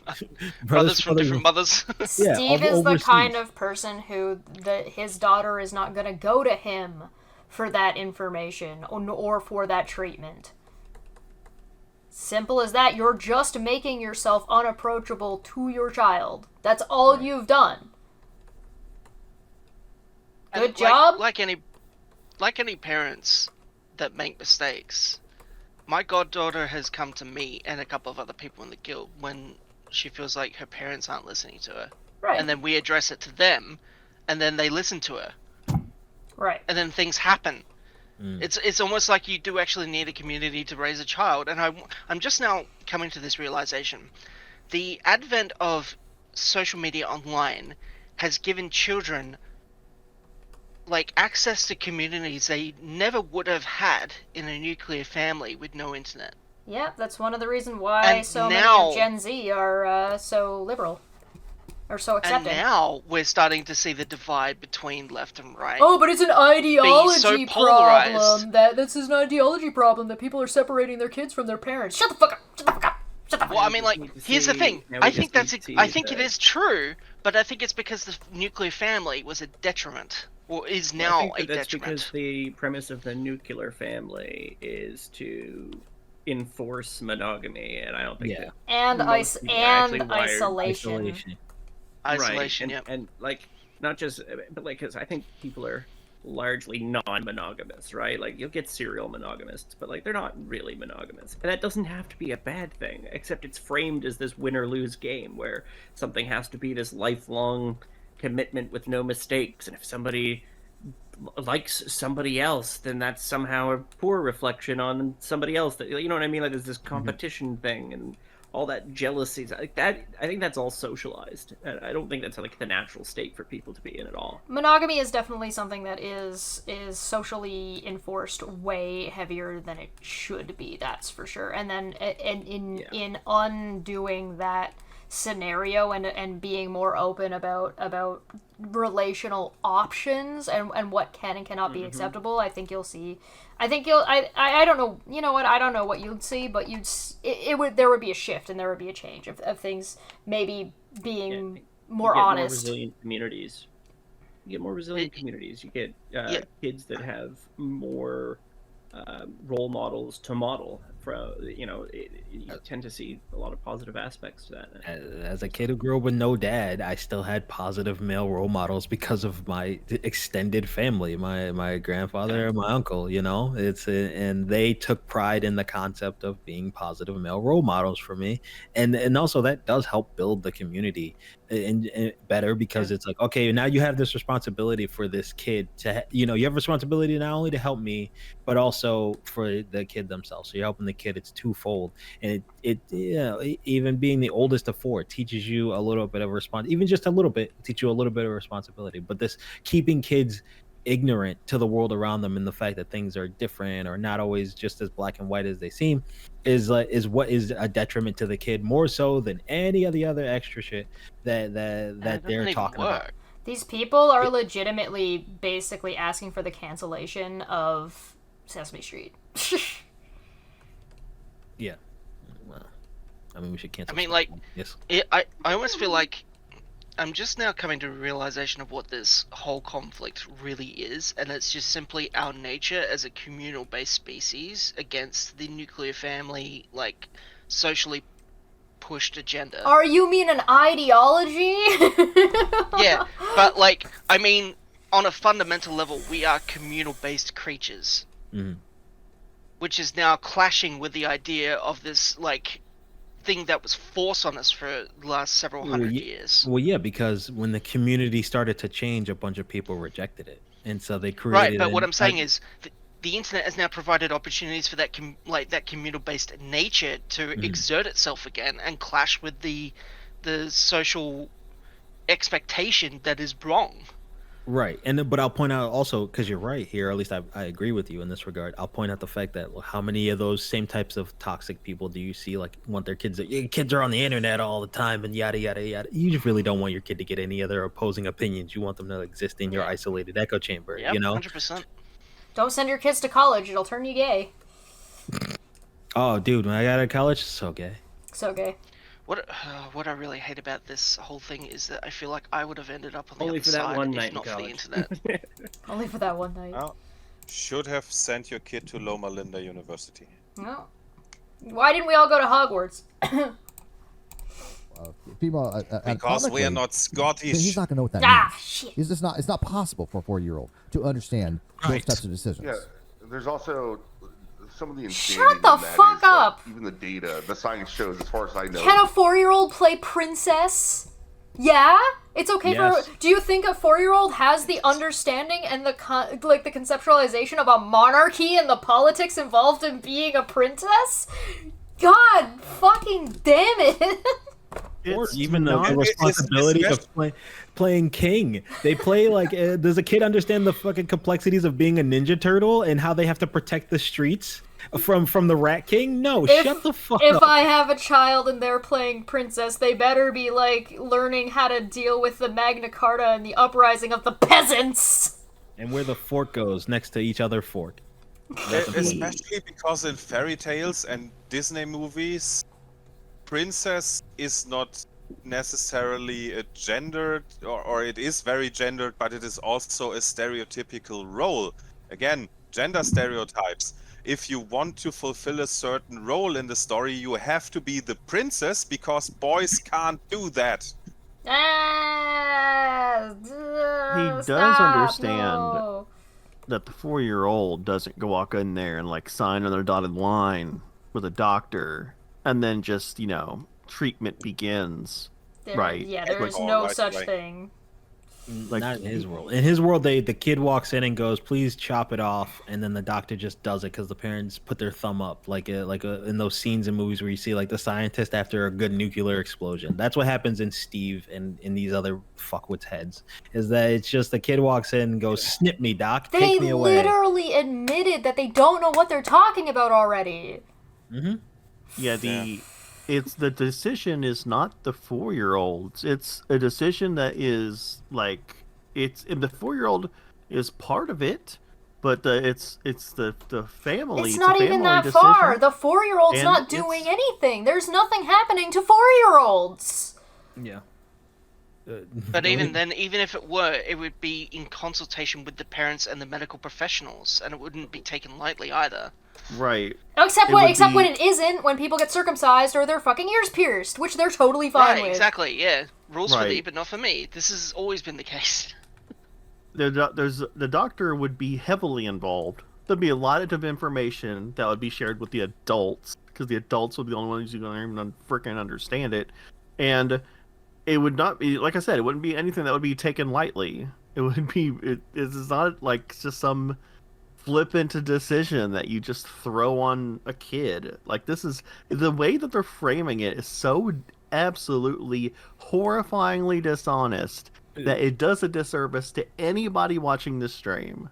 Including us. It's framing, it's also framing the concept of kid being, thinking about their gender from the point of view of a bunch of adults thinking like kids. Like right. You're putting it in the most simplest, like uncomplicated, dumbed down, watered fuck shit terms you could possibly do it. And when it's one, you're not in that kid's head. Like, you don't know. It's the same as like and I just want to point this out just because Logan is here in the chat. It's like when you force the kid to go kiss their aunt or their uncle. "Oh, why don't you give me a kiss?" It's like, well, the fucking kid doesn't want to. Like, my niece sometimes just don't want to. They'll see me walk in, say hey, and move on. I don't force them to come over and hug me or anything like that because they don't want to do that. And next thing you know, 10 minutes later, they're fucking directly on my lap, bothering me, giving me toys in my face and shit like that. They know what they want to do. They're not, and those two in particular are fucking damn near babies. One is 3 and one is 2, like kids can say no. Kids can Yes. can have an understanding of things that they don't like and do like at a very, very young age. They might not learn the word yet, but a baby crying is indicating to you that there's something that baby doesn't like or that baby wants and doesn't have. Mm-hmm. And, I'm just going to say, I think y'all need to tone back your outrage a little bit. No. Otherwise, you're not going to be able to scale up as it gets worse. Well, I mean, baby Steve over here is shitting his fucking pants at the idea of people living different lives. So there's still a lot of room at the top. We only got through 3 minutes. Of gender dysphoria in children after they go through puberty is insanely high, right? It's in like 70-80%. Yes. Citation. Yes, and I think a lot of them they turn into gay men or gay women, and that's fine. Yeah. It's also the bar. Nobody's gonna ask for a citation. I didn't look it up. For how I'm not gonna Google that. It's a simple determine Google search. Whether a child is or isn't transgender. I mean, just as a for instance, my son's 4, my daughter's 7. Can I get a rollback? What exactly did you say, 70-80%? Because I feel like I've heard that figure before. Trans people that are trans regret their decision and they're actually just gay. Isn't that the... I could be making things up, but wasn't that due to a study in a recent trend of, kids... Don't try to, do this guy's homework for him. This is the Non Sequitur show. Okay, so I just looked it up, and it says, according to 2020, according to recent surveys, it's 1.2 to 2.7% of kids. And didn't he just say 70 to 80%? Yeah, but... And Steve just went, yeah. I believe that figure was somewhere. Look, I want to say it was somewhere, but I can't recall exactly what it was representing. Neither can this guy. It's only 69 to 79% wrong. Why are that you wasn't talking Fox about? News. It's only David. It's only 65%. Don't worry about it. Yesterday, the day before, in the back garden, it was really hot here. We were pushing 28 degrees Celsius, and the kids wanted to get in the paddling pool. Great, no problem. My son decided to put on his you let your child make a decision to go into such a dangerous place like a pool where they could drown? How often do kids get What? in accidents and drown in pools? What's the percentage on that? Higher than fucking. Pretty sure in a recent study, at least 78% of kids that get into any kind of pool drown to death immediately. You know what's funny is I think there is a stat that Touch says it's water and they mostly just from parents evaporate. that it's from bad parenting too. Ironically enough, it's you have a pool and you don't watch your fucking kid and they drown in the pool. That's when that happens. I had most of those accidents come from that. A kid who broke his leg, who was 3 years old, bouncing on a trampoline because his mom didn't pay attention to him. You know what happened after his leg finally healed and we got to summertime? She comes to school the one day and tells me, "Oh, really funny story. Gabe got out of our apartment building and was in the park down the block from us. I saw him through the window." And I'm like, he just fucking broke his leg a couple months ago, and you're still not, because you weren't paying attention to him, and you're still not paying enough attention to him for him to not get out of your fucking 16-floor apartment building and go to a park in your weird low-income neighborhood where there are definitely just creepy people in general. So it's this fixating this fucking bullshit right-wing Fox News number that he's throwing on it. This percentage of children who identify as non-binary or trans is minute, and then the amount of them that would have the quote-unquote body dysmorphia that he's talking about would be even smaller. One, and two is it's gonna look like a lot. It's like doing a psychological study on fucking 10 people, and then you're like, well, 9 out of the 10 people have this weirdly odd specific thing. It's like, well, it's already a fucking weird. And minute, small thing anyway. you did your study at a fucking clinic. You mean when they rewrite the laws for an entire state, and it turns out that yes, let's rewrite the law. The trans people out of sports, but there's one of them in the entire state. And Exactly. I was just thank you. I was just about to say. Ugh. I believe the percent that had body dysmorphia was 120%. I had to have been at least. Yeah, I mean, I had body dysmorphia. That's why I got skinny and sexy. Oh, there you go. It was like a pink one piece, and then my wife put his hair in pigtails.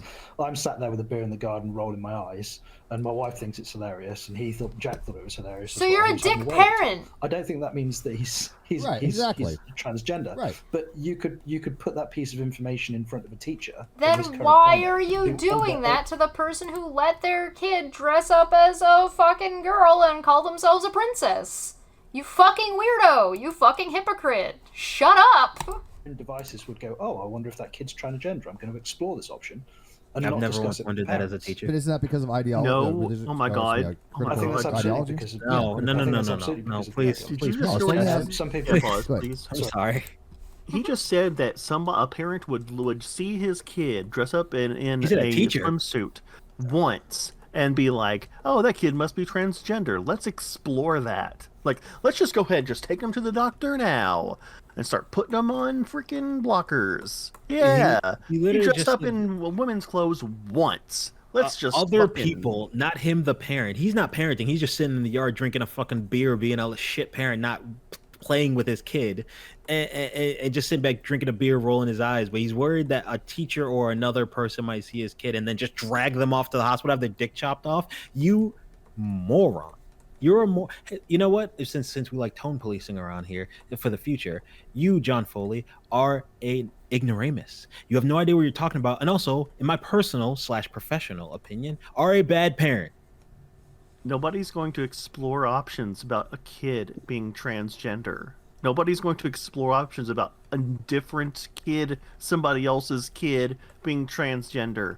That is fucking stupid. The whole point is that it's none of your business. Yeah, it's whoever the parents are. Best case scenario, he's a decent parent that's teaching his kid probably some really stupid stuff. Except he admitted that he wasn't a good parent because he lets his wife do all the fucking parenting. Apparently. Yeah.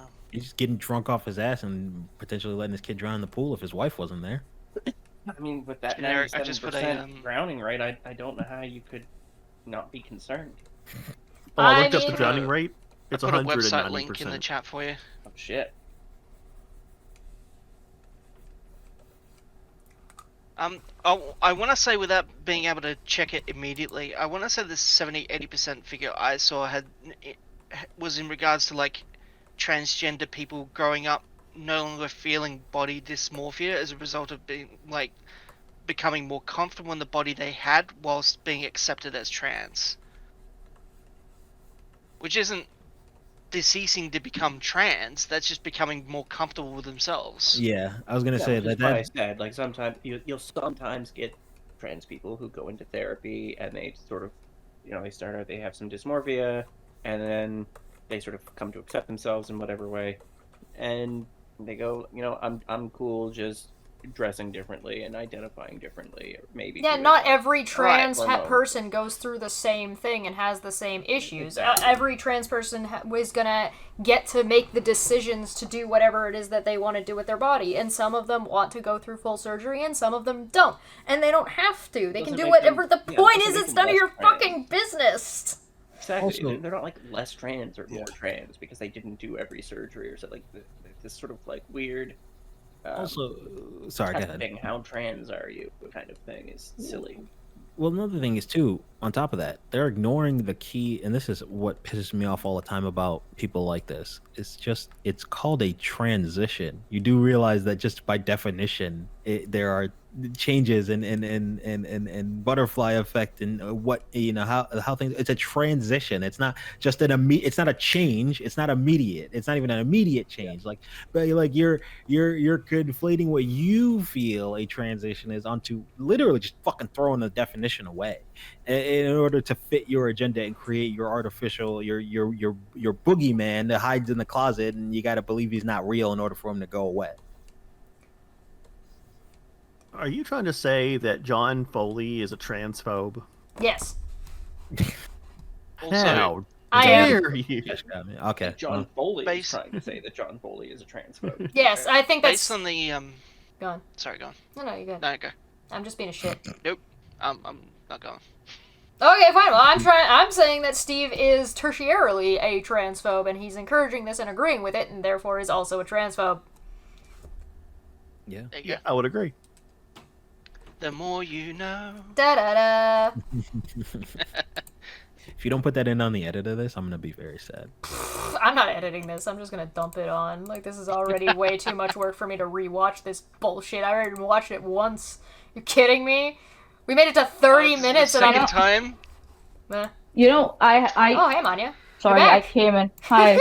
I had a nap and I feel much better now, so here I am. Hey, and welcome back. changing the Okay, well, whole we're about to turn the video setting off. of my We're gonna do room. that again. Ugh. Oh, are we? No. Oh yeah, we're still doing it. Ugh. Yeah. I'm going to tell you, when I was a kid, I used to have body dysmorphia. I used to have these like crazy like scenarios where I would like, oh, I'm a male super. No, now I'm a, you know, and but I grew out of it, right? As I grew up, I became quite certain of what my identity is. I'm a girl who likes to talk loud. Fuck, like, yeah, put me on a, you know, whatever. So, children, if guided right, know what to do. Right? They'll figure it out. And parents also. Like, they are creating a monster that's not there at all. Well, They're just creating bullshit. There's also a difference between like developing over time as an individual and an imbalance in the brain. And imbalances in the brain can go away over time as you go through puberty and stuff. Yeah. That is a thing that can happen. Yeah. But you'd have a hard time like identifying it as specifically body dysmorphia unless you actually got diagnosed. Yeah. All right, I'm gonna hit play. So, Sorry, go. No. So I wanted specifically Atlas to respond to that because this is one of the contentions we seem to have. There's another one we'll get to in a second, but on this particular issue, I would like to know if we all have a meeting in the minds that maybe the community went a little bit too far when it started educating children on gender ideologies. What the And again, I'm not against gender ideologies as adults. If you want to take a course in gender ideology, that's college. You should be exposed to whatever you want to be exposed to in college, and the best Even if ideas you're win. 18, I am okay with that. Steve? I don't agree with gender ideology, but you know what? What do you it's college, right? You don't agree Does with he want Wait, time out. What do you mean you don't agree with gender ideology? All you've been talking about is the ideology of being straight. The fuck do you mean you don't agree with gender ideology? And he agrees just with want his to know, like, what even is gender Also- ideology, you dumb motherfucker? He's talking about And sex also, ideology right now. Like he's talking about like something weird and trying to connect it to gender ideology. Yup. Also, hold on. Does he want children not to know about like good touch and bad touch by the time they're 18? Does he want that only to be taught in college? Is that what? Like what? No, he'll make sure to say that he's not quite that crazy at some point. I mean, I'm sure. Probably. Yeah. All right. I looked up gender ideology. Uh-huh. It's the attitudes regarding the appropriate roles, rights, and responsibilities of women and men in society.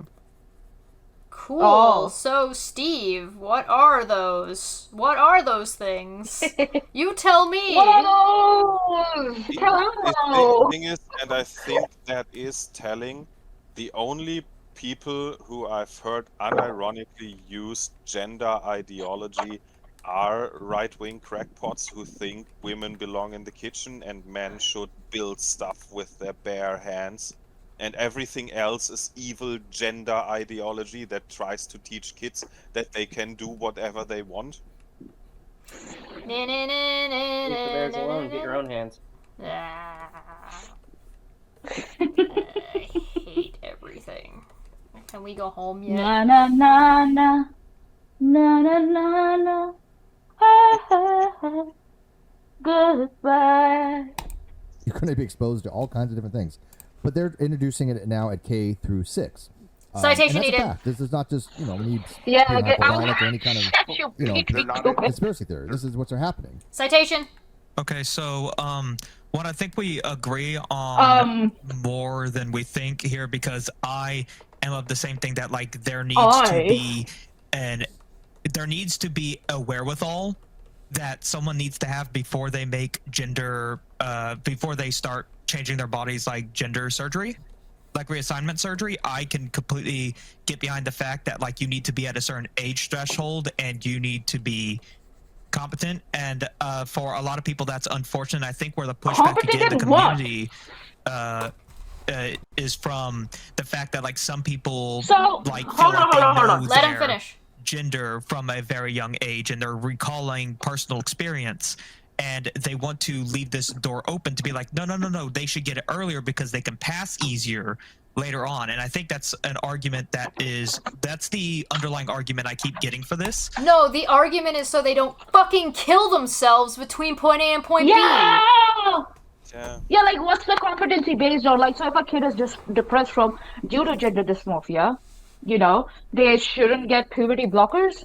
No, they think Like, gender affirming care equals surgery when it doesn't. What the fuck? Yeah, they really assume it. No exceptions. Yeah. You don't know what it is. They just think that you walk in and you get your dick just chopped off and they feed it to a dog and they have each other and Oh leave. man, we're wasting it by feeding it to dogs instead of like using it for all those like rich people live forever things. Immortality and okay. At least harvest the adrenochrome guy. Yeah, there you go. There you go. There we go. This is what I mean. This is straight up conspiratorial. Well, on top of that too. No citations, nothing. The owl kid here is like, this is the first time he's spoken in like 20 minutes of this jerk fest. So I don't want to hit him too hard just because he's now been listening to this shit quietly and just wants to not have these dudes go on another fucking 30-minute ramble session where they jerk each other off. He's trying to throw them a small concession, like yes. You should be old enough and competent enough and have therapy and all. Yeah, because he doesn't want to argue. Because he doesn't want to have to argue that point because that's clearly too deep of a concept. And it's already not even happening anyway, so he'd be arguing against a boogeyman, and there's no point in arguing against a boogeyman. Right. But also secondarily, their belief that like the gender, because not even him though, the rest of them, their belief that when you get those like the surgeries, or their belief that it's not just puberty blockers and different things like that you just walk in and get your dick chopped off. Once again, you just kind of get pushed out of the womb and get your dick chopped up too. So I don't see anybody having a problem with that. Like, you get shoved out, like, not for nothing. You know what happens a lot more? is that they snip off too much, and it causes you to have be uncomfortable because your dick is longer than the amount of skin you have, and it causes a lot of pain. Hey, do you know who someone that might have happened to? Me and my brother. Like, it's literally happened to both of us because they like it's there's not enough skin. It's just like, sorry, it happens to black people a lot. Sorry, but I didn't get a choice Having in the too matter. much dick, really? Nah, that sounds reasonable. It's a small amount, but it's uncomfortable. It's a mild amount of uncomfortableness. I'm not sitting here bragging. Listen, if I could, I wouldn't be in this podcast right now. I'd be somewhere working. But the thing of it is, it's just that my thing of it is like they're perfect. Screw you, Terry. So I was saying, like, just the concept. God damn it! The concept that like it's okay in these. I know I shouldn't have said anything.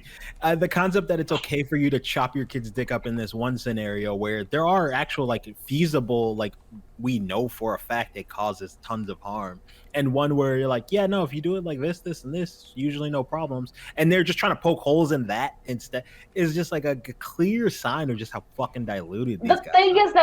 The thing is that if they're giving me like citations for all the stupid claims they're making, I may have taken Steve seriously, but he's just sitting there and just talking to himself, like pulling shit out of where the sun don't shine, baby, on his body.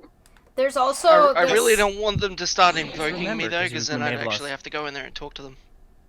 I've lost sight of this. This is supposed to be the philosophy of Pride Month discussion. Of course.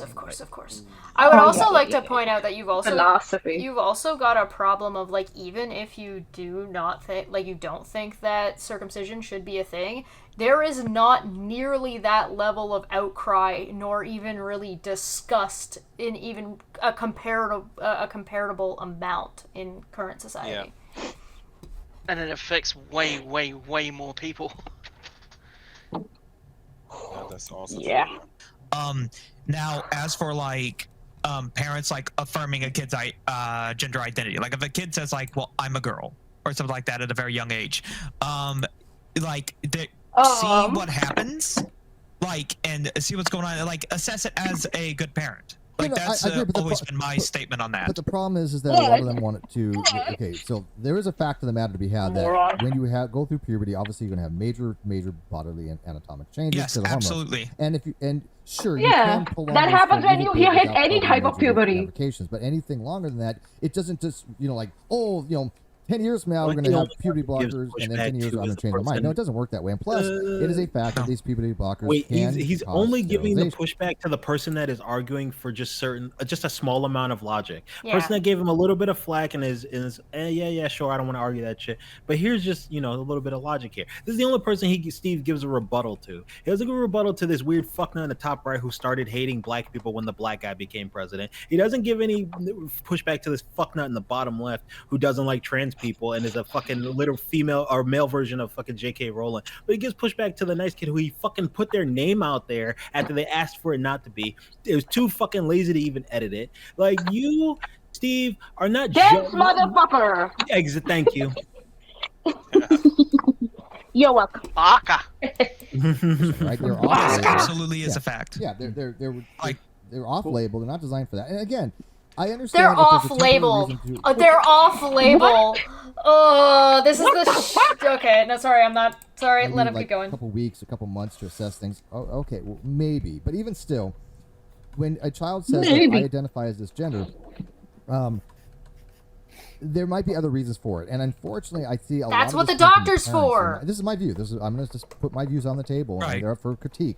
And this is Yeah, why I your like this views kind of belong panel, with your because asshole. everybody Thank here you. is not condemning each other for having different beliefs. It's not like a panel where you have people going, "Oh, you're a racist, you're a bigot, you're a homophobe." None of that. None of those types of words. Fuck you. You're a racist, you're a bigot, and you're a homophobe because you refuse to actually engage in these topics honestly or educate yourself or take correction when professionals tell you you're wrong.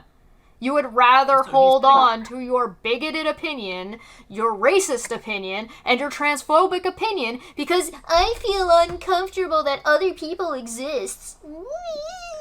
And he's saying this is a panel of people who disagree with each other without doing these things. And He's they're not. sat here for the entire time agreeing. Right.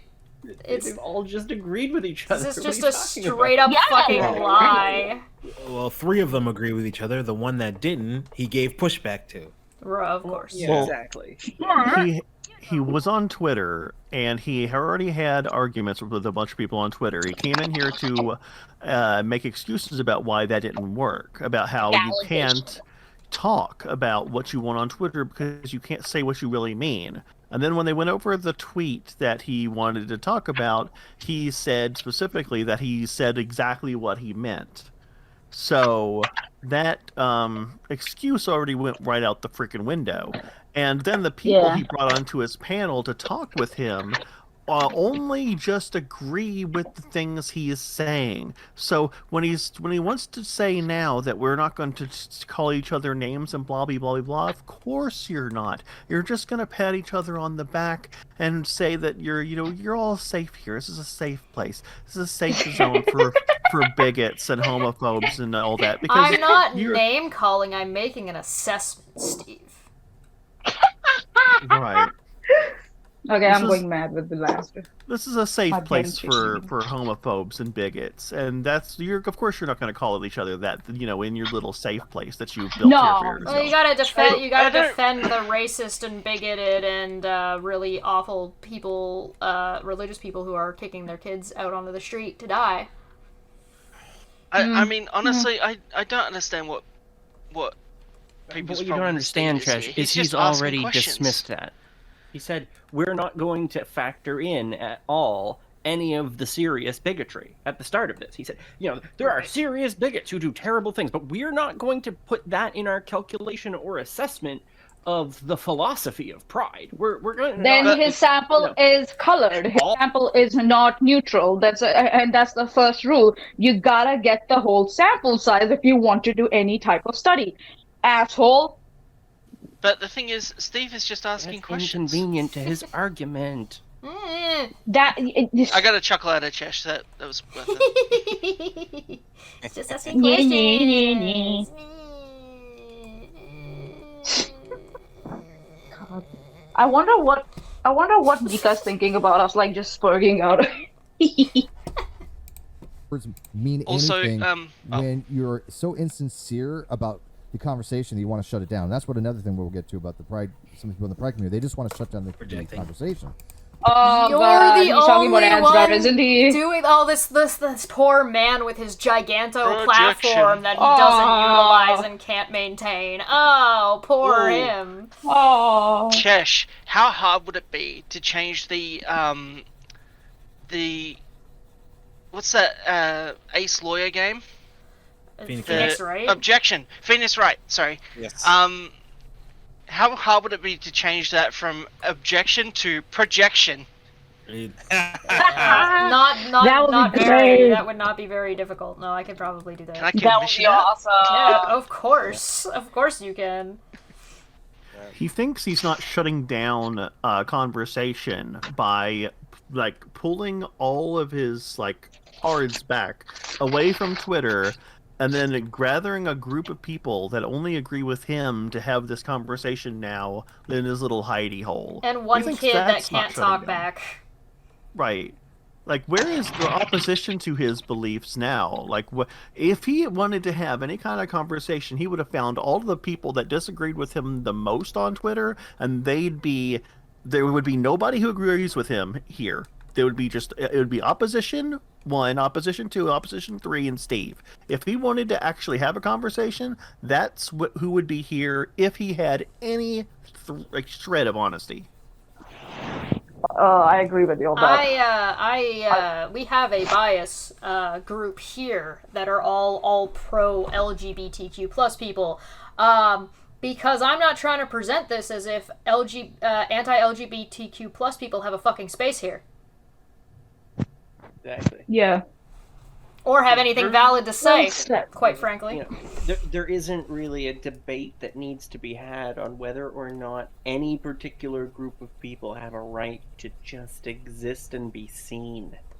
Yep. It's like, god, it's like those family members of mine that were here recently that say that there's not enough discussion regarding climate change on the opposite side, and I'm like, what could possibly convince you if you haven't been convinced up until this point. Yeah. Yep. But even when it comes from within their own community. Even when it comes from their own community, like Min, who just gave a suit chat earlier, he's gay and he agrees. Min is a transphobe. I can't be a bigot. Agrees I with have me a on gay this as well, friend. especially with the children stuff. Kwasa 5001 says, What? There are stuff we're all agreeing on, and yet when we say that on Twitter, we're suddenly transphobe and bigot. What gives? Exactly. That was my point. Because you're all transphobes and bigots in a circle jerk together, agreeing about how you're transphobes and bigots. How do you not understand that? Yeah. You blocked everybody who told you otherwise, dipshit. And I don't mean called you names. People didn't start calling you a transphobe until you started being transphobic. Yeah. To be fair to Steve. That's a misrepresentation. That's such a big misrepresentation of what happened. To be fair to Steve, the only time he gets any action these days is in a circle jerk. Yeah, fair enough. 100%, right? But like I said, there are. What's facts Kwasa doing there? If you don't do it at a certain time, it is much more dangerous. Praying for his life. Dangerous to do later on. I do get that. And Gotcha. there are certain surgeries that some people have had success with, but the vast Dying on a majority, hill. I think, Some are not people? very successful. It doesn't get rid of the gender dysphoria, and at the very worst, What? it could actually make things more harmful because it causes more mental anguish. Gender dysphoria for anyone never goes away because of stupid societal standards, Steve. Anyone like who's like a little overweight, past the supermodel standards, they have body dysmorphia. It never goes away. But what it does is that it does improve the quality of the life you're living. For sake. And some of it is hormonal imbalances. Yeah. Depression, people who are clinically depressed, depression doesn't go away. That doesn't mean we prevent them from fucking access to care that they I am need. the best example. I'm the best example of that. Like my depression is gone, but I'm managing the shit out of it. PTSD doesn't just fucking disappear either. Like, Right? even with good therapy and drugs and, like, working through it, it is always going to be present. It's the same thing. Yeah, some people would just say, "Oh, you have PTSD? What are you, some kind of sissy?" I That's probably hate it what they when would people say, if we can't get rid of it, why even bother mitigating it? That's what you're saying. Yeah. Why would you say that? It's like Because saying you just- that you broke because your these bone. people Why are you bothering deserve- putting a fracture, like a plaster on it? Like it's like that. Because these people deserve to suffer, in their opinion.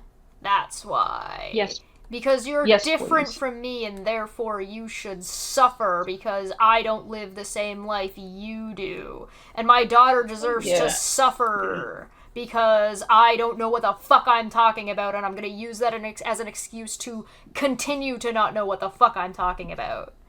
What they're saying is even And not educate slightly myself worse. at all. It's slightly worse. It's Really? there's Okay. a lot of people. There's a lot of people out there that are different than me. I have no problem with them. They can live their life. I accept them for who they are. But what they have to understand is Yeah. there's people that are like them that I don't like and that other people don't like. So they should accept the hate they receive and be okay with that. Or Yeah, have a little get grace, rid dude. of the people that I don't like for me. Right. And those people also don't actually exist. I made them Also that. in my head. Yeah. My imaginary Gender friend. dysmorphia. That's the wrinkle. Like, gender dysphoria is the actual... Yeah, by the way, who on this panel knows dick shit about psychology on Non Sequitur Show? Where's the expert on Generic. No, that's our expert. Where's and we've Yeah. also got She's talking their about panel, I Steve's see. expert. we've got Dave Yeah, in here who- too, so we got more than one opinion option and different coming Oh, from right, yeah. different angles. Yeah, Right? so where's the Non Sequitur Show one? You know who did throw this stream together in one day? This guy, and you know who's got better This goblin. guests? This guy. I've also This qualified proud all my goblin. statements as someone who knows fuck all about what the fuck I'm talking about. You see, still know more than them, though. I mean, that's not hard. Yeah. That's Right, not an right. achievement. So, like, where's your again? We're back to the citation needed.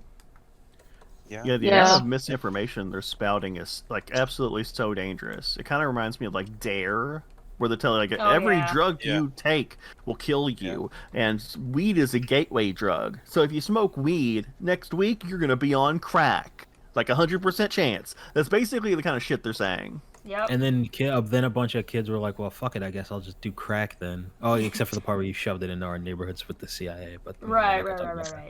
Yeah. But even still, think about the war on drugs with fucking Reagan. It's like it made it worse. So what are you talking about? Like, well, I mean, like, it was specifically targeted to make certain communities worse. So. Well, yeah. Yep. You know. Yep. I can't talk about that stuff because anytime in that aspect, you could call it successful. It was very successful. Worked on my grandmother. They're literally using drugs and the drugs. Yeah. They're literally using this as an excuse to not help anybody and just let them suffer. Yeah.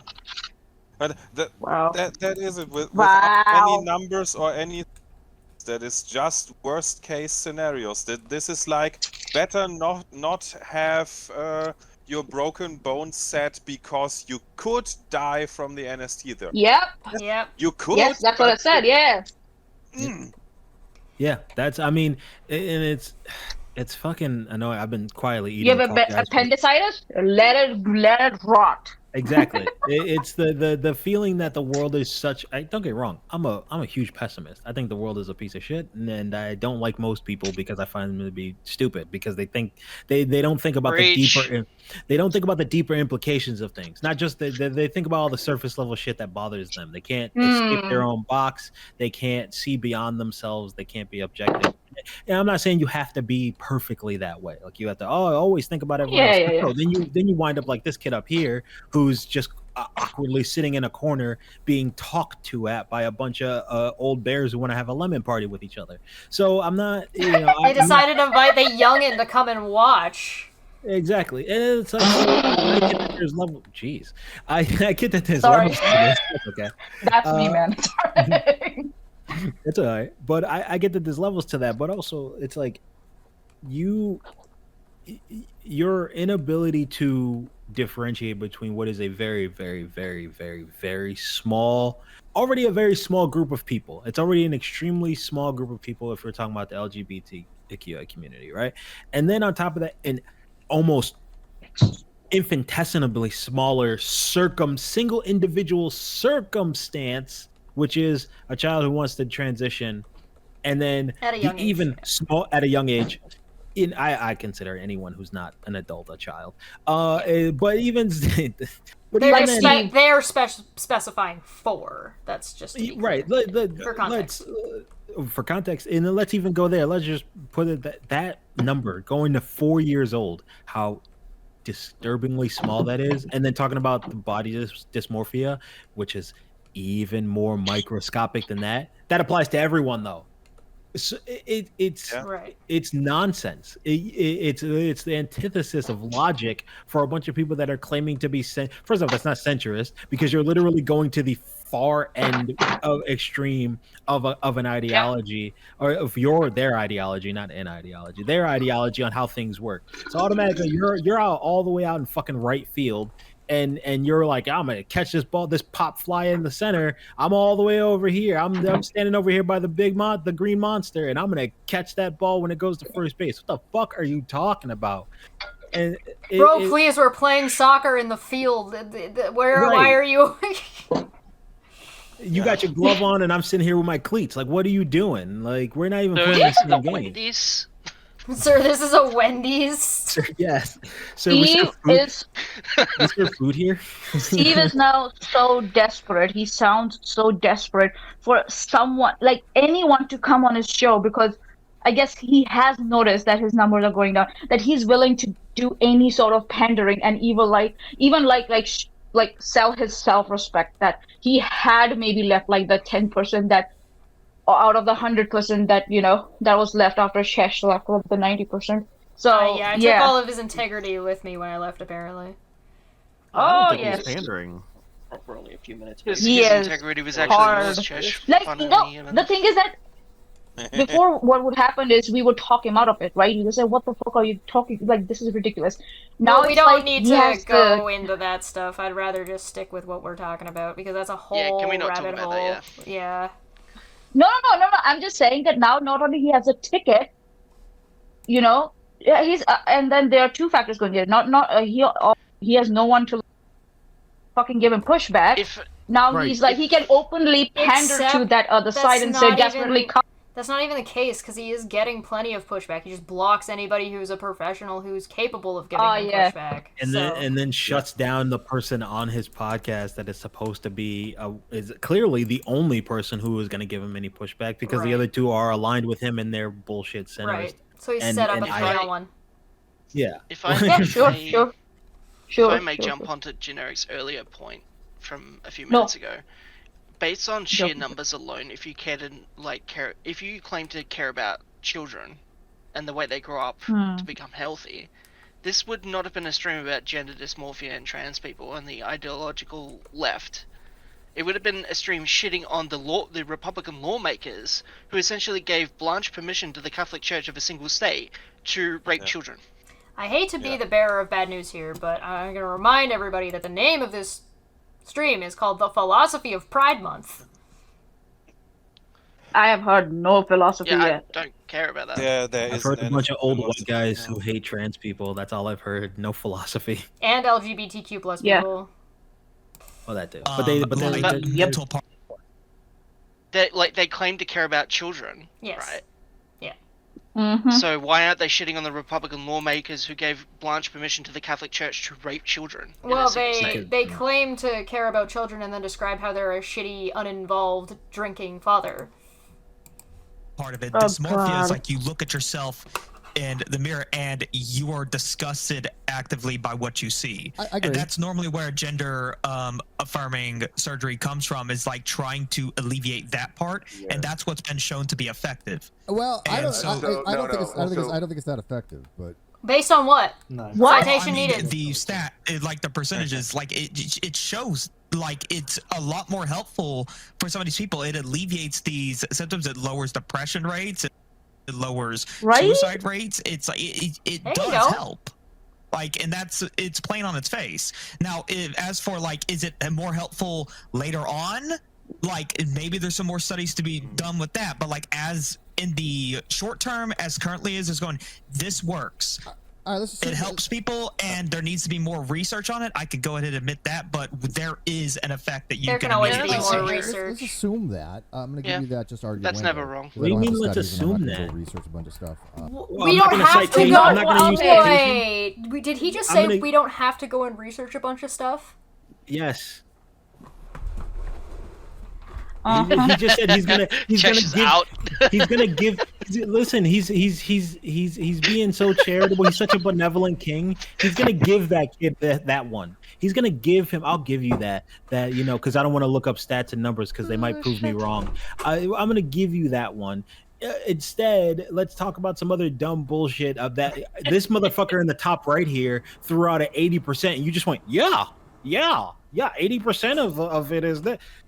But this kid is like, yeah, no, look, the statistics are out there. Well, we don't need to look those up. It's almost as if Steve knows that it would be in this kid's favor, and that Steve is a fucking idiot and doesn't know what he's talking about, and is just here to glad hand and pander to the people that are spewing hatred. He's literally only reading off the comments of the people that are doing so. I have this thing running in the background here, and he's just ignoring the shit and the clarifications and the other people, like, and pulling what he wants from certain comments, like April. It's like you're so fucking lost in the sauce and overcooked, One track dog. mind. His all he wants to do is push his agenda. Thank you, Rez. Is all he wants to do is just push his agenda of, I don't like the LGBTQA plus community, but I am an ally of them, except the ones I don't like because they're disgusting, filthy pieces of trash that don't deserve to live. That's literally what he's doing. Like, it would not be if Steve was just quietly sitting there with like a yes man, just bobbing his head up and down like a fucking bobblehead. That'd be one thing. But he is actively going against what he is, one, put in a stupid little picture in the beginning of this entire video, and two, is saying that he's against, but is for, but is against, and then the only person, The dude is a bigotry pendulum. That's, I mean, as long as there's a way to be bigoted against someone, Steve is clearly fine with that and just wants to bounce between the two different brands of bigotry. It's only a matter of time before like that pendulum swings over to black people. According, If I may, Generic, he is the old emaciated bull lazily charging the Matador's flag. He's not even and trying. achieving nothing as a result. I cannot believe we're sitting here watching the non sequitur show, and when somebody brings up facts and statistics, the answer is we don't need all that. Because it doesn't fit with my view of what the things are. My fantasy world doesn't conform. And he's the host. He's not like the arguing guest. He's the host with two people that are also against this person. Who have been spewing facts that he's just been going, have provided nothing. Yeah, but this kid, not gonna look it up.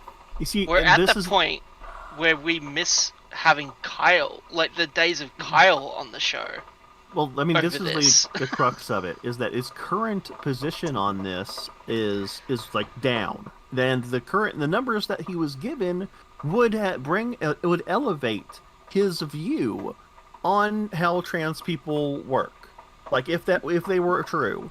So you would think, if he's right about himself not being a transphobe, that he would go, okay, you know what, I will take this chance to elevate my view of these people because I'm not a transphobe. And instead he's like, nah, fuck it, not even gonna look. Not gonna look, gonna assume you're wrong, but I'll give you this one because I don't want to argue that point with you. Because I'm wrong. Because I'm gonna look like an idiot. And it changes. It would have to change my worldview. And I like hating trans people.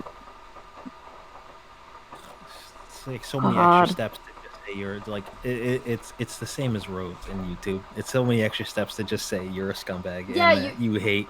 Like, why are we playing this game with each other? You're pretending you're under the guise of having debates and intellectual conversations, and you're a centrist. And he's not even looking up the shit that the other guys are saying opposed to what this kid is saying. He's just agreeing with. Yeah, he could look it up right now. He's sharing his screen. Oh, you said 80%? Oh, cool. Let's look that up real quick. No. He's going to pull up the stats soon. He's going to pull up the stats. You're going to love the source on the stats he pulls up. Oh, good. Oh, good. I just want to point out we're 35 minutes into this video and you guys have been at this for 6 hours. Yes, I'm aware. A lot of derp. This is not doing another 11 hour. However, as you said, research is critical. That these procedures, these medical procedures, are relatively new.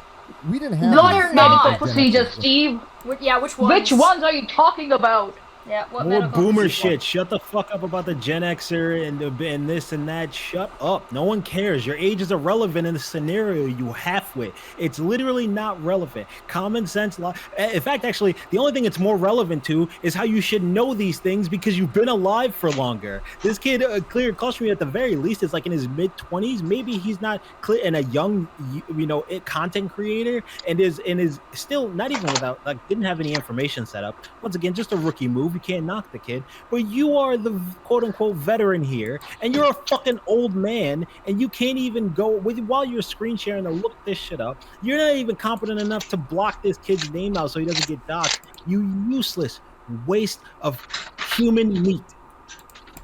In the 70s and 80s, okay, these procedures did not exist. If you said to somebody, "We're gonna," they did. Your people were getting surgeries behind people's backs. The same with abortions. Yes. The back alley procedures. Has he forgotten? What world does this guy live in? My life. I guess that's what happens when half of your life is on a fucking nuclear submarine. Like, it's insane, right? It doesn't work that way, right? Well, yeah, it is massive. Steve has already admitted that he doesn't know how any of this stuff works, and that's his reason why he would let his daughter suffer. He's already admitted that. So him saying that's not how this works and this isn't how that works, then it doesn't matter what you say. You've already admitted you don't know what you're talking about. You've given that up. Yeah. You've given up that place of authority. Give it away. It's a new thing. But it's still very experimental, I think. And no, it's not experimental. Complications. Holy shit! Citation needed. Where? Okay. Can we take the mask off Steve and unmask Tucker Carlson? What have you done with Steve? Tucker. If it were still in the experimental phase, you wouldn't be able to go to a hospital and actually get it assigned now. Right. These things, Yeah. all of these things go through rigorous testing before they're made available to the public. Period. There's a difference between experimental and routine. It is definitely not a routine surgery by any stretch of the imagination. Some of them are. Yeah, it's a major surgery. It depends on which ones you're talking about. Well, if you talk about going the full Monty, so to speak. Breast surgery is not uncommon. Sure, I'm more talking about the genitals, but... Well, it depends on what... That's what I mean. He didn't specify what. Right? And because he didn't specify what, we don't... breast surgery is definitely routine. Right, so getting either implants or reductions being so common, these are not unusual things to have done. Getting any kind of hormone treatment or therapy is also not new. I'm going through hormone therapy. I have my the fucking, what do you call them, Shesh? What do you call them? What? The estrogen pills. Oh, estrogen. Yeah, for my pimples and stuff. Shit. Joe Rogan uses testosterone. So the fuck what? Yeah. It's all gender affirming stuff. That's care that you need. Yeah. Yo. Also the case that the introduction of things like the puberty blockers and hormone replacement therapies for prepubescent children is now causing problems because the surgeries have been developed on adults that have been developed by essentially practicing them on... Citation needed. But they wouldn't be yeah, used seriously. on children. Yeah. You don't need to get breast reduction on a child who hasn't developed yet. Conversely, there are... Do you know how many there are... Anya, there are children who have developed too much too quickly and do need breast reduction. Yeah. That is a thing that happens to women. That is a thing that happens to young women and girls because they develop too much too fast and it causes problems for them. And so they need to get reduction done. This is not... None of the stuff they're describing is fucking new. Sorry, go ahead now. Yeah, I was going to say the same thing that you just said. Like, there's like girls around 15, 16, if I'm not wrong, they do go with like breast reduction surgeries. And then, and there are some male kids also like who have had their circumcision done wrong, get them corrected. Like, what are you talking about? If you have a pro children who get burns get like their skin grafting, then what the fuck is this guy talking about? If you have a pro LGBTQ plus channel, you do not let all of these kinds of things just sit and hang in the air unproperly challenged. Here. I also Sorry, go ahead. Oh, I just want to say because it's fucking Excel. Wow, so unprofessional. Fucking chat pops up there. With the Foley dude, this is the same guy. He's talking about all this the bitter nihilist over here who thinks you can't do anything about anything. Why does he care that the surgeries were done on adults and then were moved over to what doesn't matter? You can't do anything about it. Like, shut the fuck up. You don't even need to be in the chat. Like, this dude is now arguing against his logic of no, well, none of it matters. It's like, well, clearly something matters, you fucking dip. Also, like, by that same logic, we test shit on animals first, but animals aren't humans, so why should we be curing cancer? Why do we even have penicillin? Like, what's even the point? Why cure polio? Just let people's toes stay fucked up. Like, shut up. Ugh. Shut up. Bullshit. That are anatomically intact, who haven't had hormone blockers or hormone therapy pre-puberty, and as such, there is a certain amount of biological tissue there for the surgeons to work with. We're now citation needed. Are you a doctor? That have been taken... Are you a surgeon? Seriously. Yeah. Where are you getting this information from? Because you're speaking as if you're speaking from a place of authority that surgeons don't have enough to work with. Show me. Getting it from one story. He's getting it from one story of one. I know, like I don't know if what I saw is correct or not. See, I'm making a distinction, but I've seen like surgeries where for I guess like making out a penis from your own skin and muscle mass is going to be a very major surgery. So you have to be like a certain age to get that done. But in those surgeries, yes, they do need certain types of skin and muscle mass from your body to develop those organs. I'm sorry, But are you apart from that, telling me that not every surgery and every procedure works for every person in the exact same fucking way? No! Nah, it can't be. If, hold on. Also, hold on. We have silicone breast implants. We are also seeing the like this coming up trend of like the silicone like genitals for males. Like, do they like? I know this much. Just like scrolling through social media and checking where the stuff is coming from, and these guys have no fucking clue what's going on around them. It's not that they don't have any clue, it's that they're actively ignoring it. Right. Yeah, They don't want to know. Like, if they don't take hormone blockers, he's acting like if they don't take hormone blockers, that every guy who goes through puberty is just gonna have a big dick. Like me? Nah, not true. Trust me. I got a big gut through the course of puberty because my dad's 6'6" and my mom's 5 foot. So I just became a kind of tall, fat kid. Like, it works different for other people. Like, I don't understand. Once again, this is There's like the a level bitter of genetics going on, right? Like he's just acting like, oh, I can find one case where somebody was underdeveloped and it made their transitioning surgeries. Yeah, I saw some comments on Rumble that said this thing happened, so it must be true. Fucking dip. Right. It's one of those situations where you have like surgeries. This surgery had complications. Yes, there are situations where any surgery can have complications. Welcome to surgery. Therefore, we should stop all surgeries? Apparently. Oh, no, just the ones God. they don't like. The ones that help people they fucking hate, those surgeries should be abolished for some convenient reason. Yeah. Oh, okay, gotcha. This person who doesn't know anything and admitted to knowing nothing should be able to stop their child from getting necessary care. The guy that gets nothing, Jon Snow. The guy who sits around by the poolside getting drunk while his wife takes care of his kid is about to proselytize about what kids need and don't need as he's sitting at the pool laughing at his kid drinking a beer and not being a good. Also, fucking, I never know. Mocking his child. Mocking his child, laughing and mocking at his child for getting his hair done up. And Imagine his son grows up and he sees that. Something, toxic masculinity. Whee! Yay. I think we're all victims of that here. Puberty blockers and We are victim of Steve's toxic masculinity, by the way. Pre-puberty, which affects their development through puberty, which now means the techniques that the surgeons have in order to create the quote-unquote neo Then let the surgeons complain about it. Why are you here? We suppress the development of it. So he's talking like that he has had a personal experience or He's talking like not giving trans people care is giving trans people better care in the future when they don't want those trans people to have care at all.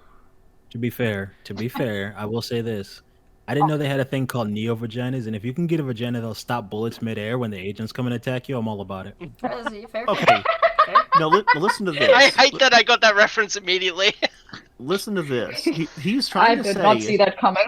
He's like, look, my hatred. He's like, my hatred of you is actually going to help you. Gaslighting. As free from problems as you would think. Well, do you think, based on how they're presented in the media, but also it's are you guys ready for especially when you're dealing with children, in this whole scope of just the exclusively self-identification, children are not competent enough and able to take their pick within the free market of ideas. If you want to start... No, you're not competent enough because you're not picking from the full market. You're specifically picking things out of the market. Yeah, like, does he think like the kid goes like online on a website like Amazon and says, yep, I'm going to take that. I'm going to take the penis. I'm going to take the balls. I'm going to take the hair. Yeah, and I'm going to take the chest hair. Yeah. In America, in this economy, no. Damn, Hell Mr. no. Potato Head confused all the kids. Then, okay, so if that's the case, then why is this guy not concerned about all the straight propaganda? Exactly. And all the sports Because that's propaganda. Straight And all the propaganda. military propaganda. You know, if it Straight was as propaganda. easy, Bullshit. if it was as easy as he says it is, I'm just gonna get like 2 more penises. If it was this easy, what are all the trans people complaining about? Jesus. Right? I mean, it's insane how like straight propaganda, as you put it, leads to like the propagation of the human race, and yet it's the gay people that tend to be better parents. Funny that one. Weird. Talking about gender It's like as if they ideology, appreciate what ecology, they diversity, have. things like that. Great, because you've got enough development, you've got enough miles under you, behind you, to be able to take part in the free market of ideas. And Unless those ideas clash with his. Your ideas have nothing to do with someone else's view of themselves. Fuck off. It's none of your business. It's not the free market of an idea at all. You don't have body dysmorphia unless John Foley says so. Yeah, we've got to put it up for debate over on Non Sequitur Show with a bunch of fucking bigots. Can I just say, God, we also don't like condone or like not, I forget the word, but not condone surgeries based on complications. They're Right. weighed on cost benefit analysis. Right. With the recent advent of like irradiated discs that they implant next to cancerous tumors in order to reduce the growth, like there are still complications that arise with that new kind of surgery technique. But they come up with ways around those complications, or they come up with ways to combat those complications. We don't just suddenly say, oh, there's complications, so we shouldn't do it. That's not how any of this works. Well, I mean, here's the thing, though, Rez, and you're highlighting a point. The complication is it is them. They're the problem. They are the problem, and they're more important than everything else. So it is too great in their mind, because they are the ones that have they're the ones that have to properly say the phrase LGBTQA plus, because it's way too fucking hard. And they are the ones that have to Sorry, I couldn't help it. It's fine. They are the ones that have to have the tough discussions with their kids. They are the ones that have to parent their kids and do things properly. And that's always the thing. Is They that have it's to too go out of hard. their way and educate themselves about something they don't really understand. Yeah. But Oh, okay. You know, if what do we know? being trans somehow caused you to get like a certain kind of surgery where getting that implanted would be very effective, they would be against it. Honestly, you can Yeah. be trans and decide not to go through with surgeries. It's also also they're like dense belief that you just have to go and start having yourself cut up in order to be trans is also just like As if that's another thing. and as if there isn't like a bunch of like bars in the way to get you to that point. Like generally, if you Right. try to transition before you're gonna get anywhere close to surgery, you need to start being like, okay, well, go live as a woman for a little while and see how you feel about it then, or a man There's for a also- little yeah, while like- and see how you feel about it, and then hormone therapy, and then surgery. Right. This Psychological completely therapy. negates the entire fucking economic Transition. barrier and the transition part Yeah, of exactly. the transition. The biggest barrier is cost. Like most people just can't afford to do it, even if they wanted to, and the majority of trans people don't even want to go for sex reassignment. Look, these guys watched Newsmax a few times. They'll tell you about how it works when you're trans, okay? Steve's out here paying for the fucking Daily Wire subscription. What? Oh yeah, Steve definitely. He writes that off as a business expense. That's the only research he does. Sorry, I laughed like a Can't do banshee. that. I can get my son and I can get my daughter to say pretty much whatever I like. Wow. What if you talk to him? Instead of sitting by the pool drinking beer. Control. So are you telling me that, manipulate and that control your proving your kids point is... What the fuck? Yeah, so that means proving your point is more important to you than the well-being of your child. Gotcha. No, gotcha, it makes means sense. that goes he in all imposes. directions. It means that he already knows because he knows this because he's already done it to his kids. He's already Parents into the out kids, here. knowingly and unknowingly. No, this guy's done it knowingly. Otherwise, he wouldn't be so No, confident. I'm saying Oh. it's both. Like all parents do this both knowingly and unknowingly. Right, but I'm And talking he's about taking- this fucking shit in particular. And in this fucking shit that he's describing in particular is he is going out of his way to manipulate his children and, I can just make my kids believe me. So you're abusing them. Yeah, that's what I I'm can saying. make like, them making a say point whatever is far I want. More important. Because Yeah, being a... making a point is far more important Well, than... it's not even the point. It doesn't matter what he's teaching them. He's doing the thing that he's so concerned about people doing to kids that are trans, or like making kids be trans by telling them to believe a certain thing. I see. The whole thing has been projection this entire time. He's the shitty parent. He's the one who doesn't know what he's doing. He's the one who's manipulating and abusing his children for his ideology. And by the sounds of it, his partner has a very healthy approach to all this shit, and he hates it. He hates it. Yeah, he sits around getting drunk so he can disassociate from it and laughing about it like a movie villain. Like he thinks they're stupid when they're just having a grand old time, and he's just out being miserable and drunk. I would like to add We're that being King- honest. Sorry, go ahead, Red. Like, religion lives or dies on the fact that all parents do this. Yeah, to a certain extent. But also to another point to what he's talking about here, he's sitting there by the poolside drinking, laughing, and all that while his wife builds a healthy connection with their son, and he just goes, "Well, I mean, I could just always tell him whatever to do." Like he's just so confident in his ability to abuse his children that he thinks the fact that his wife is building positive connections with her son and accepting him is a joke because he can just yell at them to make them do whatever he says that he wants them to do. As he neglects them and lets his wife do all the heavy lifting, he just gets to be angry with a square chin. I'm not making this Gets to be the accusation. overlord. Yeah, I'm not making this accusation or this assessment lightly. I'm making this accusation and assessment based on what this guy has told us so far. He basically mocks his kid for being gay or being trans because his wife and his son had a good time at the pool with his hair tied up. And then turns around and says that I can make my kids do or say whatever I want them to do or say. Manipulate them, right, exactly. I can control them. God, this guy's All of issues. these words are massive red flags. And Steve's not questioning him at all. Because No, Steve, he gave pushback. Steve He agrees gave with him. pushback to the kid. Yeah, because Steve agrees with him, and he's compounding that even more by quietly sitting there. But every time that Owl points out anything and tries to be a little bit level-headed, and interrupts sure, there's exactly. He cuts him right off. So we all know where Steve is, and it's just like the fact that he's continuing to push this lie. It's a lie. Let me address him right now, Steve. You saying you're a centrist and all that, and this dude Foley, you just saying you identify as, first off, nice trans politics right there. You have dysphoria of your actual you opinions. have political dysphoria. Like, good job. You're not actually those things.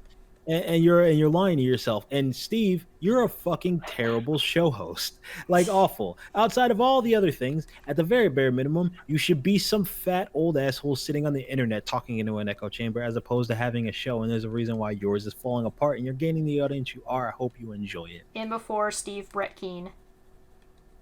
Side note. Yeah, Side wow, note. that's actually. Yeah, huh? Uh-huh. He's kind of like if Brett Keane went on the Atkins diet. Give it time. Side note. We also have a whole other issue being brought up here, and it's that this idea that these people get to self-identify politically however they want, and there's not even a fucking question about it.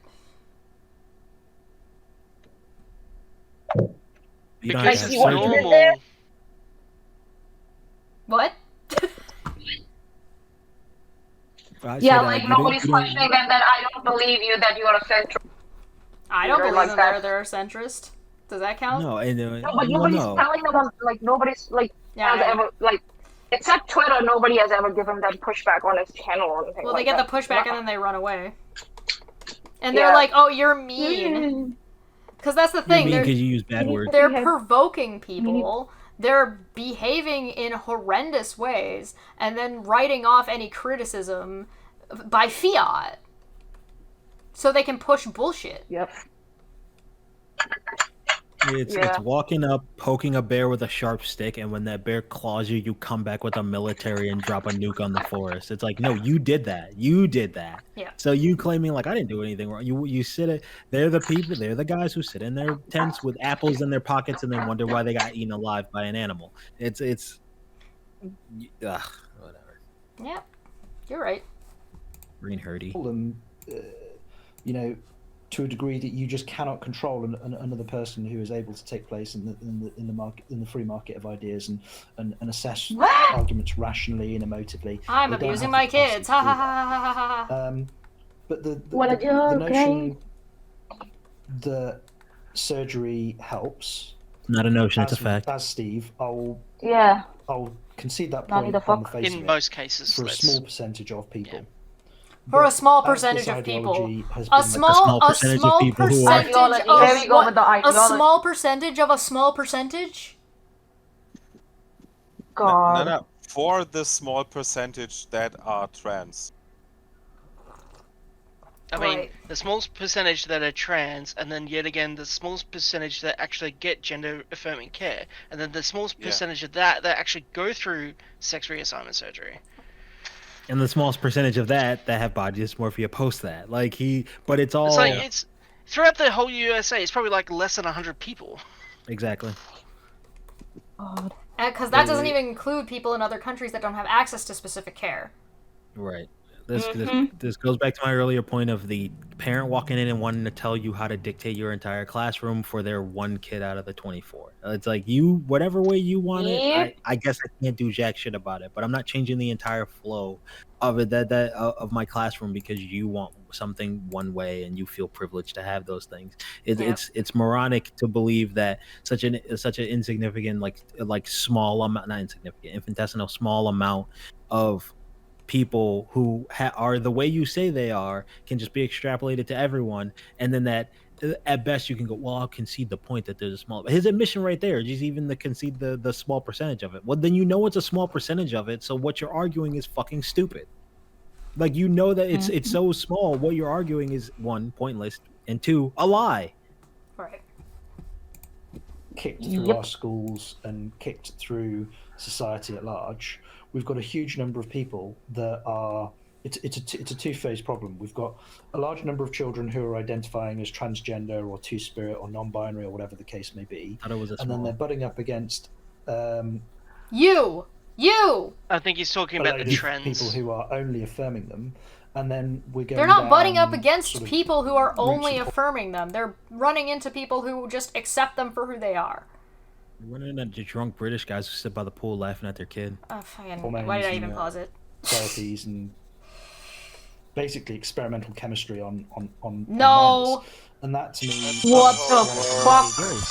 Woo! I'm awake. Sorry about that. I'm awake. Sorry about that. Yeah, you caught me. I thought that was my phone for a second. But I don't. Even if we concede that the surgeries do help, I don't think we can then. We have to look at how do we identify these individuals? How do we identify them? And there's such a high number of children who come out the other Maybe they side should of just wear puberty badges are and live in camps. gay or lesbian or bisexual or whatever. If you can't competently identify who those people are pre-puberty, post-puberty, then you don't have a justification. That's why pre-puberty. That's why you give them.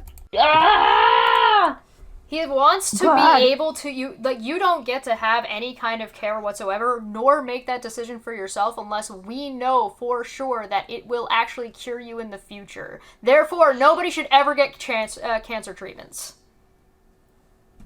What the fuck?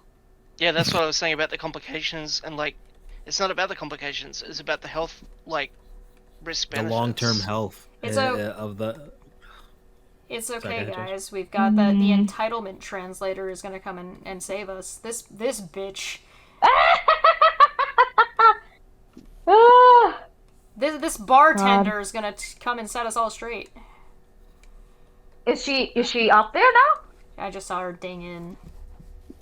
Because if whatever. more of these children come out the other side of puberty as being gay or bisexual or lesbian or whatever, then you are objectively going to be doing more harm than good if you intervene on Being every a single one turf, of those children. even being a turf when talking, it's literally just as like or whatever. This is that they- assuming they survive without the care, which it's a statistic likelihood that they will not. And And nobody is giving any surgeries to kids before puberty. There's a reason puberty blockers are first provided, and then psychological evaluation are done till they reach a certain age. And after then, also, they have to go through a lot, and the parents also have to go through a lot before it's actually like finalized that they will get any surgery. Because, like Chef said, a lot of times kids don't go through the reassignment surgery because they're like, what if, and they err on the side of precaution. These people are morons. Morons.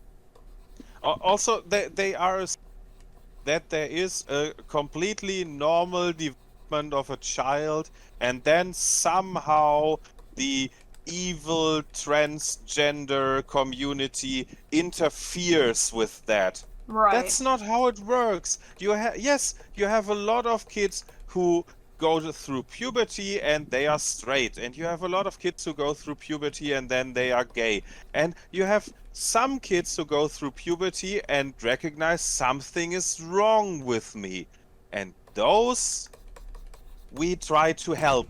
It is not we interfering with their normal development. That's not how it works. This could be scaring people from getting the care that they actually need. It's fear-mongering, yes. Just as bad as the anti-vax movement. Yep. Yeah. Yep. It's really bad science. It's a complete misrepresentation. We don't really have proof, but you better not get autism. Yeah, no, shut up. Right. Anti-climate change as well. Yeah, it falls. This is some flat Earth shit. Yep. No, I'll disagree with that only in the sense that, like, you know what, Shaq and Kyrie Irving thinking that the Earth is flat doesn't really hurt anybody. They're just stupid, and you laugh at them and move on. This hurts people. This fucker is actually actively hurting his kid with his ideologies and his way of parenting. As someone who is in my profession, I specialized in child development and early adolescence, and was a teacher. I've worked in different, as I mentioned before, worked in different social services. I worked in homeless shelters with teenagers and things of that nature. And this, just to peel all the way back to the beginning of this entire thing, and I'm not going to go too far. He never even like properly introduced any of the credentials, and like I know where this because there aren't any. Exactly, but I know that we're not doing like the most like professional thing around here either. But we all kind of mention what we do and what we know at some point. These guys have not. They're just saying words, and Steve's just going, yeah. We're also not speaking as authorities on telling people what not to do and what not they should do. We're talking about the social aspect of this and the parts that they're ignoring. Mm-hmm. Yep. They're supposed to talk about. They were supposed to talk about ideology. Flat Earth did kind of tangentially hurt people because it led to people like Nathan Oakley approaching kids at a playground, potentially like. Oh yeah. Oh yeah, that is. Right, you win that one. There was also that they were trying to get it into schools and abusing children with it. Luckily, they got shot down by people doing the things that we're doing, but they did it on the Non Sequitur show. Funny thing that. Wow. Funny how that thing goes around. Transgender. Is this one of those things that you think, real quick, that maybe it was just LGB, the community? You know, if it was just that, there would be maybe less pushback. Whoa! Holy shit! This guy. We need to clip this. We need to clip this. This needs to be clips. Clips Did I miss a ballpark? Can you go back? Yeah, I'll go back.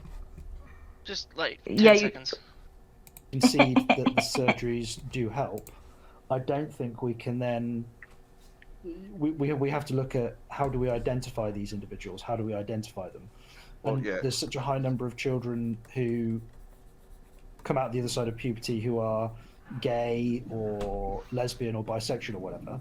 If you can't competently identify who those people are pre-puberty, post-puberty, then you don't have a justification to act in any direction. Your sexual orientation has nothing to do with your sexual identity. As being gay or bisexual or lesbian or whatever, then you are objectively going to be doing more harm than good if you intervene on every single one of those children who claim pre-puberty that they're transgender. Is this one of those things that you think real quick that maybe it was just LGB, the community? You know, if it was just that, there would be maybe less pushback. But when you added in the other letters, absolutely, it becomes a big tent. It becomes a really Wow. big tent. Okay, I see.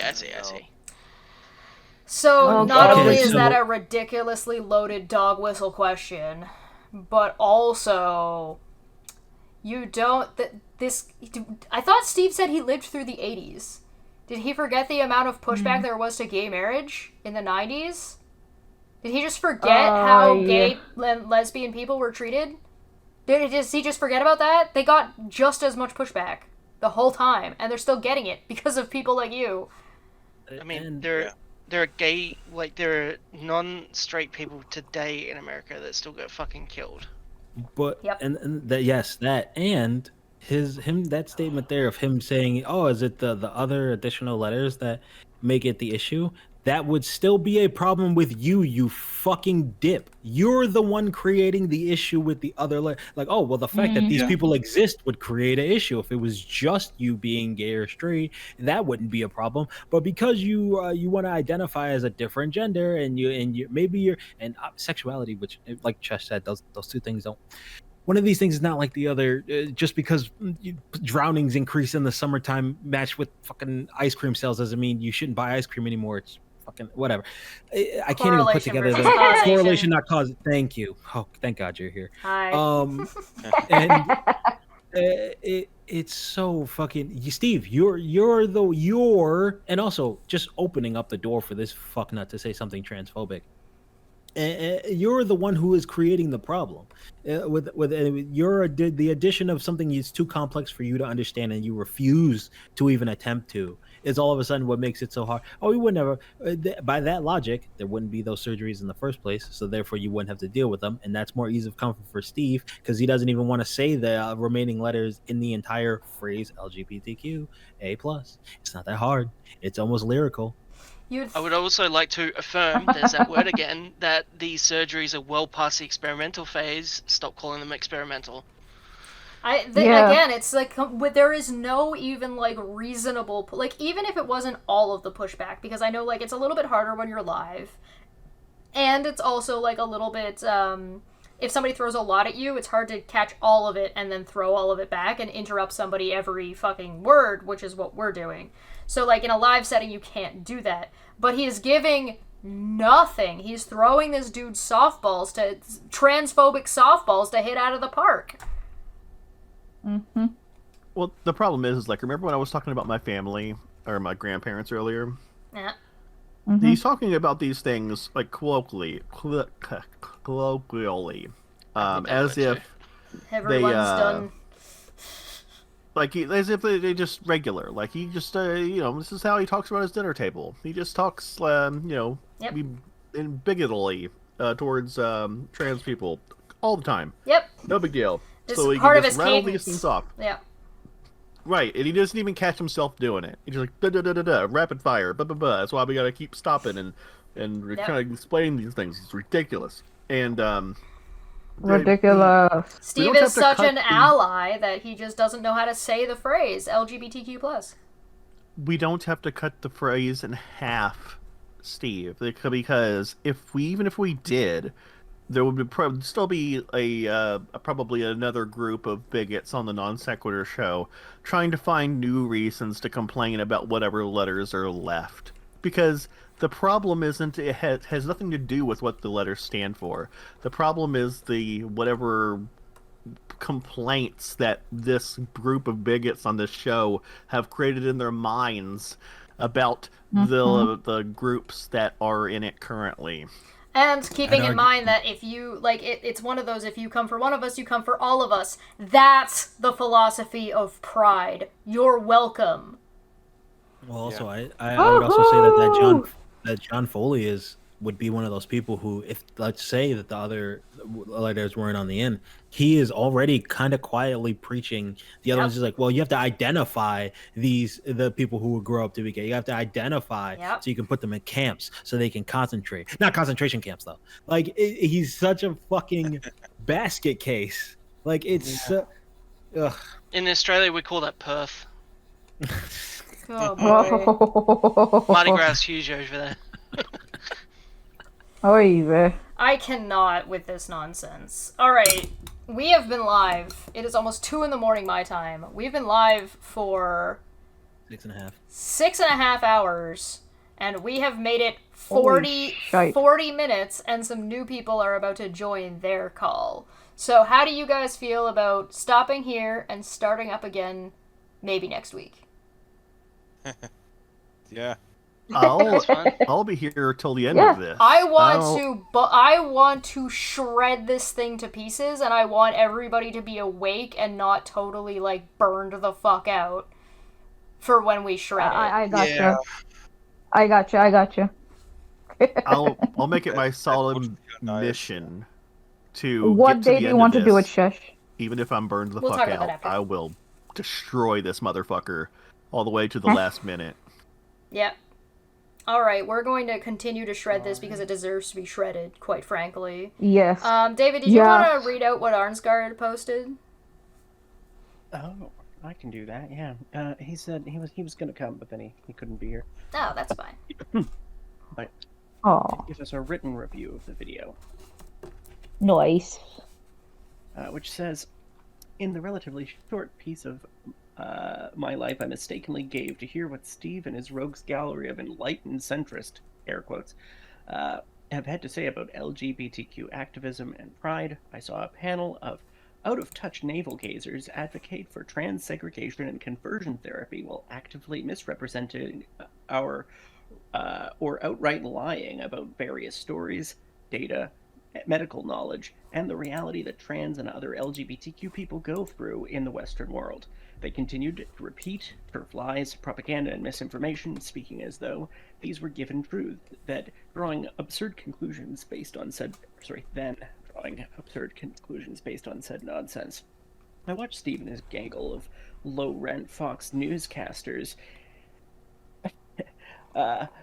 employ all the same tactics as ancient aliens.